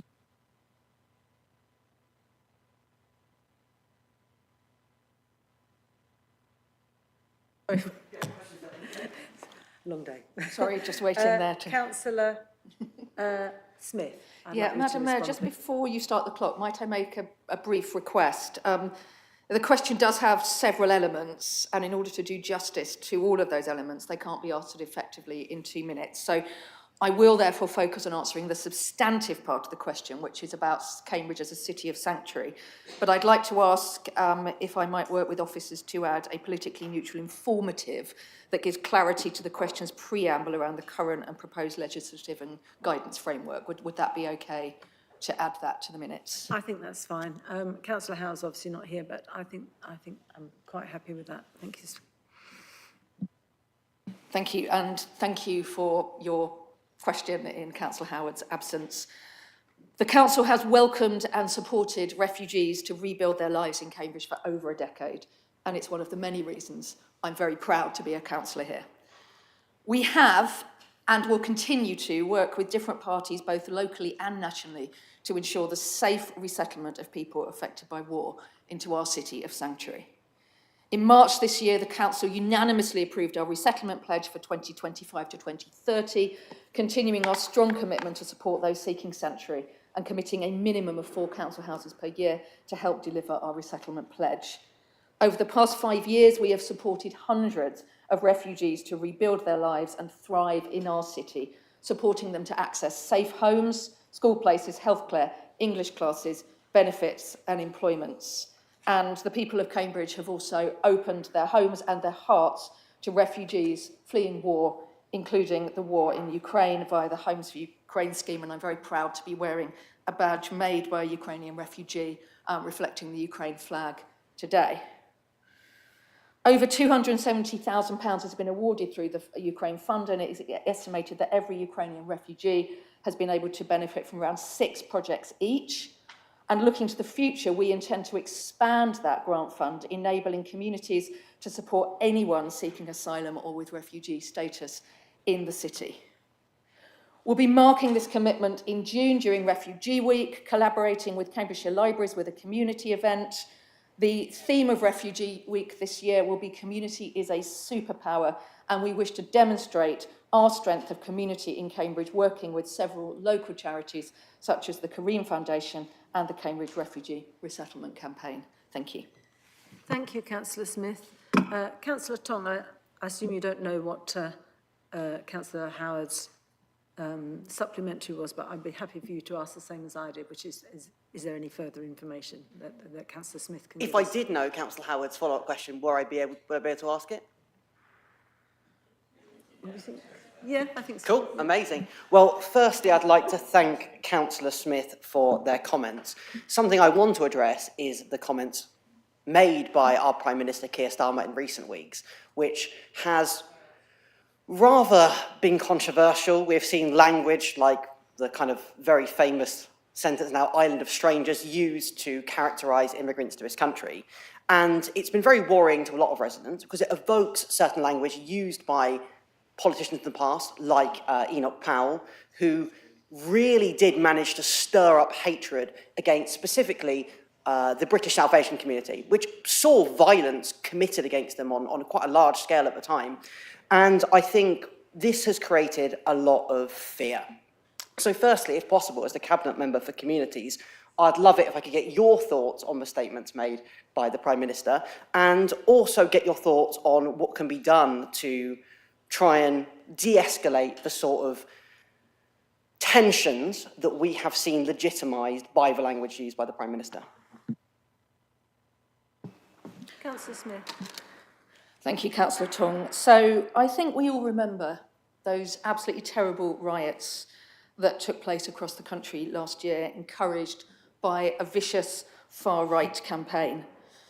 As Deputy Mayor of Cambridgeshire and Peterborough at the time, I remember particularly when there were huge fears of far-right campaigners coming to Peterborough. And I was proud to have visited our Muslim community the evening that we feared riots would be taking place, to stand alongside them and to show them that they did not stand alone. But it's a huge outrage and a tragedy that the threat of those riots existed at all. And our focus needs to be on working together in a chamber to deal with the hatred of the far right. It is outrageous. I will always promote a message of hope, not a message of hate, and we need to work together to deal with those far right agitators that cause such division in our community. In terms of the recent white paper, the Labour government sees local government as equal partners. Our feedback as councillors is not only welcomed, but actively sought. And this current white paper is no different. And as a council, we will do what we have always done. We will ensure that we give timely, clear feedback that reflects the needs, views, hopes and fears of our residents, our employers and our partner groups. We will do that in a compassionate and evidence-led way, working alongside our communities and feeding back to our national government. The Tories left our migration system in a mess, and I don't think anyone would disagree that it needs fixing. One thing that I will personally be looking to advocate on, for example, is the strengthening of safe routes. I think that's incredibly important. I'm proud that Cambridge is a diverse and welcoming city, and it is united in our support for our residents. I believe a city like Cambridge, which actively celebrates the fact that our communities come from all around the world, can be a really important part of our national discussion about how we do that. And we as a city stand ready to share our experiences and play our part. Thank you, Councillor Smith. Councillor McPherson, last one. Yeah. And this is the last question. Question number 8. Councillor Nestor. Thank you. As the new Cabinet Member for Culture, Economy and Skills, I'm excited to champion a strategic, inclusive and a place-based approach to our city's cultural life.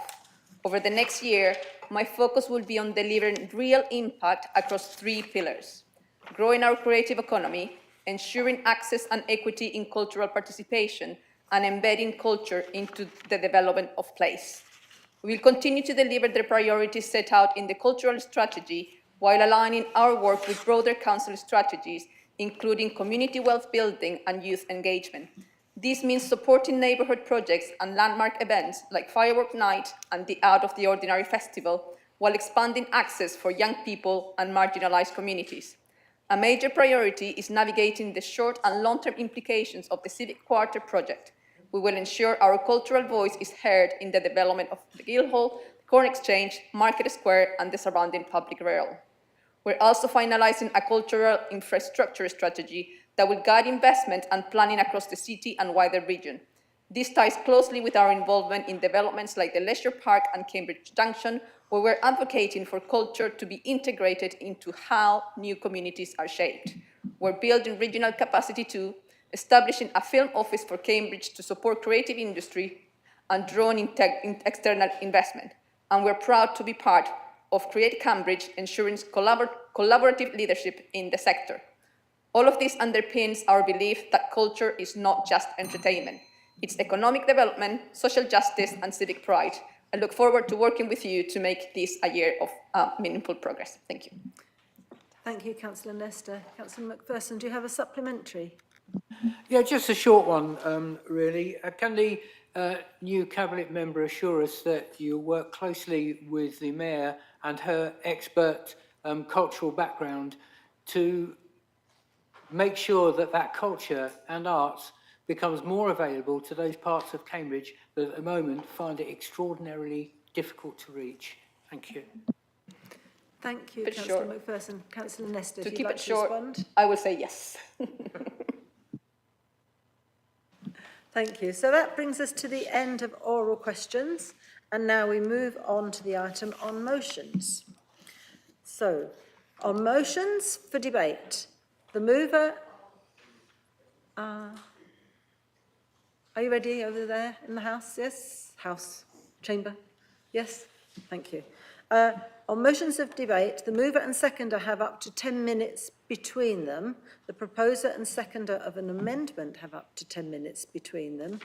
The relevant executive councillor and the mover of the original motion have 3 minutes each as a right of reply in that order, and a bell will be rung when you have 30 seconds left, and again at the end of your allotted time slot. I do please ask you to be succinct in your speeches. You don't have to take the full time as a matter of course. Thank you. Right, so motion 16, item 16A, motion from Councillor Bennett. So I call on Councillor Bennett to move the motion, please. Thank you, Mayor. Before I start, I need to make my declaration of interest, which I assume is not included in the time. I am disabled. I have family members, including myself, who receive some disability benefits. I'm a local government association disability champion. Through my membership professional association, I'm affiliated with the Low Income Tax Reform Group, and I've also received training from Disability Rights UK as a disabled councillor, who are one of the chief opponents to the cuts. If I have failed to mention any of my other disability involvement, I hope that people will forgive me. So, we bring this motion because these cuts will cause real hardship and even deaths. I know that sounds dramatic, but it's not just the opinion of leading disability and advice charities, such as the DPO Forum and Disability Rights UK. There's already a solid evidence base from what we already know about the workings of the current welfare system. We know that 75% of food bank visitors have at least one household member who has a disability or long-term health condition. We know that homelessness rates are rising faster for disabled people than for the population as a whole. We know that the DWP has already been widely criticised by everybody from the UN to Amnesty International for its roles in the deaths of 82 people who died after their benefits were stopped. So why is our national government trying to take personal independence from between 800,000 and 1.2 million people? The government has said that they need to cut PIP, that's personal independence payment, to make disabled go back to work. Yet 1 in 5 PIP claimants already work, many of them in self-employed roles. Some of them even employ other people. It's also pretty obvious that not every disabled person can work, so it's hard to understand the logic behind this position. The argument looks even more shaky if you look at what is happening to the Access to Work scheme, which provides equipment and support to help people get back to work. If the government really wanted to help disabled people work, they would be expanding access to work. Instead, they are making even more cuts. And all of this is happening without an impact assessment from the Office of Public Budget Responsibilities. MPs are being asked to vote on this without any concrete information on the impact on disabled people, their families, the local economy, local services, upon the NHS and upon local councils. It's time to halt these senseless cuts, and I call upon all of you to support our motion. Thank you, Councillor Bennett. Councillor Tong, do you wish to speak as the seconder of this motion now, or would you like to reserve your right? I'd like to reserve my right, please. Thank you. Now, I understand there is an amendment to this motion, and it's going to be brought by Councillor Wade. Yes, thank you. Thank you, Madam Mayor, and congratulations to Councillor Tong also. Our amended motion. The welfare state has been the bedrock of people's lives since first introduced by the Labour government in July 1948, from the cradle to the grave. And the NHS, the rather tarnished jewel in its crown, tarnished by neglect and chipped away by attempts at privatisation, decimated by staff cuts. The system is battered and broken, running on love and goodwill. It needs treatment and review in order to make a full recovery from the trauma of neglect and deliberate chronic underinvestment, the mess that was left behind. We all want to keep a publicly funded NHS, and we all see around us the devastation caused by years of chronic underinvestment, the years of mismanagement. We see children living in poverty, more than half of those in households with working parents struggling to make ends meet. Well-paid unionised jobs for working class communities like mine growing up have been replaced by lower paid non-unionised jobs, leaving people vulnerable to interest rate rises, food price increases and rising fuel prices, people living on the edge. The review of the benefits system is underway, so that the safety net that should be there for all of us is always there to protect those who need it most. I worked to administer the DWP system for 26 years and walked away from it, not from convenience, but from conscience, because Atos were coming to unpick that safety net. The teams I worked with then were dedicated to helping and signposting people to claim the benefits they were entitled to claim in times of need and hardship, after bereavement, during illness, or when starting a family. And I see the same dedication, diligence and commitment here at City Council amongst the teams that are supporting our residents through the cost of living crisis that has driven so many to seek help with food, heating and the essentials while still working to support their families. Our motion talks to this council's work with our partners in CAB, with County, the Household Support Fund, which say to people, you are not alone, we understand the challenges you face. As we all know, Cambridge is one of the most unequal cities in the UK in terms of income. This council seeks to redress that balance by our community work, our community wealth building, which underpins all our efforts, which is One Cambridge, Fair for All. Our grants team helps to support our residents, tackling poverty and inequality. And helping those in the greatest need is one of this council's priorities laid out in the corporate plan. CAB, for instance, have a 3-year grant with the council to fund their important work. Cambridge Sustainable Foods and the Food Network are a gold standard example of how this council works with partners for residents. Our disability panel and equality and diversity policy that Councillor Bennett fed into in July 2024 last year speaks to this council's commitment to respect and dignity for all. So I think this Labour-run council's commitment to its guiding principles for residents is there for all to see. The government review began in April and is ongoing. It's running till the end of June, so that a wide range of views can be heard across the country. Listening to feedback. I believe that this Labour-run council and its staff act as an exemplar to supporting the community of Cambridge and extending a local safety net, a network of support. And I commend our amendment. Thank you. Thank you. Thank you, Councillor Wade. Councillor Smart, I believe you're the seconder of the amendment. Would you like to speak now or reserve your right? Oh, wait, thanks, Chair. Thank you. So, is there any debate? Who? Councillor Clough? Sorry, and Councillor. It is the second time as a very inexperienced councillor that I've had to experience the antics of the Labour group in trying to shut down debate on key issues facing our city and of acute concern for our communities. Last time we had the shameful spectacle of Councillor Simon Smith, a very senior Labour council, prancing behind the back of Councillor Hussain while he was presenting his motion on 20-mile-an-hour speed limits while waving a Vote Labour placard. I did not agree with Councillor Hussain's motion. Item. Do you want me Such to a continue? point of order. I think. I would be embarrassed too. Sorry? Yeah. May I continue?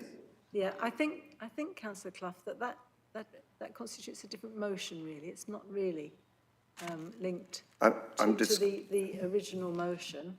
I'm happy for you to go on speaking, but I think you must please address the motion that we are discussing at the moment.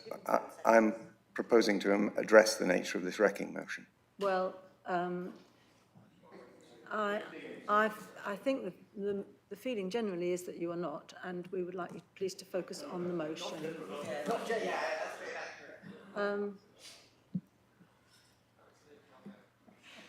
Keep on going. May I continue? Please address I'm the addressing motion the that is under wrecking. discussion. I'm addressing the wrecking motion, which is the amendment. Okay, fine. I did not agree with Councillor Hussain's motion, but I recognise he was elected fair and square and has the right to be heard. I'm not sure how many dimensions of abuse and disrespect of minority parties or groups that count. Councillor Clough, you are not addressing the motion that we are discussing. Okay. Well.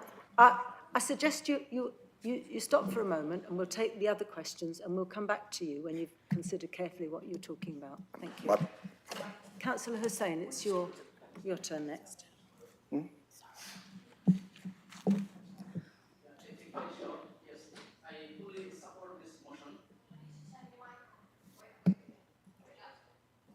Yeah, I fully support this motion, and because the Labour very poorly they cut the winter fuel allowance for elderly, and they're taking these disabled people the allowance, the cutting their expense. Yeah, this is really shocking. So we, as a local council, we need to stand together for our elderly and vulnerable who need more support. Thank you. Thank you, Councillor Hussain. Is there any Councillor Blackburn Hogan? Thank you. Labour's amendment to this motion states this council believes in the dignity of all people and their right to respect and equality of opportunity. So why did they use their amendment to instead dismantle this motion line by line and rewrite it in a new format, lacking even the echoes of its original purpose? With Labour removing the request that the council write to the ministers concerned, Liz Kendall and Rachel Reeves, and ask local MPs Daniel Zechner and Pippa Halens to co-sign the letter, it has reduced the power of this motion if the only action is to ask people to participate in consultation. The measures in Labour's amendment were put in place previously. They were introduced to help and support people defend their rights under the previous Tory administration, and we had hoped that Labour would now do better. My group do not support the proposed cuts to PIP or access to work, cuts to those that are most vulnerable in our society, cuts for those already dealing with great challenges every day of their lives. Ed Davey, the Lib Dem leader, supports carers and the vital role they provide, support which may be lost by some if these changes come forward. When carers' PIP payment is only $2.40 an hour, it would not even buy them a cup of tea or coffee when out and about. On average, disabled households need an additional £1,010 a month to have the same standard of living as non-disabled households, with the employment rate of disabled people at 53% compared to 82% of non-disabled people. Then services like access to work and PIP are vital to help them retain work while increasing opportunities for more to be in work. They allow disabled people to retain their dignity and venture out into the world without worry, contributing to society in their own way. With over 16 million of the population being disabled, the purple pound of those with disability contributes over 274 billion, and in addition, unpaid carers contribute 162 billion to the UK economy. People with disabilities spend more money locally. Is Cambridge missing out on the purple pound?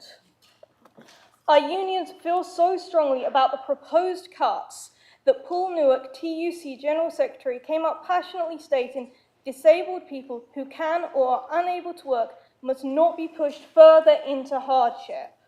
Sharon Graham, General Secretary of the Unite General Union, supported this. We must be protecting the most vulnerable in society. I cannot see any of this in the Labour amendment before us today, but let's focus on those affected most by these proposed cuts, our residents. One told me yesterday, having PIP means I can live my life without the necessity of carers or extra input from services that are already stretched to breaking point. And put bluntly, no PIP would mean an awful, unattainable life where it will cost the state more and be left feeling a burden rather than someone who can give a bit back. Another said a reduction or removal of PIP would mean a total loss of independence for me. Therefore, we cannot support Labour's wrecking amendment and will vote against this. And whilst we don't disagree with what the amended motion will say, it's not relevant to the original motion, and therefore my group will abstain. Thank you. I skipped the last bit. Thank you, Councillor Blackburn-Hogan. Is there anybody else who wishes to speak? Councillor Bird. I wasn't going to speak, Madam Mayor, but I feel like I've got to. I've had disability, as you know, all my life, so I understand all the issues. I get PIP, helps me with my car, but I understand where the government is coming from. I'm not saying I agree completely, but I understand where they're coming from because we're running out of money, the whole country is. And they're not just picking on disabled people, they'll be looking at other benefits as well. But I think it's very important for young disabled people who are sitting at home with nothing to do, where they could actually get access to work to help them. They can work from home. They can do 1 or 2 days a week and start off slowly, or even do volunteering. I used to work for a disability charity, and that was the things we used to do. We used to get young people, or even middle-aged people, to come to the office, do some volunteering. At the end, they got themselves a job. They were still entitled to their PIP, but it gave them back some life. So they were part of the community. So I can understand that we must look at the benefits. Everything's been given out too easy. It's the same as the blue badge. People get the blue badge when they really don't deserve it. And this is wrong. And it's been going on for years, and at long last, the whole system's going to be looked at. I'm not saying I agree with everything or what they're trying to do with the PIP, but I feel like that we need to do something for our young disabled people. Thank you. Thank you, Councillor Wade. Do we have any others? Councillor Ashton, Councillor Dale. Councillor Tong, you may not speak in the debate because you are... Huh? Well, should we do that afterwards then? When we're in the middle flow of the debate at the moment. So Councillor Ashton and, I'm sorry, I missed who put their hand up over here, someone else. Oh, Councillor Dale, Councillor Ashton. Thank you. We're talking about something that might and might not happen here. It's a proposal. It hasn't gone through. There's a white paper got to come through to Parliament. Everybody knows what's going on at the moment. They're asking for everybody to get in touch. So I'm hoping the Greens, the Lib Dems are telling their residents to get in touch with the government. They've been quite open. They want everybody to get in touch with them. And I find it amazing that the Lib Dems are having a go at what Labour are doing against disabled people when they were in a joint government, brought in a bedroom tax that meant disabled people had to pay extra for carers to come in at night. So I find it amazing that they're telling us about disabilities when they were in power. They brought in a bill that meant disabled people had to pay extra for their carers if they needed that bedroom for 24-hour care. Thank you, Councillor Ashton. Councillor Dale. Thank you, Madam Mayor. Firstly, I do think that Councillor Clough and Councillor Blackburn-Horgan are absolutely right that this is a wrecking amendment. But I want to use this opportunity to tell you why this issue matters so much to the residents who sent me here. So during my campaign in West Chesterton, I knocked on Leslie's door. She told me something that I suspect many also heard on doorsteps over the past few months. And that was, I've voted Labour all my life, but they've turned their back on me. The look on her face, well, it was horrible actually. You could see genuine hurt of someone who believed in something all her life and feels let down. Leslie depends on disability payments to survive. She's terrified about these cuts, and that's something that does need to be taken account of. But it also gets worse because while she's struggling with that, her housing association is moving their rent payments forward, creating almost impossible pressures for her and her life. This was a lifelong Labour voter, and someone who'd trusted your party for decades, telling me that she felt abandoned. She said, I thought Labour was supposed to protect people like me. And you know what? Today proves Leslie was right to feel betrayed. Instead of defending her, you're defending Labour ministers. Instead of us helping challenge housing associations later, I fear you'll vote down Councillor Martinelli's housing motion later too. This is why, Leslie, your lifelong supporter, voted for someone else. She wants someone who fights for her, not to cover up for Rachel Reeves and Liz Kendall. Leslie isn't alone. Our Lib Dem MP for the city, Pippa Halings, named in the motion, has heard from over 200 constituents who are fearful. She's spoken to a double amputee and a stroke survivor who could lose their PIP. She's rightly pointed out this could lead to 300,000 more people being pushed into poverty, and she's asked whether ministers have even assessed the mental health impact, including potential suicides. So here's the choice for Labour councillors. Stand up for Leslie, stand up for vulnerable residents across our city, or stand with Rachel Reeves and Liz Kendall. When did protecting ministers become more important than protecting our residents? Thank you.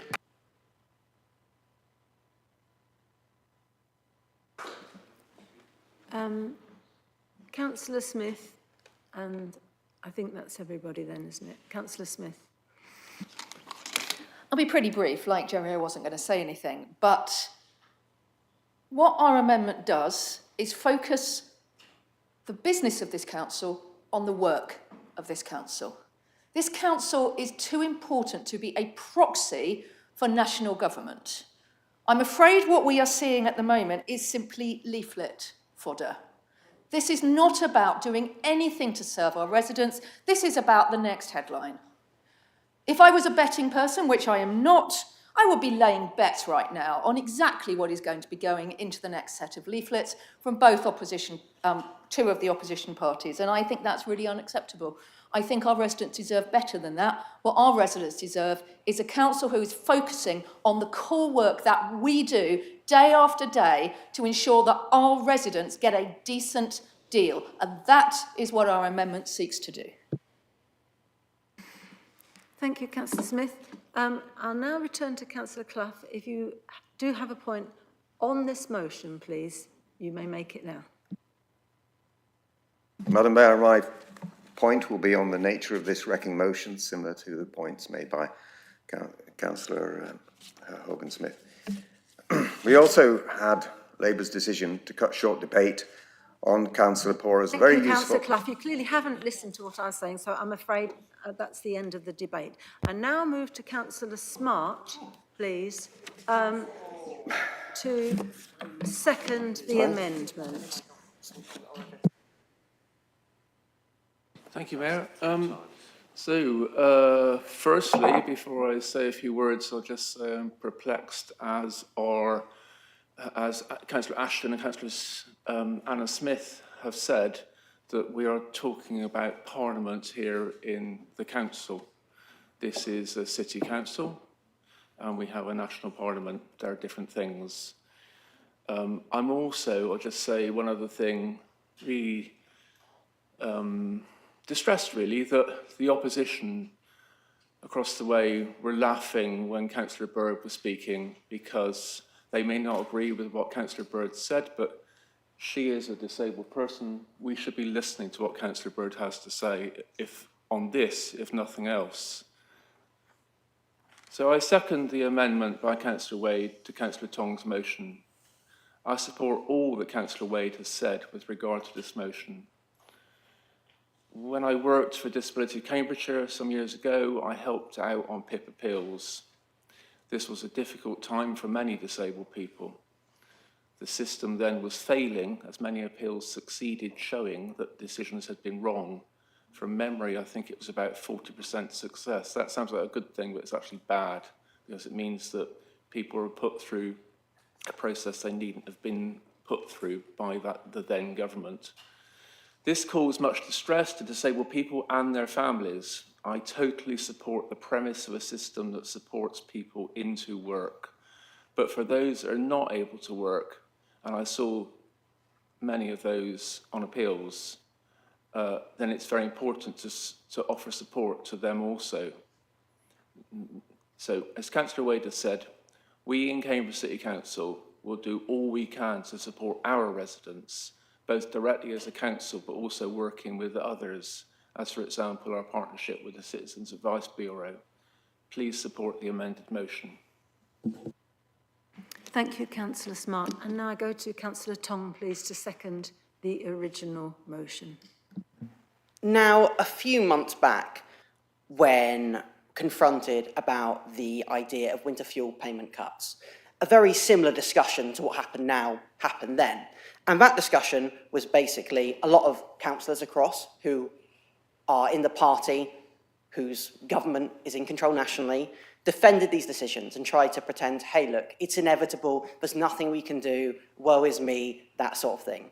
And then several months later, we see that decision reversed because it was far from absolutely unavoidable and it was a political choice. I feel we're seeing the exact same arguments made now, that these cuts are inevitable, there's nothing we can do, national government's economy is in a terrible state, and I just think it's quite evidently untrue. At the moment, I think you're given a choice, which is either you stand up for residents or you stand up for national government. And whatever option you choose, I think we're going to see national government potentially backtrack on these decisions, probably not entirely, but move back slightly in a few months' time, at which point damage will be caused and residents will be scared. So I think have a bit of foresight, back this motion, because it's obviously the best thing for your residents. You need to put your residents first above your political party. And we have seen a lot of Labour MPs and councillors actually come out against these decisions and show that strong conviction and integrity. So I think they deserve nothing but praise. I want to quickly address Councillor Smart's comment, which is related to the idea that this isn't relevant to this council. I think that's, again, quite manifestly untrue. These cuts are going to cause a lot of problems for residents, and those problems are going to be ours to solve. They aren't actually saving any money, it's just passing the buck on who's responsible for solving those problems. And when organisations like the City Council and the County Council are already struggling to look after its residents, I think this is just an absolutely... Excuse me, Councillor Tong, I think we have a point of order. Yeah, could I just say, it's proposed cuts, not cuts. Councillor Tong is advocating that cuts are taking place and there's a white paper and it's not gone through yet. So he should he should, in a sense, address them as proposed cuts, not cuts, because what he's saying is it's actually taking place, and we don't know what's taking place. So this is what upsets residents when all these things are being said and there's no factual evidence yet. So if you could just put that...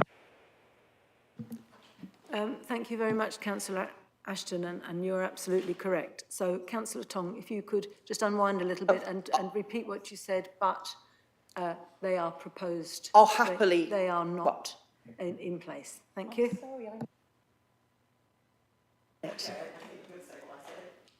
Okay, I'm sorry if I'm cutting across. We know that the access to work cuts are already going through because we're seeing that on our casework, what Councillor Bird described. Those sorts of help are already being cut. Almost every piece of adapted computer equipment is being cut, and that's happening before the consultation. And we do know quite a lot of what's happening in the proposals, because there's no consultation, for example, on certain of the PIP changes, such as the loss of it's going below 4 points. It's not part of a consultation. It's already been decided. Thank you, Councillor Bennett. That's no longer a point of order. Right. Can I finish? I think, Councillor Tong, if you would be specific enough to make it quite clear that this is a white paper, okay, and that's what's actually being discussed. I'm happy to say that completely, make that amendment. I think it's slightly pedantic, especially when your own colleagues used very similar language and work picked up on that. To be honest, I think I am roughly coming to the close of what I wanted to say. However, if possible, could I ask for something to be minuted?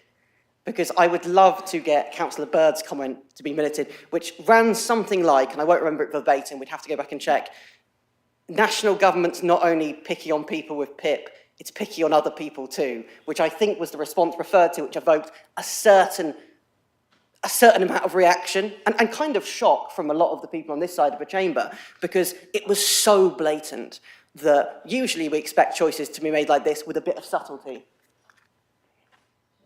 Oh, well, I could talk about the NHS impact. I will leave that to Naomi because they've got their final statement too. That's it. Thank you.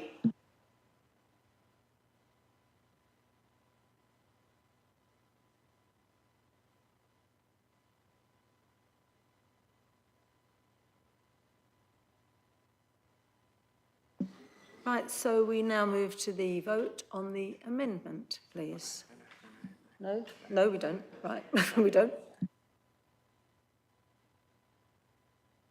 The Executive Council, please. Thank you. I've got nothing to add from what I said earlier. Thank you.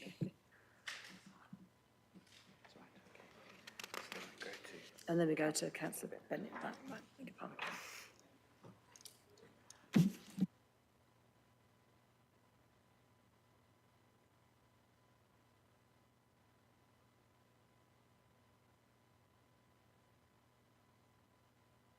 Councillor Bennett, we come to you next, and then we go to the Executive Councillor.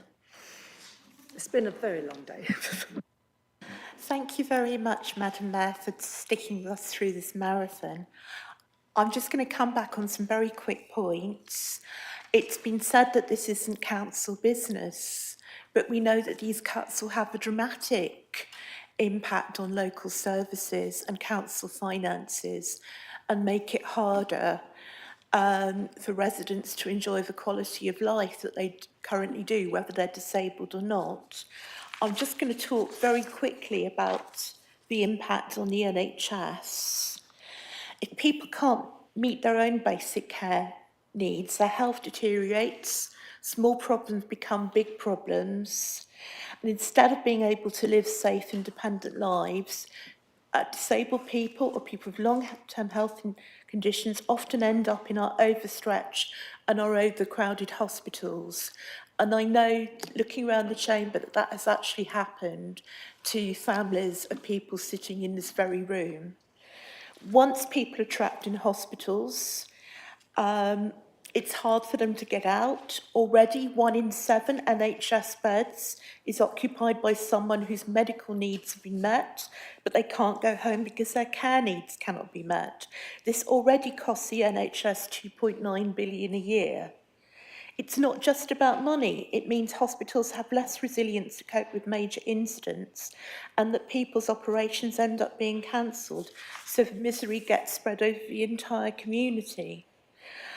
I can't understand why the government wants to make pressure on the NHS even worse at a time when they're cutting NHS services and stuff. It was said on the opposite side that these cuts are necessary to protect the NHS, but what they will actually do is increase pressure on the NHS and the damage to them.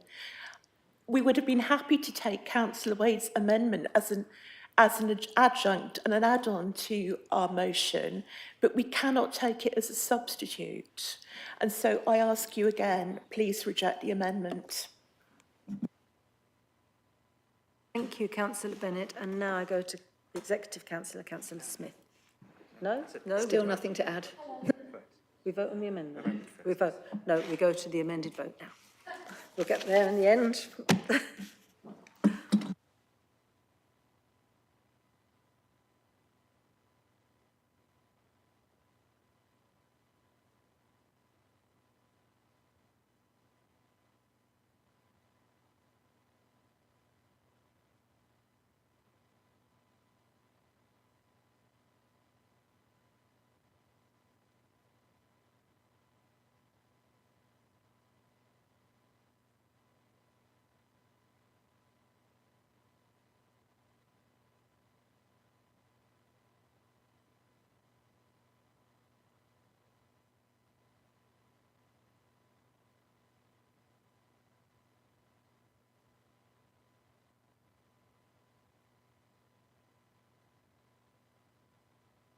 (22 votes in favour of the amendment, 14 against, no abstentions. So the amendment is carried. I think we now to vote on the motion as amended. What about Councillor Smith? Well, she speaks after. No more speaking, so it's now. Oh, right. Voting on. So we now go to vote on the amended motion.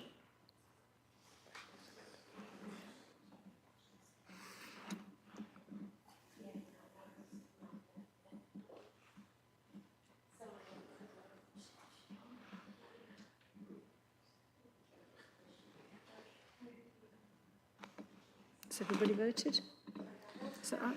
Someone want to see it? There should be one more person to vote. Just wait a second. Everything? I think there's one more person to vote. Who's it? Councillor Wade. Councillor Wade, yeah.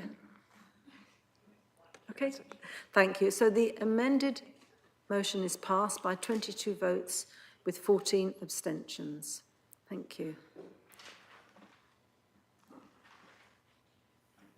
Right, we move on to the next motion.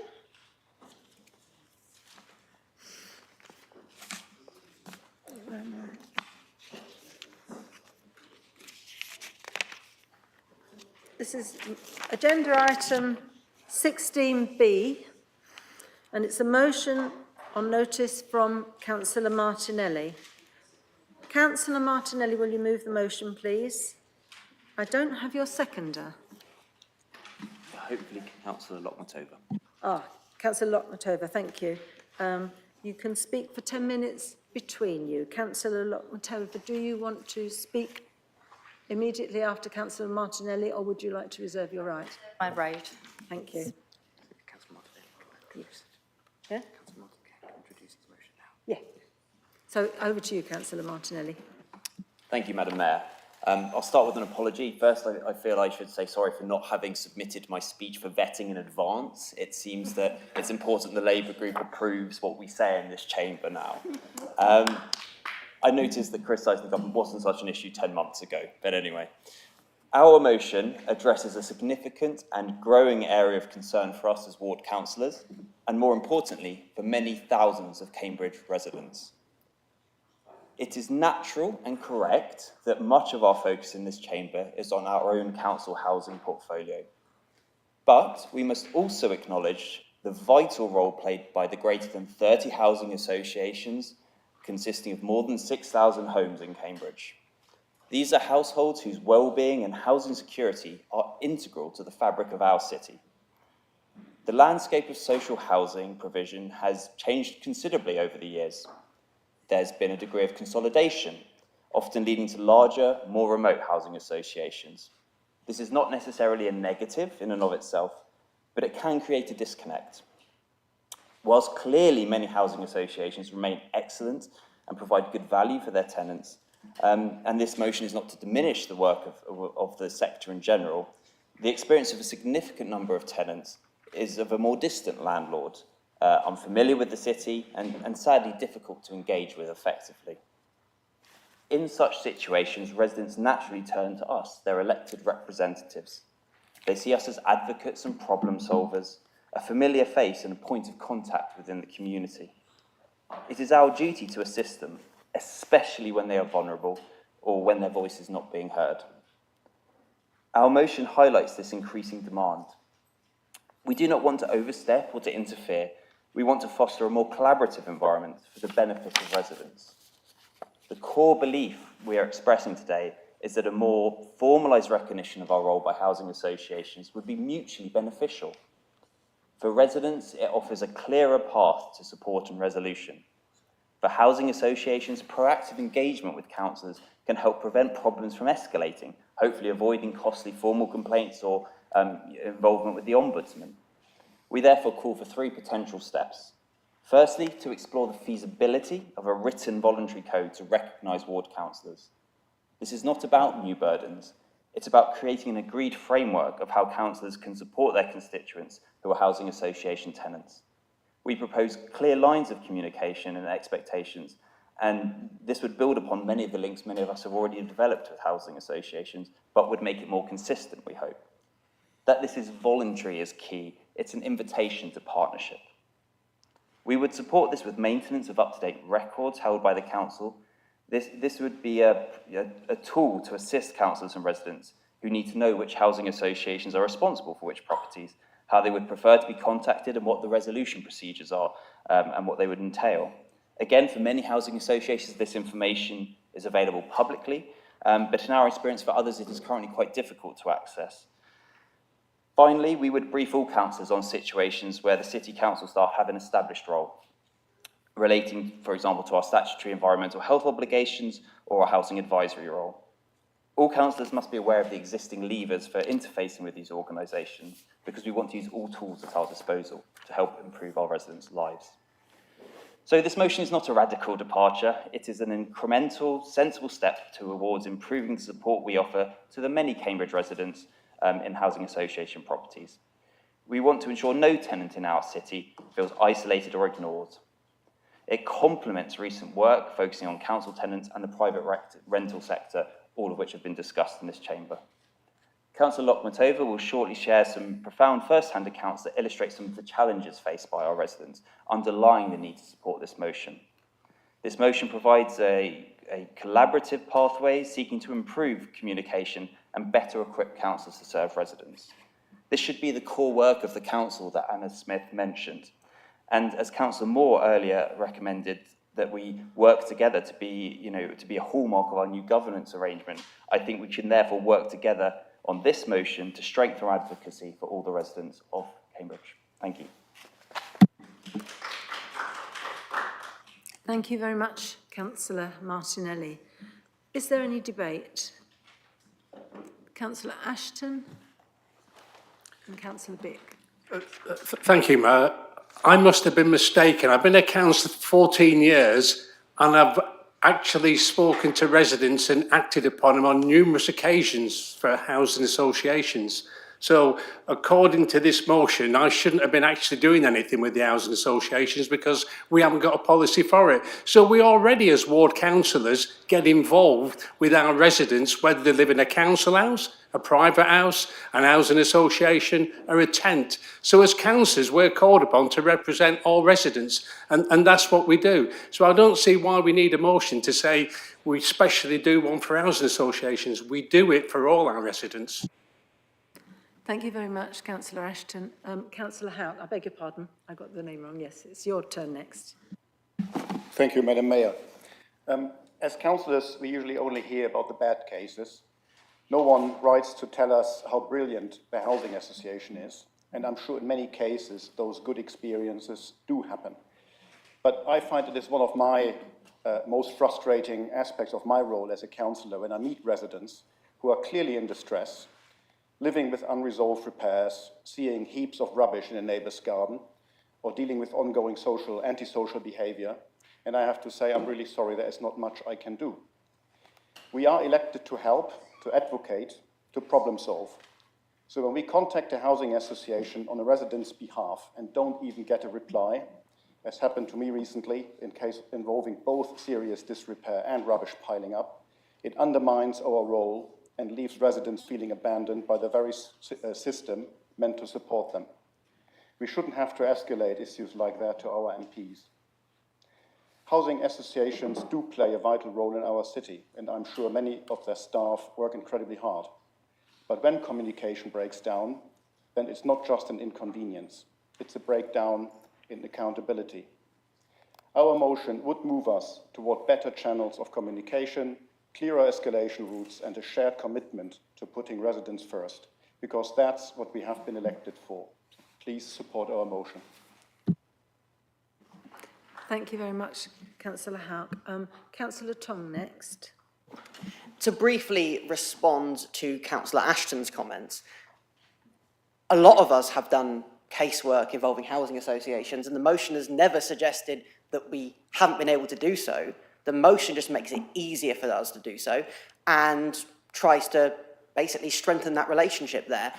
Obviously, a lot needs to be done in terms of housing associations, a lot of it in relation to national government. However, I think this motion proposes some productive steps we can take forward to try and tackle some of the issues with housing associations in our area, because, you know, I have worked in some situations with good housing associations and in some with bad. This is something we need to acknowledge and think about what we can do on a local level. And this motion proposes some good ways that we can do that.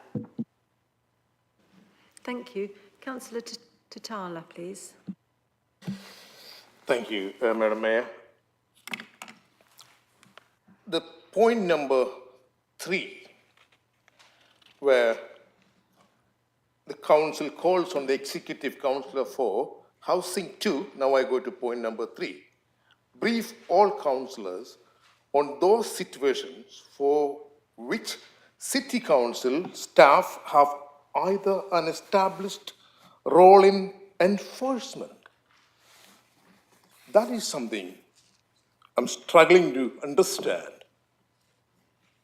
It is a legally binding contract between the landlord, i.e. the housing association, and the tenant. And who can enforce it? Is an act by the Parliament, Housing Act 2004, I was just reading the act. It would not give us, this chamber, to enforce. And if we have the power to undo an act that has been passed by the Parliament, how we can, as the councillors, have the power to enforce something which we cannot legally act on at all. So I don't really understand where is that coming from. And in my mind, I tell you, Councillor Martinelli, you were saying it is not radical departure. This is not an area where you can do anything. You cannot enforce. City Council, we are not a party to the contract. If you are a party to contract, you can enforce it either through the court or through other agencies. You, as a councillor, you can request but not enforce. Enforcement is not something in our realm unless you have the power to overrule an act enacted by the Parliament. Therefore, I don't see this motion has any relevance because our hands are tied up. We can't simply enforce something which we do not have the power. Thank you. Thank you, Councillor Titala. Councillor Smart. So, like has already been said, I've contacted housing associations over the years, various things, and just got on with it. And I always tell residents when I'm doing that I can't guarantee I'm going to get much done, but I do my very best. And sometimes being a councillor does have a bit of sway. I mean, that's the way it is. What Councillor Tatala's just said there is we're not the housing association, we're the city council. I can only presume this motion has come about, Councillor Martinelli, because of Peabody Housing Association in your ward, in Market Ward. There are residents in that housing association on King Street have had some real problems recently. I'm not a councillor in that ward, but I live in that ward. I did go along to the meeting. I didn't see you there. Maybe some of your ward colleagues were there. I don't remember exactly who was there. But we have been trying our very best to help those residents.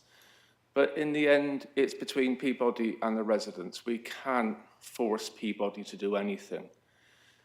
Furthermore, this motion has budget implications. So to expect this council to commit to a budget through a motion put to us now seems very bad business. We need to know what the budget is before we commit to it.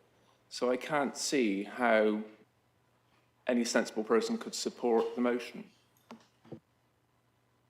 Thank you, Councillor Smart. Councillor Todd Jones, please.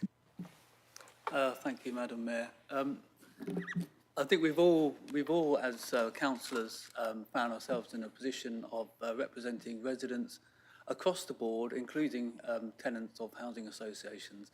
And I've done that many times on a regular basis in Arbury, from various housing associations. Often the smaller local ones are much easier to deal with than the large organisations.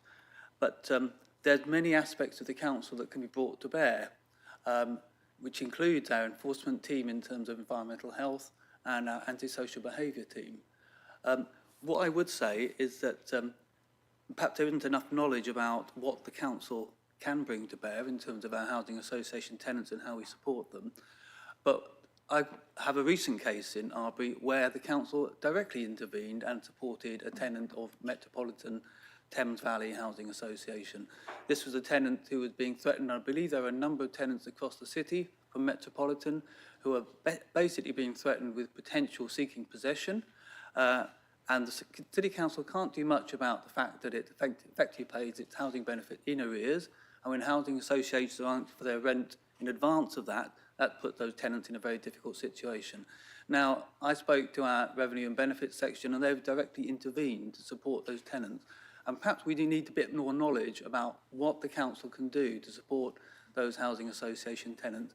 Now, look, there are obviously contracts from those housing associations and their tenants that we can't do much about. But perhaps what we're talking about here is a bit more knowledge for all of us as councillors about what we as a council can actually do. Thank you, Councillor Todd Jones.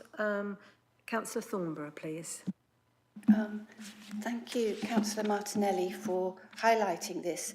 And I think we all feel we understand where this is coming from because we've all been approached by housing associations and we often struggle to even figure out how to start this. And I know in our group we have some councillors who are very experienced and they help that we can talk through the problems and how they've been addressed in the past. I'm very concerned about a written voluntary code for something that's beyond our control, mainly because of we put so much time into being a councillor, and I feel that may put some extra pressure on.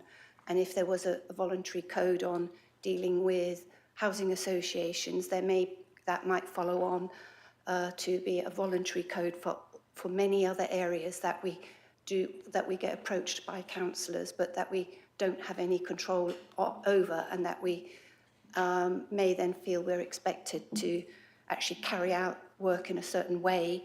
I know the local governance guidance gives some good advice about how councillors can approach issues locally. But I feel that, as Councillor Todd Jones has said, that I think we need to work together on this and support each other to deal with not just this issue, but other issues across the country, the city that we struggle with, whether it's tree protection, water pollution, guidance on planning applications, how to deal with unwarranted parking tickets, supporting refugees, all of these which can cause real heartbreak to people. But I thank you for raising this issue because it is so important. Thank you, Councillor Thornborough. Councillor Davey, please. I'm going to echo Councillor Todd Jones and Councillor Thornborough. I appreciate the sentiments of this motion. I think it's wise to look at how we work with housing associations. The problem I have, Councillor Martinelli, is I'm not sure it actually helps with the actual problems we face. So in things that I've done in the past in relation to advocating on behalf of housing association tenants, I've actually worked very closely with Councillor Bick in relation to Peabody and former Councillor Levine with relation to the problems that were faced in Clay Farm on the Bedford Housing, no, I always get the wrong way around, the BPHA Association. I'm not convinced, however, despite the sentiment, and I do appreciate there's work to be done, I'm not convinced that this actually addresses those things, and therefore I follow exactly what Councillor Todd Jones says. I think it is right for review, but I'm not sure this is the bit that does it. But I'm grateful for the motion being brought. Thank you. Thank you very much. I think that you, Councillor Bick, you have a right to reply in a moment, I think, according to my piece of paper. No. No, it says Councillor, I thought that was a bit strange. So it does actually say, Councillor Bick, you have the right to reply. Up to 3 minutes after the Executive Councillor. After, so I think it's supposed to be you, isn't it? Yes, thank you. I'll cross that through. Martinelli. That makes much more sense. So if you'd like to make your point then, Councillor Bick. Thank you, Madam Mayor.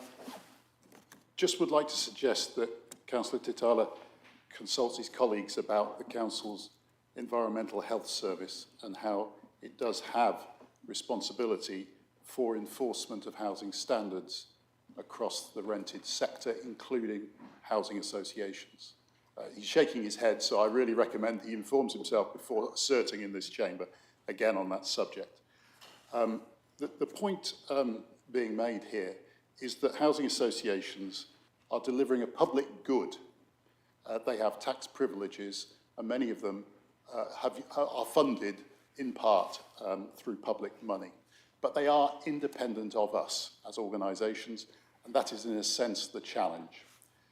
There is every reason why organisations delivering a public good should be subject to residents coming to elected officials, elected representatives like ourselves to help them solve problems. This is not a spending item.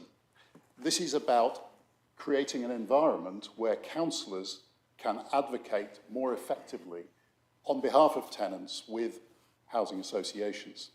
And that is a difficult trick to pull off, given that they are independent. And so the reference made in the motion to the fact that the council does have some bedrock responsibilities that relate strongly to housing associations. One is our enforcement capability with environmental health, and the other is our role through the allocation of social housing through the council, which the council operates on behalf of all associations and its own housing. Now, these things put the council in a certain linchpin position where I think it would be reasonable to see if housing associations operating in the city could create an environment, better environment for advocacy undertaken by ourselves. Now, it is true that I and ward colleagues have been involved in trying to do just that, and actually with considerable success, although a lot of work remains to be done. But the time and the effort involved in navigating organisations which essentially wanted to say at the beginning, who are you? And why should we talk to you? It seems to us that we should be getting to a better place here. And this motion, I think, does encompass the points, the good points made by Councillor Todd Jones and Councillor Thornborough. And I think it actually takes us to the point where we could be asking our housing officer to initiate this as a discussion with housing associations with whom we already have some kind of organisational relationship. It has to be voluntary because they aren't accountable to us. So we have to get used to achieving things by voluntary means that we can't actually force people to do. Thank you, Councillor Bick. I'll take Councillor Smith, and then I think I would really like to call, very briefly then, yeah, okay. Yeah, I mean, I think we're probably all, many of us have been in the same position over the years. I think even with good housing associations, I'm thinking of one where I think the former chief executive heart probably still sinks if they see anything from me because of the extensive meetings we had over a particular issue. But that's the point. Actually, I've never had trouble as even a backbench councillor getting housing associations in a room for meetings with me, with council officers where appropriate, with residents. For me, I think there's nothing wrong with any of the sentiments in the motion, but I just don't think it's needed. I think these are things that we're doing anyway, or, you know, if councillors need further training or further information, I don't think that needs a motion. We've just had a long conversation about people disliking delete all motions. Well, this one, we're not doing that. We're simply saying there's nothing that we want to add. So we're going, you know, well, personally, I won't be supporting this motion because I don't see what it adds to the picture. So absolutely applaud the sentiment, but I just don't think it adds anything. And the other thing I would say is that I think we should all recognise that we have housing associations in the city who do, you know, we've all been in that situation where we've had to deal with some really, really problematic issues for our residents and had to champion our residents against really problematic actions from housing associations. But we also have some that are fantastic. And I think we do need to say that too, because there is a danger that this debate becomes, we're great, we have all the answers, housing associations are rubbish, and actually housing associations play a huge role in providing social housing in this city, and we do need to acknowledge that and thank them for that. Thank you, Councillor Smith, and very briefly, Councillor Nestor, please, and then we move back to you.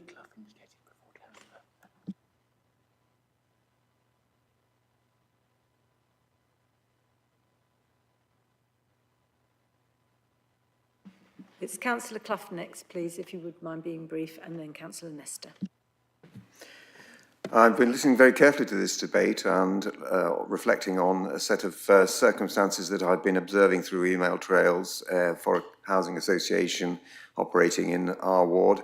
And I do in fact think having a voluntary code that laid out the expectations would be both useful to the councillors and also to fledgling residents associations who are trying to grapple with a failing housing association, and they want something to be able to thump the table with. So I think it's a great idea, and I'd like to support and thank Councillor Martinelli for bringing it forward. Thank you. Thank you, Councillor Clough. Councillor Nestor, please. Thank you. Yeah, just very briefly, I just wanted to respond to Councillor Bick and just basically just to stop putting Councillor Titala down on his legal skills. I won't bring what happened before when he was a mayor, but he's a lawyer and you're not. He's aware of the current legal developments and you're not. And if you want to look at a standing, have a look at a public law book. And we're talking about respecting each other's skills, not putting them down. We're talking about working collaboratively as a whole council. And if we're going to put each other's skills down, it's not going to work. Thank you. Thank you, Councillor Nestor. Now I'm going back to Councillor Lokmatova to second the motion, please. Thank you, Madam Mayor. You have 5 minutes. Okay. You have up to 5 minutes. Yeah, okay. I've got a few points to make. First, this motion is not brought because of an issue in with Peabody in the Market Ward. We do have issues across different wards and particularly in Trumpington, so let's not narrow it down. First thing. The second thing is not about letting anyone down. It's about finding the truth and legitimate information. And there is, in accordance with the Housing Act, the council has got the duty to enforce an action upon the housing associations if they don't, if they fail to fulfill their duties in relation to health and safety. And you can refer to the answer from Jerry Bird in the council question 8. So please. So that's second thing. Even in this group, there seem to have been different opinions as to what we can and cannot do, and whether we are successful or not. And that was exactly the point of this motion. We need to have clear information and the pathways of resolving issues and the right contacts. I'm quite glad that, in other words, you can get exactly to the right people and get it all sorted straight away. Maybe we don't have access to those people and would like to get those contacts shared with us, which I think is kind of a legitimate request. But I just would like to read some of the things that I regularly get from the Housing Association in Trumpington. Maybe this one is just a particularly wrong one and you haven't come across issues like this, but actually I think a lot of us can relate to this. So this is a quote from the resident. Our leasehold management company seems solely focused on profit, showing little regard for the residents' well-being. My main concerns are poor workmanship, neglect, and deterioration. And the next one, I've lived at this property for under 2 years, and I've been told that the previous housing association did the job properly in the good old days. There was a full-time caretaker, the estate was kept well-maintained and in good order. When the new housing association took over, roughly 15 years ago, it all changed. Very little effort is given to general upkeep or routine maintenance. The residents are treated with contempt by the management leaseholders. Leaseholders are bound with rapidly escalating costs. And the final one, which actually I think is very depressing. Many of my neighbors share these concerns, but as residents of social housing development, our voices often go unheard. And that's why we're bringing this motion to acknowledge the problem and find a common ground, whether it's, I know people picked on the name voluntary code. We can call it a forum, but basically it's just healthy relationships and establishing and fostering those relationships. And the second one is true information, so we don't have this debate as to what council can and cannot do. What's the role of the ombudsman? What's the role of the social housing regulator? And what are the routes of enforcing all those things?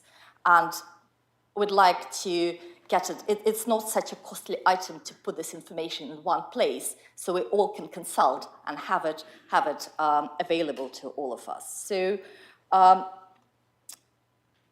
I've personally tried to resolve it. I've written numerous emails. I've met with the residents. I've written to the housing association. The residents, they've tried the complaint system, but nothing has been done so far. So now it's either enforcement through the council, which is possible if it's a health and safety issue, or it's ombudsman, but it's taken a while and residents are still living in those conditions. So I think the relationship between the council and the housing associations is really awkward because they're related, but it's very difficult to explain to residents that even though you live in the property which has been allocated to you by the council, we don't have any role in helping out. So just to cut it all short, I really please vote for our motion. It's the opportunity to make a real difference to real people, and don't just shut it down. Please vote for it. Thank you.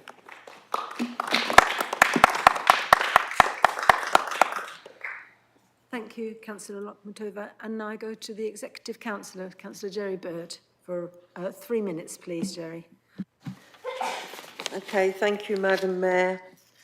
So your first point is housing associations are regulated by the regulator of social housing and come under the housing ombudsman in the same way that local authority landlords do. The mechanism already in place for housing associations require them to have complaints process, which, if followed and the tenant is still dissatisfied, can refer their case to the housing ombudsman. If the housing Ombudsman are receiving high level of complaints that are upheld for a particular landlord, they can conduct a special investigation to understand if there is systemic failings. Likewise, the regulator is also interested in complaints and as part of their consumer standards and as part of the landlord's tenant satisfaction measures. Those are the correct mechanism for tenants to follow, and councillors are welcome to support tenants to report issues such as repairs and follow the complaints process. And if necessary, to complain to the Ombudsman is the tenant is dissatisfied with the outcome. If written consent is given by the tenant, information can be shared with the councillor acting as an advocate for the tenant.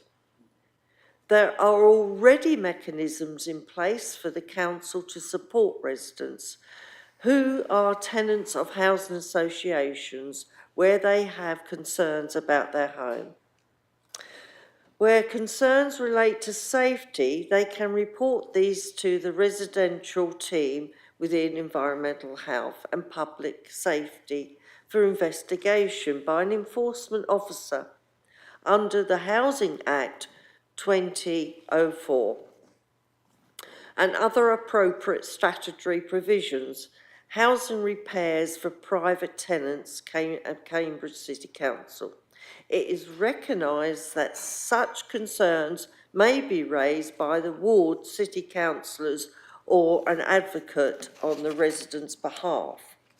On number 2, the Renters' Rights Bill, which is near royal asset, will extend new property database requirements to housing associations to improve transparency, accountability in the rental sector. The database will provide tenants with information about their landlord, managing agent and property details, details of customer service access, internal resolution procedure should be available at each housing association website. Thank you very much. Thank you. I hadn't finished. And now, Councillor Martinelli, if you'd like to conclude. Thank you. Thank you, Madam Mayor. Yes, so thank you for the interesting debate, and I do appreciate the sincerity with which a number of members have engaged with the motion. I think there were a number of points covered, and I think there are a diversity of views, actually, that, in my opinion, strengthen the need for this motion. I appreciate, Councillor Ashton, that you've obviously done some excellent casework, and I'm sure you are, I genuinely am sure you are very effective at doing that. Clearly, that is not a universal experience and could never be a universal experience. And what the motion therefore tries to do is homogenise and share that experience across the council. I think it's been demonstrated very clearly in the debate that a lot of members are unaware of the exact routes. I think certainly Councillor Todd Jones' contribution was news to me and I think was very helpful to hear about, and it seemed almost in support of point 3 at least of the motion. I think regarding the other points, yes, there's a specific issue in Market Ward, but this aims to speak to the general issues across the city. I was not overly keen to focus it entirely on the issues relating to that specific housing association, which we are working together with the housing association to hopefully provide a positive resolution.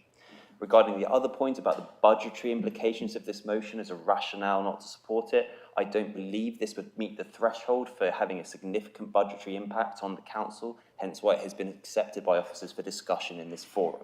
So overall, I think we, as I said right at the start, I don't think this is a radical motion because it's very difficult to radically change the way, given the constraints we are all working in on this issue, but I hope it would provide some incrementally positive steps, which I think have been brought out in the debate. So I remain supportive of supporting this motion unexpectedly. Thank you very much. We now move to the vote on the motion, please.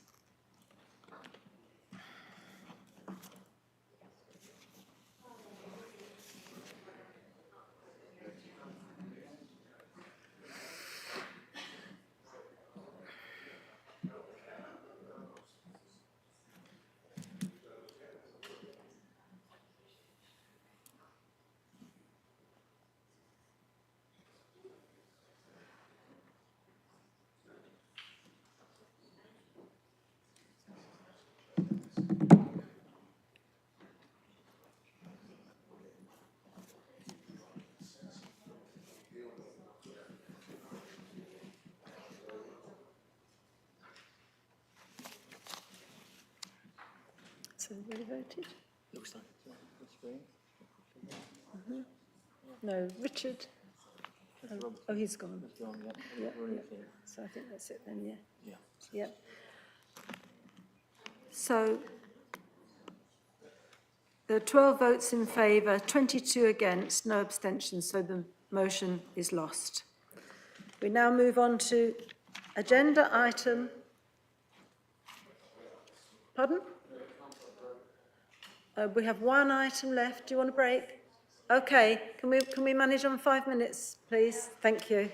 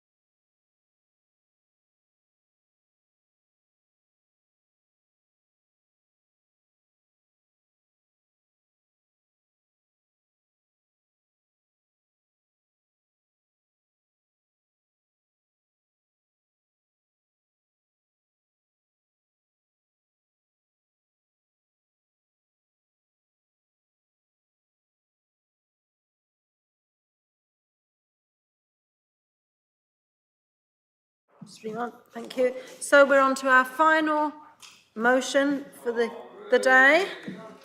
Agenda item 16C. This is a motion, please. A motion on notice from Councillor Rosie Moore. I understand there is an alteration to the motion, which can be found in the additional information pack. I understand there has been an agreement from the movers of the amendments to be presented. Can the Chamber signify agreement, please? Could we do it by show of hands?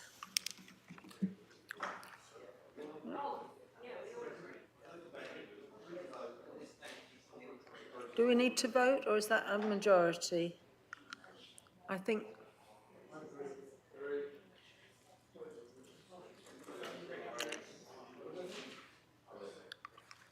Do we take that as agreement? Yeah, thank you. So, Councillor Moore, would you like to move the motion as amended, I believe, yeah? Thank you. Can I just check the timings, how it works? Because obviously we've got two amendments. I'm proposing, do I then separately get to respond to the two amendments, or should I... Defer to... Is it collective time? Yes, she gets to say. Yes, you do, yes. I can go again after. Oh, the floor is mine, people. Sorry, Councillor Moore, we misunderstand. Oh, you're backtracking. Yeah. And that's for the motion and the amendments? Yes, absolutely. You sure? Yeah? Yeah, you don't have your right of reply. Okay, so you do have a right of reply, but it is a collective time for your motion and your amendments. Thank you. Recent research has found that the loss of ice from the Greenland and Antarctic ice sheets has quadrupled since the 1990s due to global warming and is now the main cause of sea level rise. The world is currently on track for 2.5 to 2.9 degrees centigrade of global heating, which would almost certainly be beyond tipping points for the collapse of those ice sheets, which would lead to a catastrophic 12 metres of sea level rise. Even just the 20 centimetres of sea level rises we could be seeing by 2050 will have devastating impacts on coastal communities. Combined with the impacts on food production, health, nature, and global weather systems that this heating will have around the world, we must act now for ourselves, our children, and future generations. Retrofitting our buildings is a perfect example of the way that work to mitigate the climate crisis can bring many co-benefits. To me, it's a no-brainer. We know that Britain has the leakiest homes in Europe, meaning that many of our residents are living in cold, drafty homes that are unnecessarily expensive to heat. Investing in insulating those homes will bring savings on energy bills, vital at any time, but particularly now with the cost of living crisis. It creates healthier homes in terms of improved internal air quality and homes that are warmer in winter and cooler in summer, which will be of increasing importance due to the changing climate that we're already facing. Plus, of course, there are the huge opportunities to create new, highly skilled jobs. I would like to take this opportunity to thank our excellent expert officers that have been working on retrofitting our own council buildings, our council housing stock, and supporting homeowners across the city and, in fact, across Cambridgeshire through the Action on Energy Partnership, which our officers have been leading on. The excellent guide this council commissioned, Retrofitting Your Home, which gives clear examples of how to retrofit the 7 most common house archetypes, is being used by residents and councils around the UK, and the combined authority recently added to it with additional archetypes found across the county. We have been successful over the last few years in applying for government grants to invest in local homes. However, applying for these grants and then spending the money has become more and more difficult. Firstly, through the unnecessary competitive nature, which pits councils against each other, when in reality we're partners with many councils and keen to learn from and work with each other. Secondly, by the additional restrictions that the previous government kept adding to the grants, even after we'd been granted them, reducing the number of homes that were eligible to have work done on them. Therefore, we're calling on the new Labour government to review the way in which this funding is managed and to move away from the current short-term competitive and overly restrictive system. I'd also just like to note the recent council restructure through transformation, which has brought all our officers working across the council on retrofit into one team. Thank you. I hope that you will support this motion.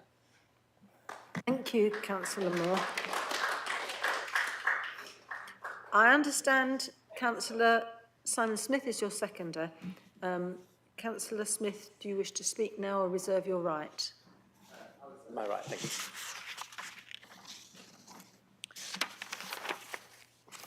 So, members, we have two amendments and we will move each in turn before debate.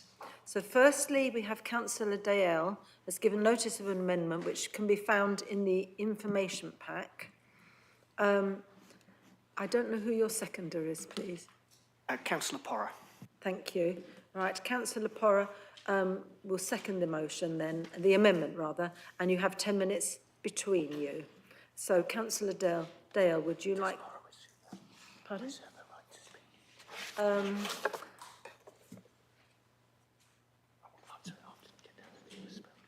Sorry?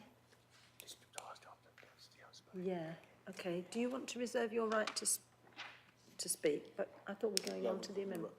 I think it must be, yes, yeah. So, Sorry, I'd like to propose my amendment. Yeah. Thank you, Madam Mayor. So I wish to propose this amendment to Councillor, not Smith, is it? Sorry, Moore's motion on retrofit dividends.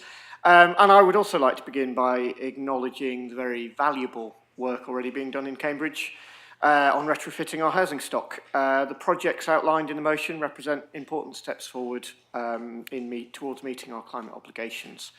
However, in the face of a climate emergency, steps are not enough, and we need to be making greater and greater strides forward. And that's what this amendment seeks to try to help to achieve. Having just been returned to council from a 3-year break, I am struck by how little has changed in this administration's approach to these issues. Once again, we're presented with a motion largely of self-congratulation followed by minimal new commitments. 4 pages listing what we're already doing and barely a paragraph on future action. This pattern of extensive backpatting rather than forward planning has become all too familiar. I also find it curious that the Labour administration has needed to amend its own motion. If the original was fit for purpose, why the need for revision? But it suggests either insufficient preparation or an admission that the original motion lacked substance from the outset. To move to the amendment, we propose setting clearer, more ambitious targets, specifically upgrading 100% of our council properties to the EPC Band C or above by 2030. This isn't just an arbitrary number, it's a commitment that must be made if we want to match the scale and urgency of the climate emergency. It could also establish Cambridge as a national leader in housing energy efficiency and creates a very clear benchmark, a very clear target against which we can measure our own progress. Unlike some who may seek to pit one climate project against another, the Liberal Democrats understand that climate action requires a comprehensive approach. We do believe we can invest in the civic quarter redevelopment to create an energy efficient civic hub and accelerate our housing retrofit programme. This shouldn't be an either or. It's about ensuring all our buildings are fit for a low carbon future. What we're proposing is a smart investment with clear returns, lower bills for residents, reduced carbon emissions and healthier homes. Every pound spent on retrofitting pays back multiple dividends. We believe Cambridge residents deserve that investment sooner rather than later. Importantly, the 2030 target aligns us with the government's own stated requirements. The Council's Housing Revenue Account Budget Setting Report, which I do still read, acknowledges that our current 2035 timeline is 5 years behind what the government requires of social landlords. That report also highlights a £20 million funding gap without government support. Precisely why our amendment builds on the motion's call for consistent government funding by specifying the reinstatement of the full Green Prosperity Fund. One might wonder why our colleagues aren't more concerned about meeting that current 2030 requirement. And I just hope that they do not anticipate their colleagues in Westminster will do further backsliding on these commitments and relax these deadlines as they have relaxed many others. If so, that would be a very disappointing development for both our climate goals and for our residents struggling with energy costs. We also propose a Cambridge retrofit partnership between the council, local businesses and community organisations. Why? Well, because the climate emergency demands we pool our resources and expertise rather than working in silos. And we also shouldn't forget private rented accommodation, where our amendment proposes a dedicated advice service for private renters, helping them understand their rights. Finally, we must be honest about the national picture. The Labour government promised a green prosperity plan during the election. What we've seen delivered has been scaled back with inadequate funding for local authorities. Our amendment hopefully helps in the call to government to honour its commitments in full and to recognise the specific challenges that are faced by a historic city like Cambridge.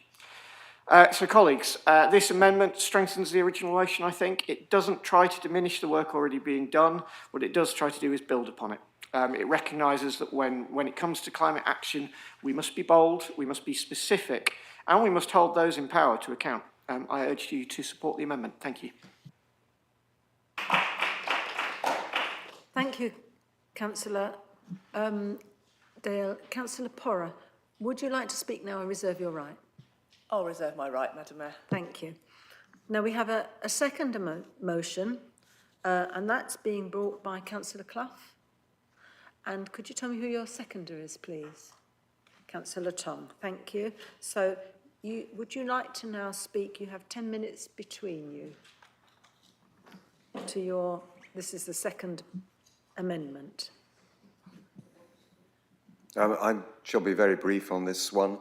Essentially, I still remain deeply troubled about the focus on the civic quarter project, and in view of the large numbers of houses that need refurbishing and retrofitting in the city, I think far better returns will be achieved by diverting the funds from the civic quarter project to those houses, and it will have immediate impact on those who are struggling with the cost of living crisis.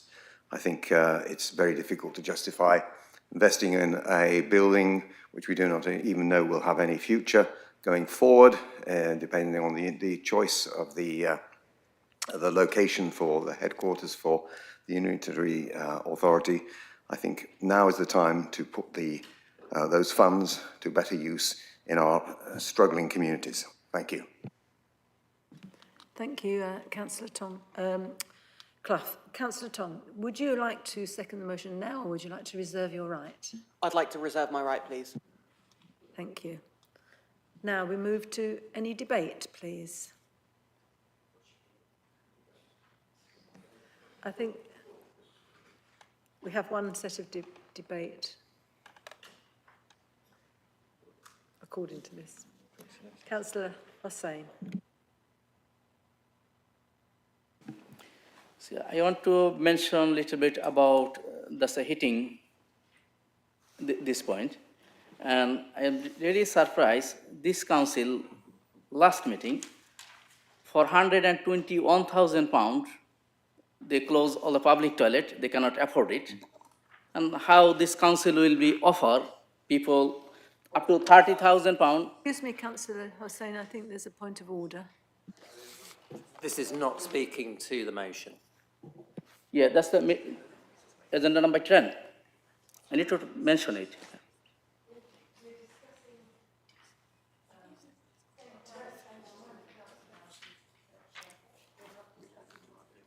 So what about her motion? It is not debate, anything, no voting. Yeah, that's what I'm saying. So could you please make sure that what you say addresses the motion, please? yeah. And this council will be offered up to £30,000 grant for a house for improving their heating. This will be big cost effective, and we get very little return from there. And after that, when the funding will be finished, and it will be another issue. So some people already start, they get this fund, somebody will not get the fund, and it will be embrace this private landlord, because they cannot fulfill this up to £30,000 to improving this heating system. They're pointing, okay, council can do why you cannot do. So we need to think wisely before make any promise, how much money we have in our pot, how much we can afford, not give a big jump, we'll make 1.5 million home in UK within 5 years, not give a people certainly hope like this, and we cannot deliver these things. Thank you, Mr. Mayor.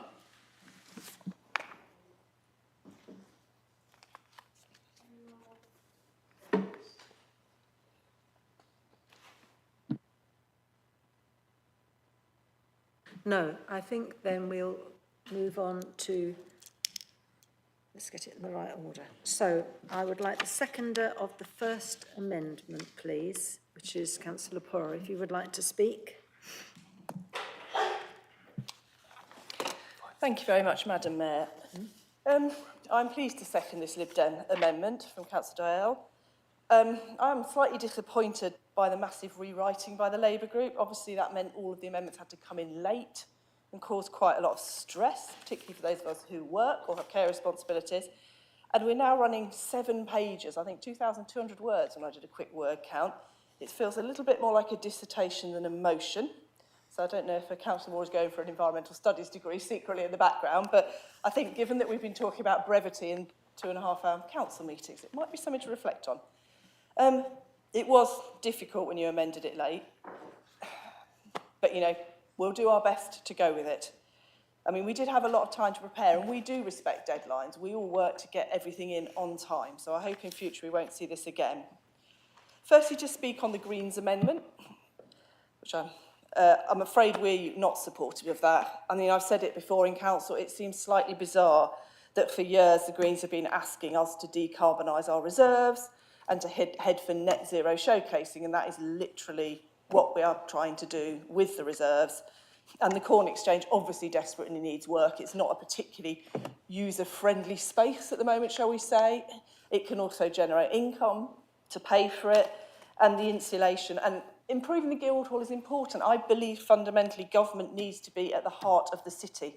I do not like the idea of moving local government out to some cheaper building somewhere. This is our building, and we can make it work for the residents and the businesses in the city, and we should do that. It's not either or, as Councillor Taylor said earlier. And I think, you know, we don't want short-term populism. We want long-term things, and we will work with the ruling group when that's in the interest of the city, despite their best efforts to shut down various other times to work together, including the previous motion. On our amendment, we feel this is relevant and necessary, and we do urge the ruling group, the Greens and the Conservative, to support this. We appreciate that your motion does ask the current government, in fact criticise them for not making long-term plans for these funding bids, which is a really valid point. But we need to have something embedded in our city as well, and that's what our amendment does. It brings it back, for example, to our council stock. If we have an ambitious aim for 2030, I hope that would give us a louder voice to say to government, come on, let us lead on this. You know, Cambridge is meant to be an exemplar city, leading the UK in its science and tech. Surely this would help. I mean, frankly, our council stock needs all the help it can get, as does our private rented accommodation. We know some of the conditions of that is really poor, and I'm not overly helpful that landlords are going to be able to get it up to speed without some help and better advice. And our historic city has particular challenges. You know, it's a conservation area, there's a lot of older properties. So this is what Councillor Dale's amendment tries to do. Who wouldn't want to be leading the UK in this? For our council tenants, for our private renters and for owner-occupiers. We really would like you to support our amendment. It's a very small addition to a very, very long motion, but I think it adds value and locally focused commitments in far fewer words. I hope you will do this. Even if you don't, I think we will support your motion, as there are some things there that obviously are desirable. Having funding brought forward by the government is important, but we will be really disappointed if you don't try and also focus that on the City of Cambridge and its residents. Thank you, Madam Mayor. Thank you, Councillor Porrer. And now I'd like to ask Councillor Tong to second the second amendment, please. Thank you. Now, although I appreciate the sentiment behind the statement, it's not either or, we have to accept that our budget is limited and we have to choose priorities and choose where this money is going. And the point of our amendment is trying to say we would much rather spread out the benefits of retrofit work beyond just the centre of the city. There are very, very deprived areas all around the city, and there is good work the council is doing, such as at Ditton Field, which we mention in our amendment, towards addressing some of these problems. This needs to be where we are prioritising, so because of that, I am very proud to be supporting this amendment. Thank you, Councillor Tong. Councillor Smith, as seconder of the original motion, would you speak now, please? Before we start the clock, I've got a declaration of interest to make. My wife formerly worked for the County Council and she initiated the retrofit programme for County Council schools, secondary schools and primary schools across the county, and she's now set up a company where she's a consultant. I have an interest in that company because she's a very generous person, and she's just recently written a case study on Cambridge City Council's work in retrofit. I have not borrowed from that piece of work because it relates to the capacity building that the council's partnership with authorities right across Cambridge and Peterborough has been able to develop. And I've had a passionate interest in retrofit for many years. So responding to the existential threat of climate change is a priority across all of this Labour Council's policies, plans and services. This motion demonstrates that this Labour Council doesn't just talk about its commitment to the environment and tackling climate change. It delivers through leadership and innovations in policies, capital programmes, council house building, services and capacity building across the public and private sectors. Retrofit is difficult. It requires detailed surveys and assessments, planning coordination of multiple trades and funding. And a fundamental barrier is that the cost cannot be justified on financial savings alone. In the case of council housing retrofit, savings from heat costs and renewable energy generation, they accrue to tenants, not the council. And this creates a barrier to public borrowing to fund large-scale retrofit, but it's the multiple dividends that are of considerable value to the planet and people. Councillor Moore has recited those, but they're so important. I'll say them again. It mitigates climate change to lower fossil fuel emissions, adapts to climate change by keeping homes cooler during more frequent and extreme heat waves, and of course, warmer in winter. And that improves public health and crucially, productive health life expectancy due to better insulation, ventilation, indoor air quality, which protects residents from asthma and bronchial illnesses.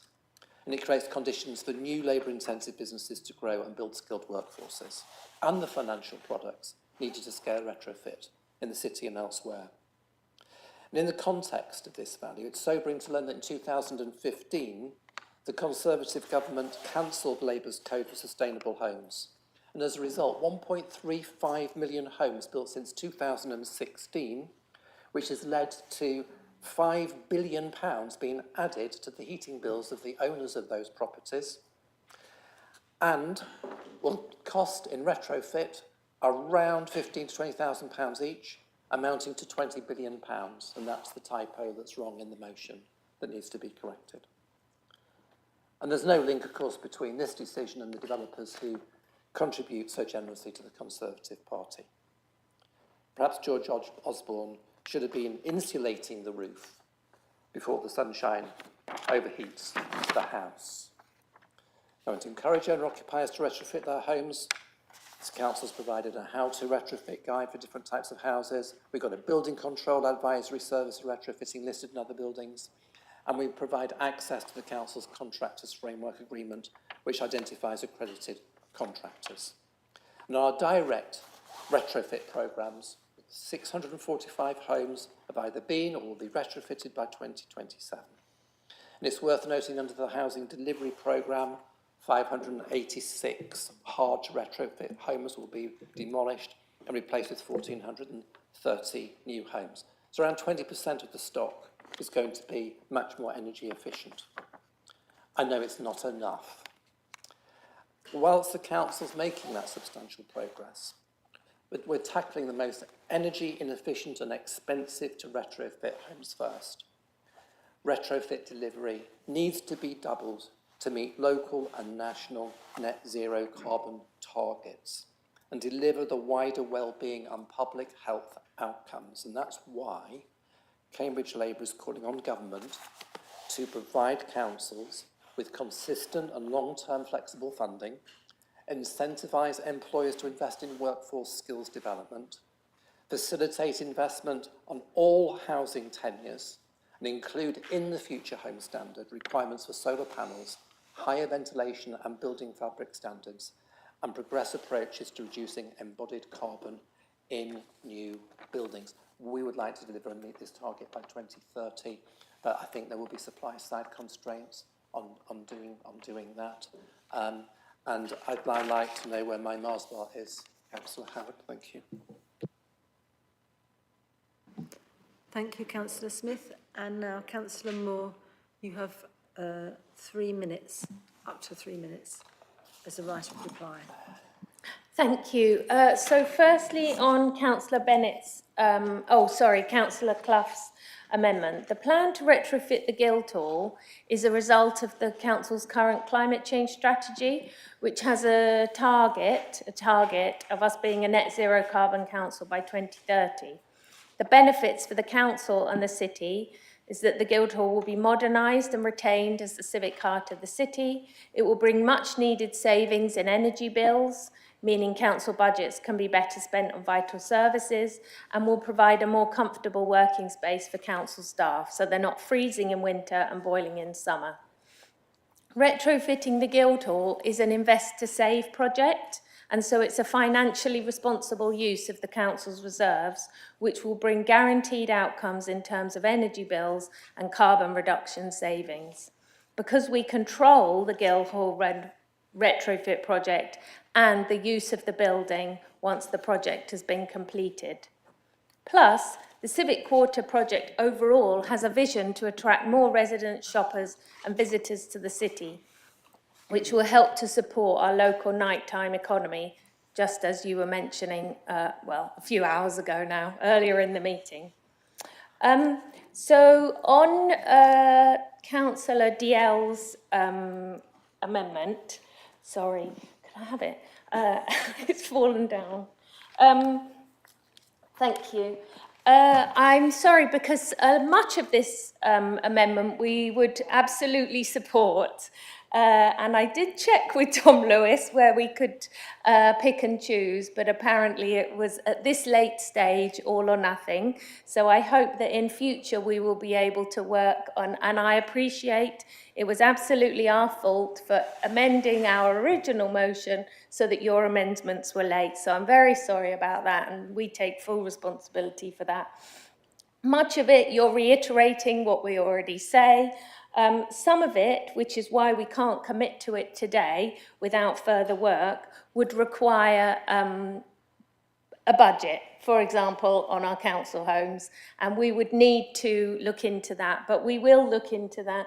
We commit to that, to looking into the reality of achieving the 2030 target. We actually take our 2030 targets very seriously, and it's good to have ambitious targets, but also ones that you have a plan for achieving. And that's what we hope to bring back to you, and I'd be happy to work with you on that. I hope that this motion will be unanimous. Ooh, that came up. Thank you very much, Councillor Moore. So now we have 3 votes. So the first vote, we are voting on the amendment as brought by Councillor Dale. if you would like to vote on that one.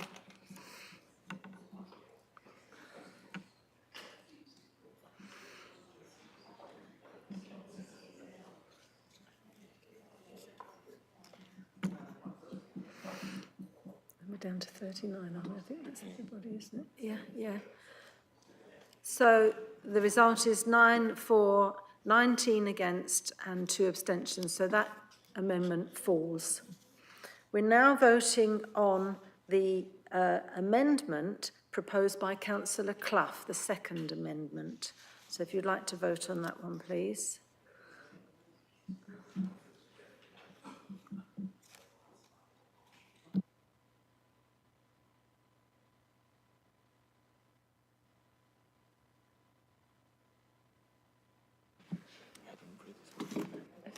Everyone's voted. Oh, Karen's gone. She's gone. Yeah. Yeah. So that's 5 in favour, 26 against, no, 27 against, no amendments. So that amendment also falls. So now we move to the vote on the original motion as amended by Councillor Moore. The original motion.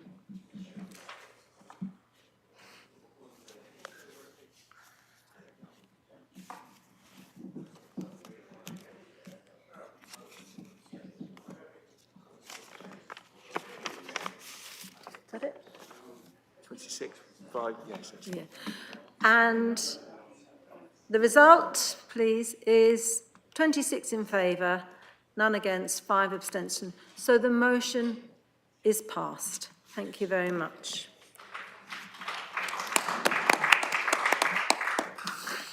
Good. So our final item is... Please, councillors. Yeah, our final item is just to note the written questions. So I just wanted to say a couple of things at the end of this, my first meeting. I just have a reassurance for Councillor Bick, who was very concerned about active travel, to say that I will not be driving around in a limousine as mayor. I will continue, as I have done, as deputy mayor and arrive at most events on my bike.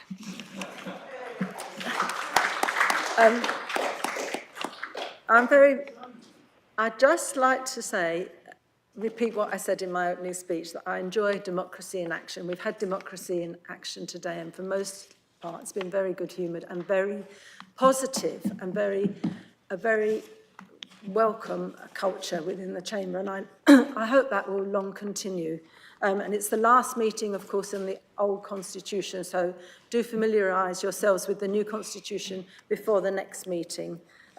You are a very, very dedicated and hard-working bunch of colleagues, and as ever, it's a pleasure. So have a lovely evening. Thank you for your work, and I will see you again before too long. Thank you. Bye-bye.